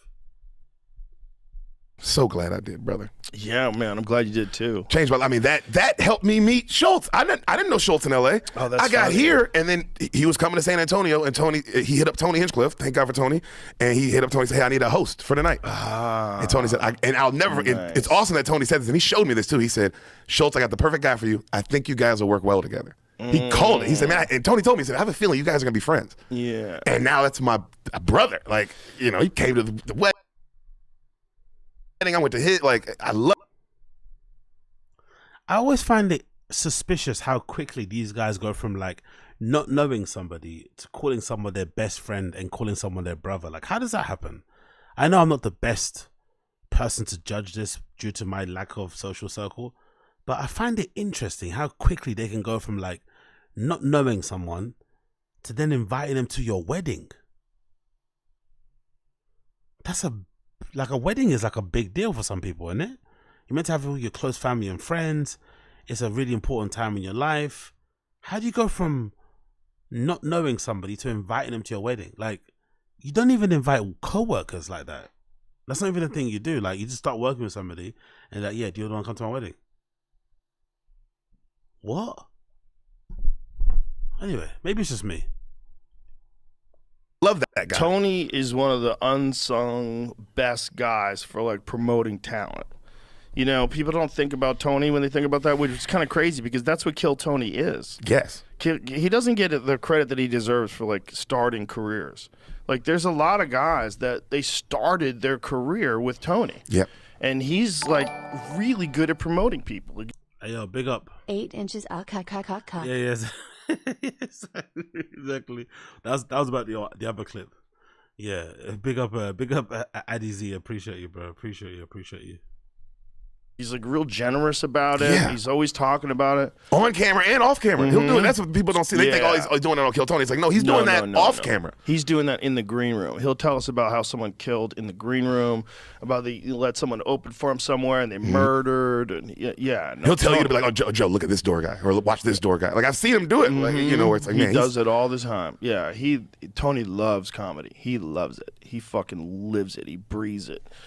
So having that guy in town too was huge. Like Tony moved real early on too. Yeah. You know, but Tony and me, we're best friends. I mean, we've been on the road together like, I don't know, 150 fucking shows somewhere around that range. Probably more than that. Over the years, I mean, I've been doing shows with him for at least 10 years. You know, I don't even know when we started doing shows together, but it had to be before 2014. I think I met him at the Ice House, like way back in the day. And so like, I've seen that dude like really come together. I've seen that dude like really become like a killer comedian. You know, watch him. Is he gonna cry? I'm on the roast last night or Saturday night. God damn, dude. No, but he did kill it though. I watched it on the roast too. Tony Hinchcliffe fucking torch that place to pieces. But I was wondering, when I was watching the roast, I wonder if he's going to have a deal with Netflix soon. I wonder if Kill Tony is going to be a Netflix show soon. I wonder if they're going to go behind a paywall. They are behind a paywall anyway, but I wonder if it will become like a streaming event that happens on Netflix, because they let him do a whole Kill Tony segment to introduce his kind of bit in there. Kind of, you know, if you see it, you know what I mean. I wonder if that's the next step. Continuing on to wondering, there's this cover article, courtesy of Variety. Tony Hinchcliffe got a Variety cover story, actually. Pretty cool. So this is it, courtesy of Variety. It says, stand-up comedian Tony Hinchcliffe on defending Matt Rife, the Kill Tony podcast, and never apologizing after using racial slur in 2021. Yeah, so, and I also predicted, this is my just, again, I don't know nothing about what's going on, but I predicted that I predicted that Kill Tony would eventually become like the marquee, will become like the starting point for Netflix becoming more anti-woke or whatever and leading into being edgy. Because the roast was pretty no holds barred. They didn't really edit jokes. I think the only thing they edited out was Kim Kardashian's booze. So I have a feeling that if they do sign Kill Tony, it'll be like a sign of intent. Like, hey, we did the whole liberal thing, we did the whole left-leaning thing, we did the whole work thing. Now we're gonna go this side and try and, you know, court controversy, have people that say racy, dicey things on our shows. That would then lead to articles and people making YouTube videos that would then drive up the views. I think that's where they're on. I think they're on that core tip. So I think that's why this whole Kill Tony thing is happening on the roast. That's just my theory. Again, I just have a feeling something's happening, you know. Let's continue. Yeah, exactly. Yeah, it was long. It was. That's why my parts are split up into like 4 parts for the film. I couldn't sit down and watch the whole 3 hours. It's too much. So let's read the article here. About Tony. Is it an interview or is it just an article? Oh, it's an interview. Cool. Actually, let's read the whole thing. Let's see what it says here. Fuck it. Is there a rule book for comedy? It's a question igniting fiery debates, especially in today's area of cancel culture, dictating the do's and don'ts of stand-up. But for Tony Hinchcliffe, the idea of conforming to these restrictions is likely as finding a unicorn on a rodeo. There's no room for victim mentality here, said Hinchcliffe. When you step into a dark, dingy comedy club, what you want to see? Think about it like a strip club. Do you want to see girls in a dress, or do you want to see nasty fucking shit? You want ping pong balls flying at your head. Hinchcliffe sits back in a golden chair for his Zoom interview, rocking a plain t-shirt and basketball shorts, reminiscing about the days of his class clown. I love these bits in articles. Whenever they try and make you, picture this and that, it's like, we don't care what he's wearing. Just get into the fucking thing. He was born and raised on the rough and tumble streets of Youngstown, Ohio. His comedy was shaped by a large part by Jim Carrey's goofy antics and the ability to bounce back from the tough responses to his own early attempts at humor. Such as the fellow student who punched him in the face after Hinchcliffe teased him for being walked to the bus stop by his mother. The two went on to become best friends. Who is that? Who's that person? Moving to Los Angeles in 2007, he made a name for himself at the clubs for insulting both the audience and other comics and being willing to broach any topic no matter how sensitive. He began opening for comics like Joe Rogan and Jeff Ross, and later helped Hinchcliffe land writing gigs on Comedy Central Comedy Roast, where he penned Martha Stewart's raunchy zingers for Justin Bieber, among others. In 2013, he launched his podcast Kill Tony with co-host Brian Redband. The podcast is famed for its bucket of destiny, giving aspiring seasoned comedians a shot at performing a stand-up set for 60 seconds and receiving feedback from judges, and getting roasted.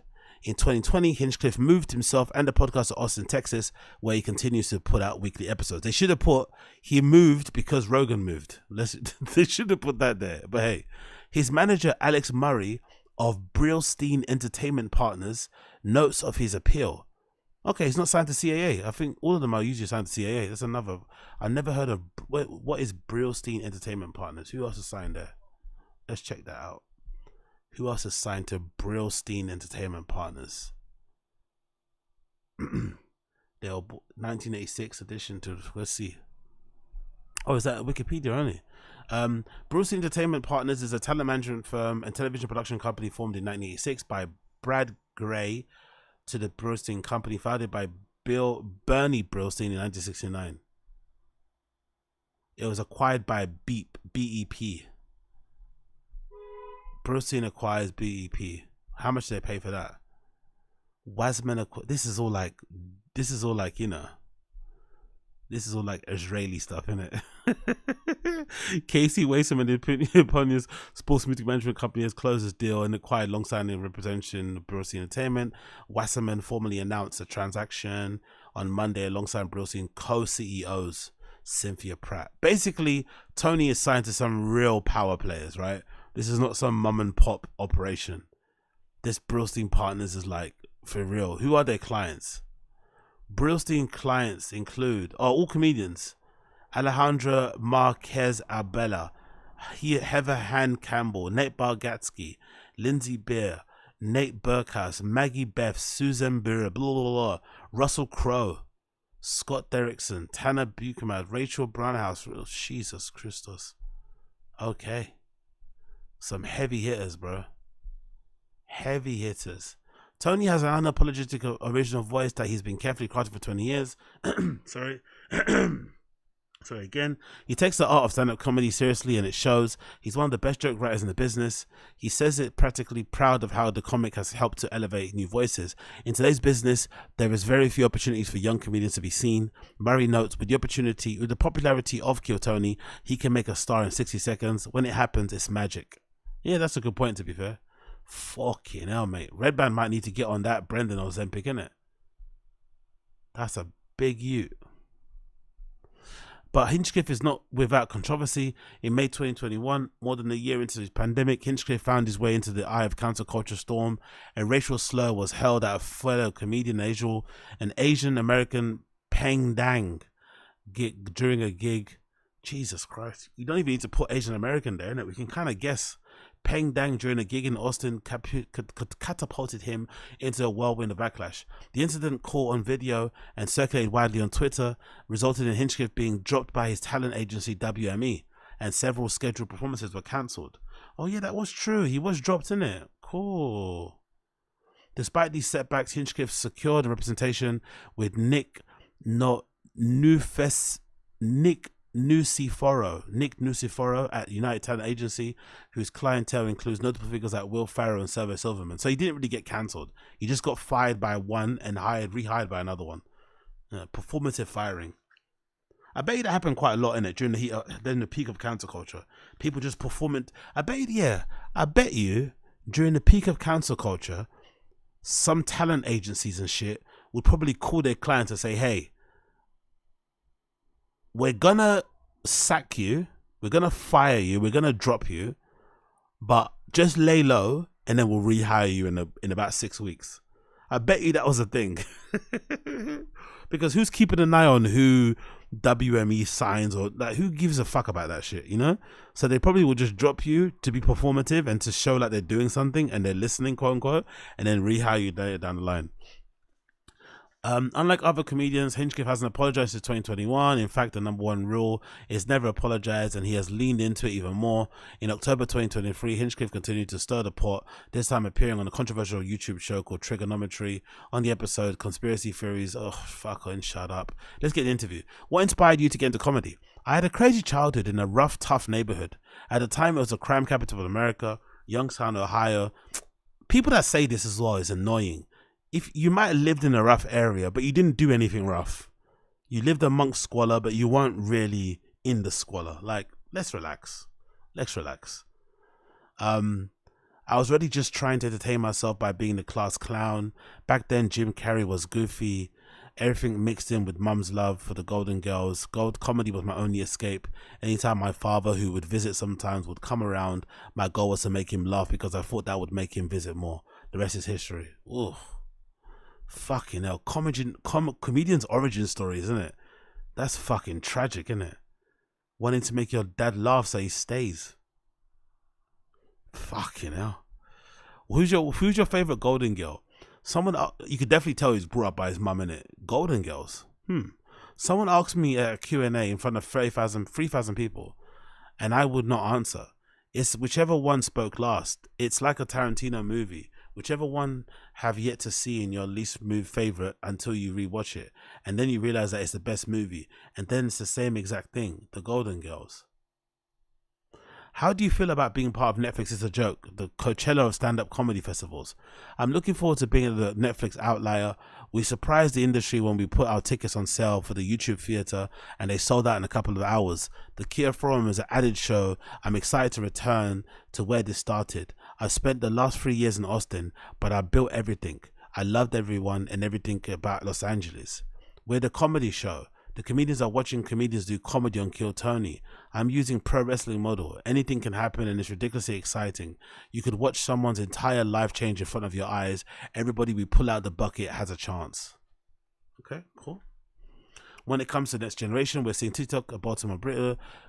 When it comes to the next generation, we're seeing TikTok creators transitioning to funny videos and do stand-up comedy, which is always an easy bridge to close. A Baltimore bridge.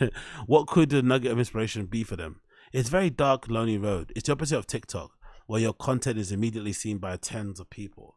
You must be able to present in a room and change your timing, not to be taken lightly. Someone going from a TikTok and expecting to be natural stand-up comedian is equivalent, in my mind, to someone being good at pop-up shot basketball and making as many as they can in 30 seconds to being an NBA player. How many people from TikTok or Instagram Reels are even making it as stand-up comedian? People get Matt Rife confused and blocked in with those people. But my take on Matt Rife is I knew him 11 years ago, opening for Ralphie May, and he was a little star. I bust all of my comedian friends' balls when they bring him up and speak negative about him in the green room. He did the work, he did those things, and he started young and he's built it. You see what I mean about them being haters? You see what I mean? Another evidence. I bust my comedian friends' balls, right, when they bring him up and speak negative about him in the green room. So on any given day, in any green room around America, they're speaking negatively about some comedian that made it. Any given day, these motherfuckers are talking bad about somebody. Like, and the Matt Rife thing, I don't even get the Matt Rife thing, right? Why would you hate on someone like that when it's so obvious why he's successful? Like, part of it is obviously the looks and how young he is and shit. The novelty of it is always gonna, it makes sense. Why would you ever compare yourself to that person? Like, yes, he's done the work anyway, but the novelty of having a very good looking stand-up comedian be that young, and like, it makes sense why he made it. It makes sense why he blew up so quickly. Like the TikTok videos, like, why would you hate that? That's the most easy to explain rise to fame, really. But they still complain. Crazy. And yeah, big up Ralphie May. RIP to him as well for seeing the talent in Matt Rife and getting him on the road and having him opening for him so early. That's fucking sick. Do you feel your move to LA, to Austin, has hindered any opportunities, or can people pretty much have comedy career anywhere? It has hindered nothing. On the contrary, it's freeing to know that we are focused on our stand-up comedy and the podcast instead of being focused on LA or New York's cliches like auditions, pitch meetings, or voiceover gigs, writing jobs, and other distractions. At best, leave you with the boss, a lack of creative control, and probably wanting more money. By having your priorities be on your podcast and doing live shows regularly, we get better at those two things regularly and can relate to one another and do each other's shows to promote the projects we care about. Our favorite comedians from LA, New York come to us now. We can only go there when we have to do big shows. People can have a career from anywhere now, but I still think it's important to be around people that respect and have fun with. It's great for mental health. There's no victim mentality whatsoever in Texas. In Austin, we are hyper aware of the existing freedom of American stand-up comedy, and the audiences here and the people that travel here for the shows know exactly what they're getting into. Everyone wins. That's the interesting thing he said here. So essentially, from this answer, what I'm getting is that podcasting didn't really kill stand-up. It's trying to make it in Hollywood that kills stand-up. So they all got really popular from their pods and doing stand-up. Then they all got giddy and thought that could translate into Hollywood fame. So they were all behind the scenes or secretly auditioning for shows, movies, TV series, hosting gigs. And that was what was taken away from the funny, because they were secretly pining to be in a big movie, to be in a big TV show. That's what they really wanted. That might explain it. That might have some explanation to it. I still think it's only part of the story, but that might have some explanation to it. And now they're all in Austin. There's not much to do there. There is no entertainment industry outside of country. So you only have two options left to do, and that's to concentrate on your stand-up and your podcasting.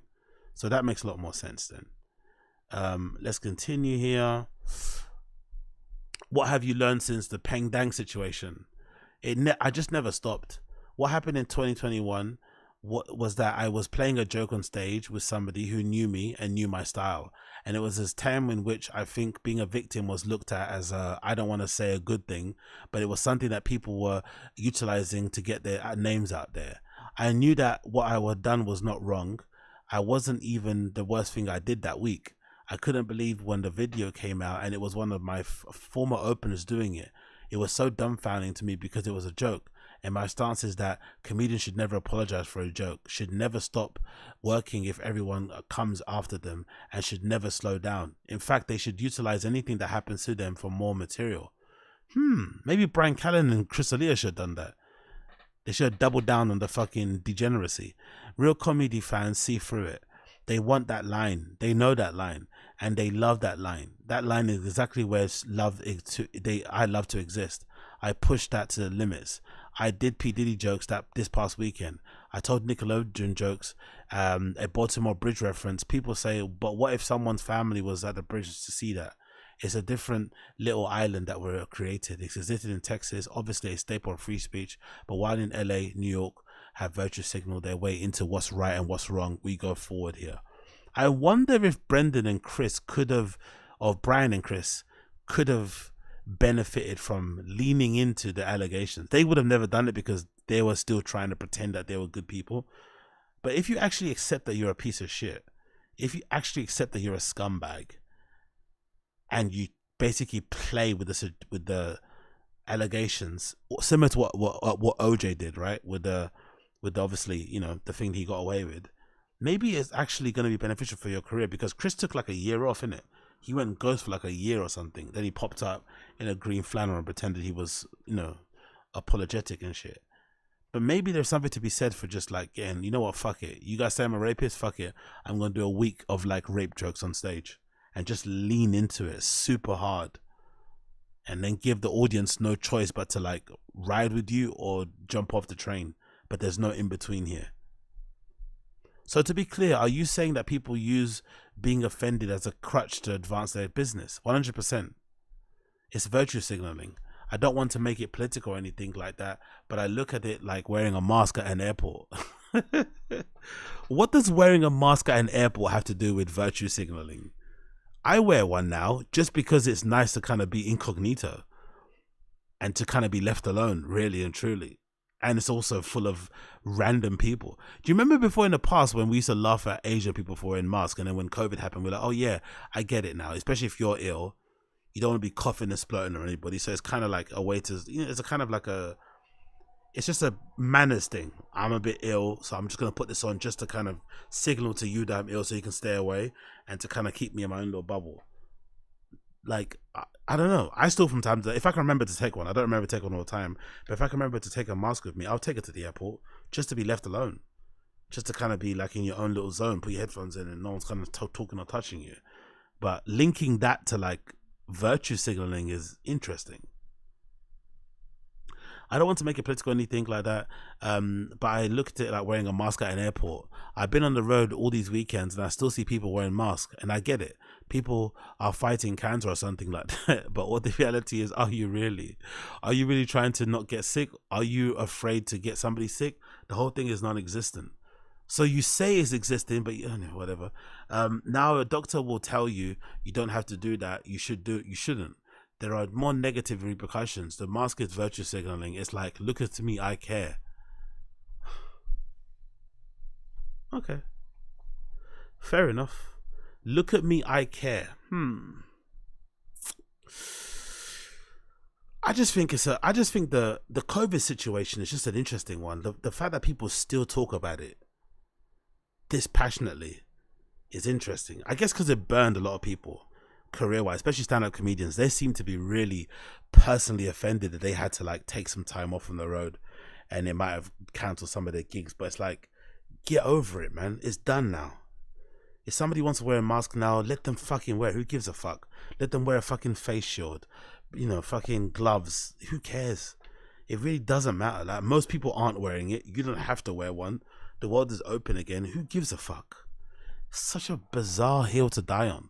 No, it's such a bizarre thing to get annoyed by. Like, getting annoyed that other people are wearing masks when they're driving. It looks dumb. It's funny. But why would it annoy you? They're not doing anything to you. What's your take on people being too sensitive nowadays? Nobody who knows me is not sensitive at all. Nobody who knows me is not sensitive at all. If you look at the profiles of people who are upset, angry, or retweeting cancel situations, you'll see that they are constantly complaining about things. In May 2021, mainstream media had a tight grip on fear and controlling people, but I don't see any sensitivity on the country in my shows. I see people who say, that's the moment. I have a George Floyd joke that I do. That's entirely on me. But if somebody didn't know comedy and wasn't a high-level stand-up fan, they would go, oh, you can't do that.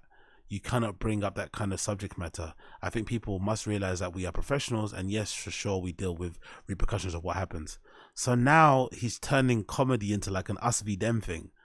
Are you a high-level fan or are you a pedestrian? High-level stand-up comedy fan. What does that even mean? High-level fan. I guess I'm a low-level fan then. I'm not like a high-level one. Sometimes I don't get the jokes. Are you a high-level? If you're only a high-level fan if you get the jokes. Okay. I guess whatever you say, bro. Whatever you say.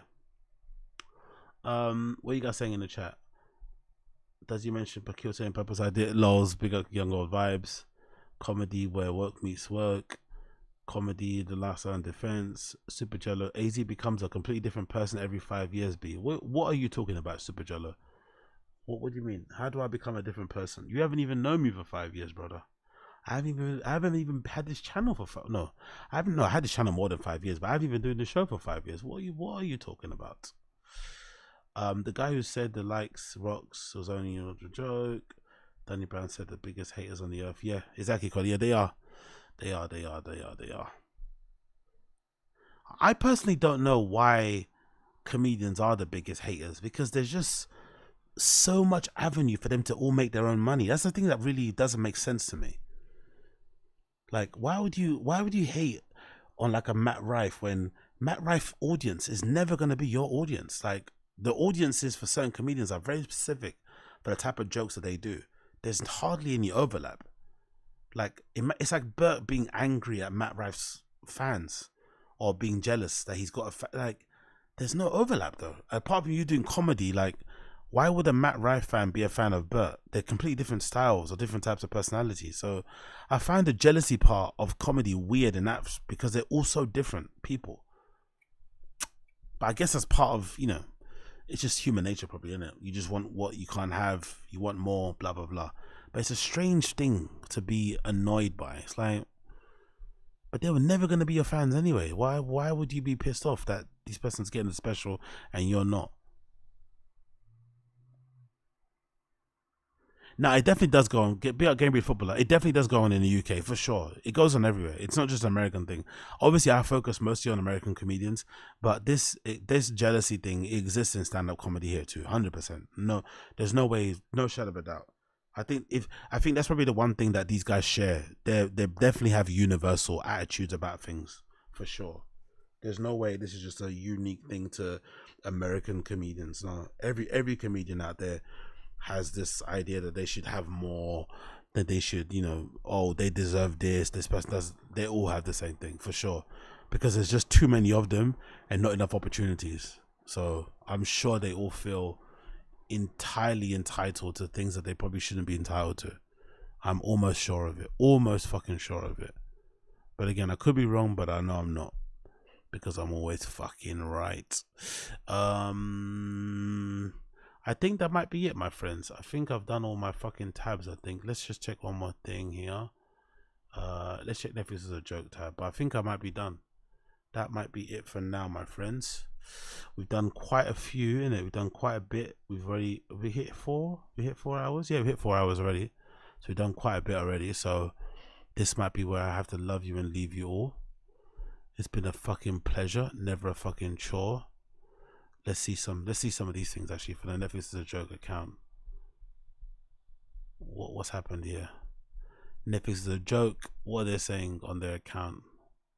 We got Silverman. We got all these people. Jesus.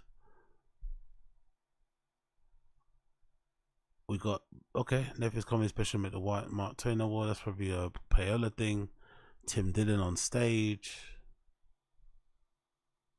Fuck, bro. They spent a lot of money in it. They spent a lot of fucking money on this thing. God damn. I love how they haven't mentioned it at all on the, they've kind of avoided talking about this. But I think we'll probably hear about it next week, right? When Eric Griffin comes back, we'll hear his review of everything that went down. But Jesus, man. Everyone there. Where's that Felipe Esparza? I don't know who the women are. They spent a lot of money on this shit. Fuck yeah, now. All these people. Fair play. Fair fucking play. Thank you, Los Angeles. Who's this? Fortune Farmers, Matt Leone, Sam J. Nice. Fucking hell. Final night at Roast Battle Tournament. By the way, this guy, Adam Ray, his impression of Dr. Phil is fucking hilarious. That might be one of the best episodes of Two Bears, One Cave. If you haven't watched it yet, please do. The fake Dr. Phil, Adam Ray on Two Bears, One Cave. So funny, man. He's really good. Such a good impression. Left is a joke again. Who's this one? Dylan Anadal, whoever that is. I don't know this. Okay, cool. Cool, man. Cool. Netflix is a joke. Everyone's having fun. Everyone's having fucking fun. Anyway, my friends, I have to love you and leave you. It's been a fucking blast. Thank you for chilling. And yeah, man, I'll see you guys again very, very soon. Oops. Something coming through here. Big up Robert Henry Poet. Wagwan, my G. Comedians, we hate each other because we think we all look stupid doing this, and I believe that I can do stupid and goofy better than next man. Yeah, exactly. Yeah, I believe that. I believe that to be true. Robert Henry Poet's right. I think that's definitely the right way to put it. 100%. Secretly despise each other for doing that career, but then obviously, wish that you were as big as the next person, for sure. Big up Robert Henry Poet. That's definitely the perfect way to surmise that. Great way to end the show. Big up Robert Henry Poet. Big up everybody that tuned in. Appreciate all of you. Thank you for hanging out with me. It's been a fucking pleasure, never a chore. Make sure if you are make sure if you're watching the stream still, please like it down below. Give me a little like down below. That'd be greatly appreciated. And yeah, man, I'll see you guys again tomorrow, innit? Tomorrow we're back out again. Back to work, back to regular scheduled programming. So I'll see you all guys again tomorrow. Thank you for tuning in. And for those of you who haven't seen, I've got part 3 of my roast comedy reaction on my Patreon, so check that out. Link is in the description. I've got part 3 out, and part 4, the final part, will be out tomorrow, so definitely check that out. You can see that in my description at patreon.com/Agostino. Join for £1, $1. You get access to that roast battle of Tom Brady reaction on there. If you want to check it out, you can. But apart from that, I'll see all you guys again very soon. Take care, my friends. Be safe, everyone. And I'll see you all again on Monday. Peace.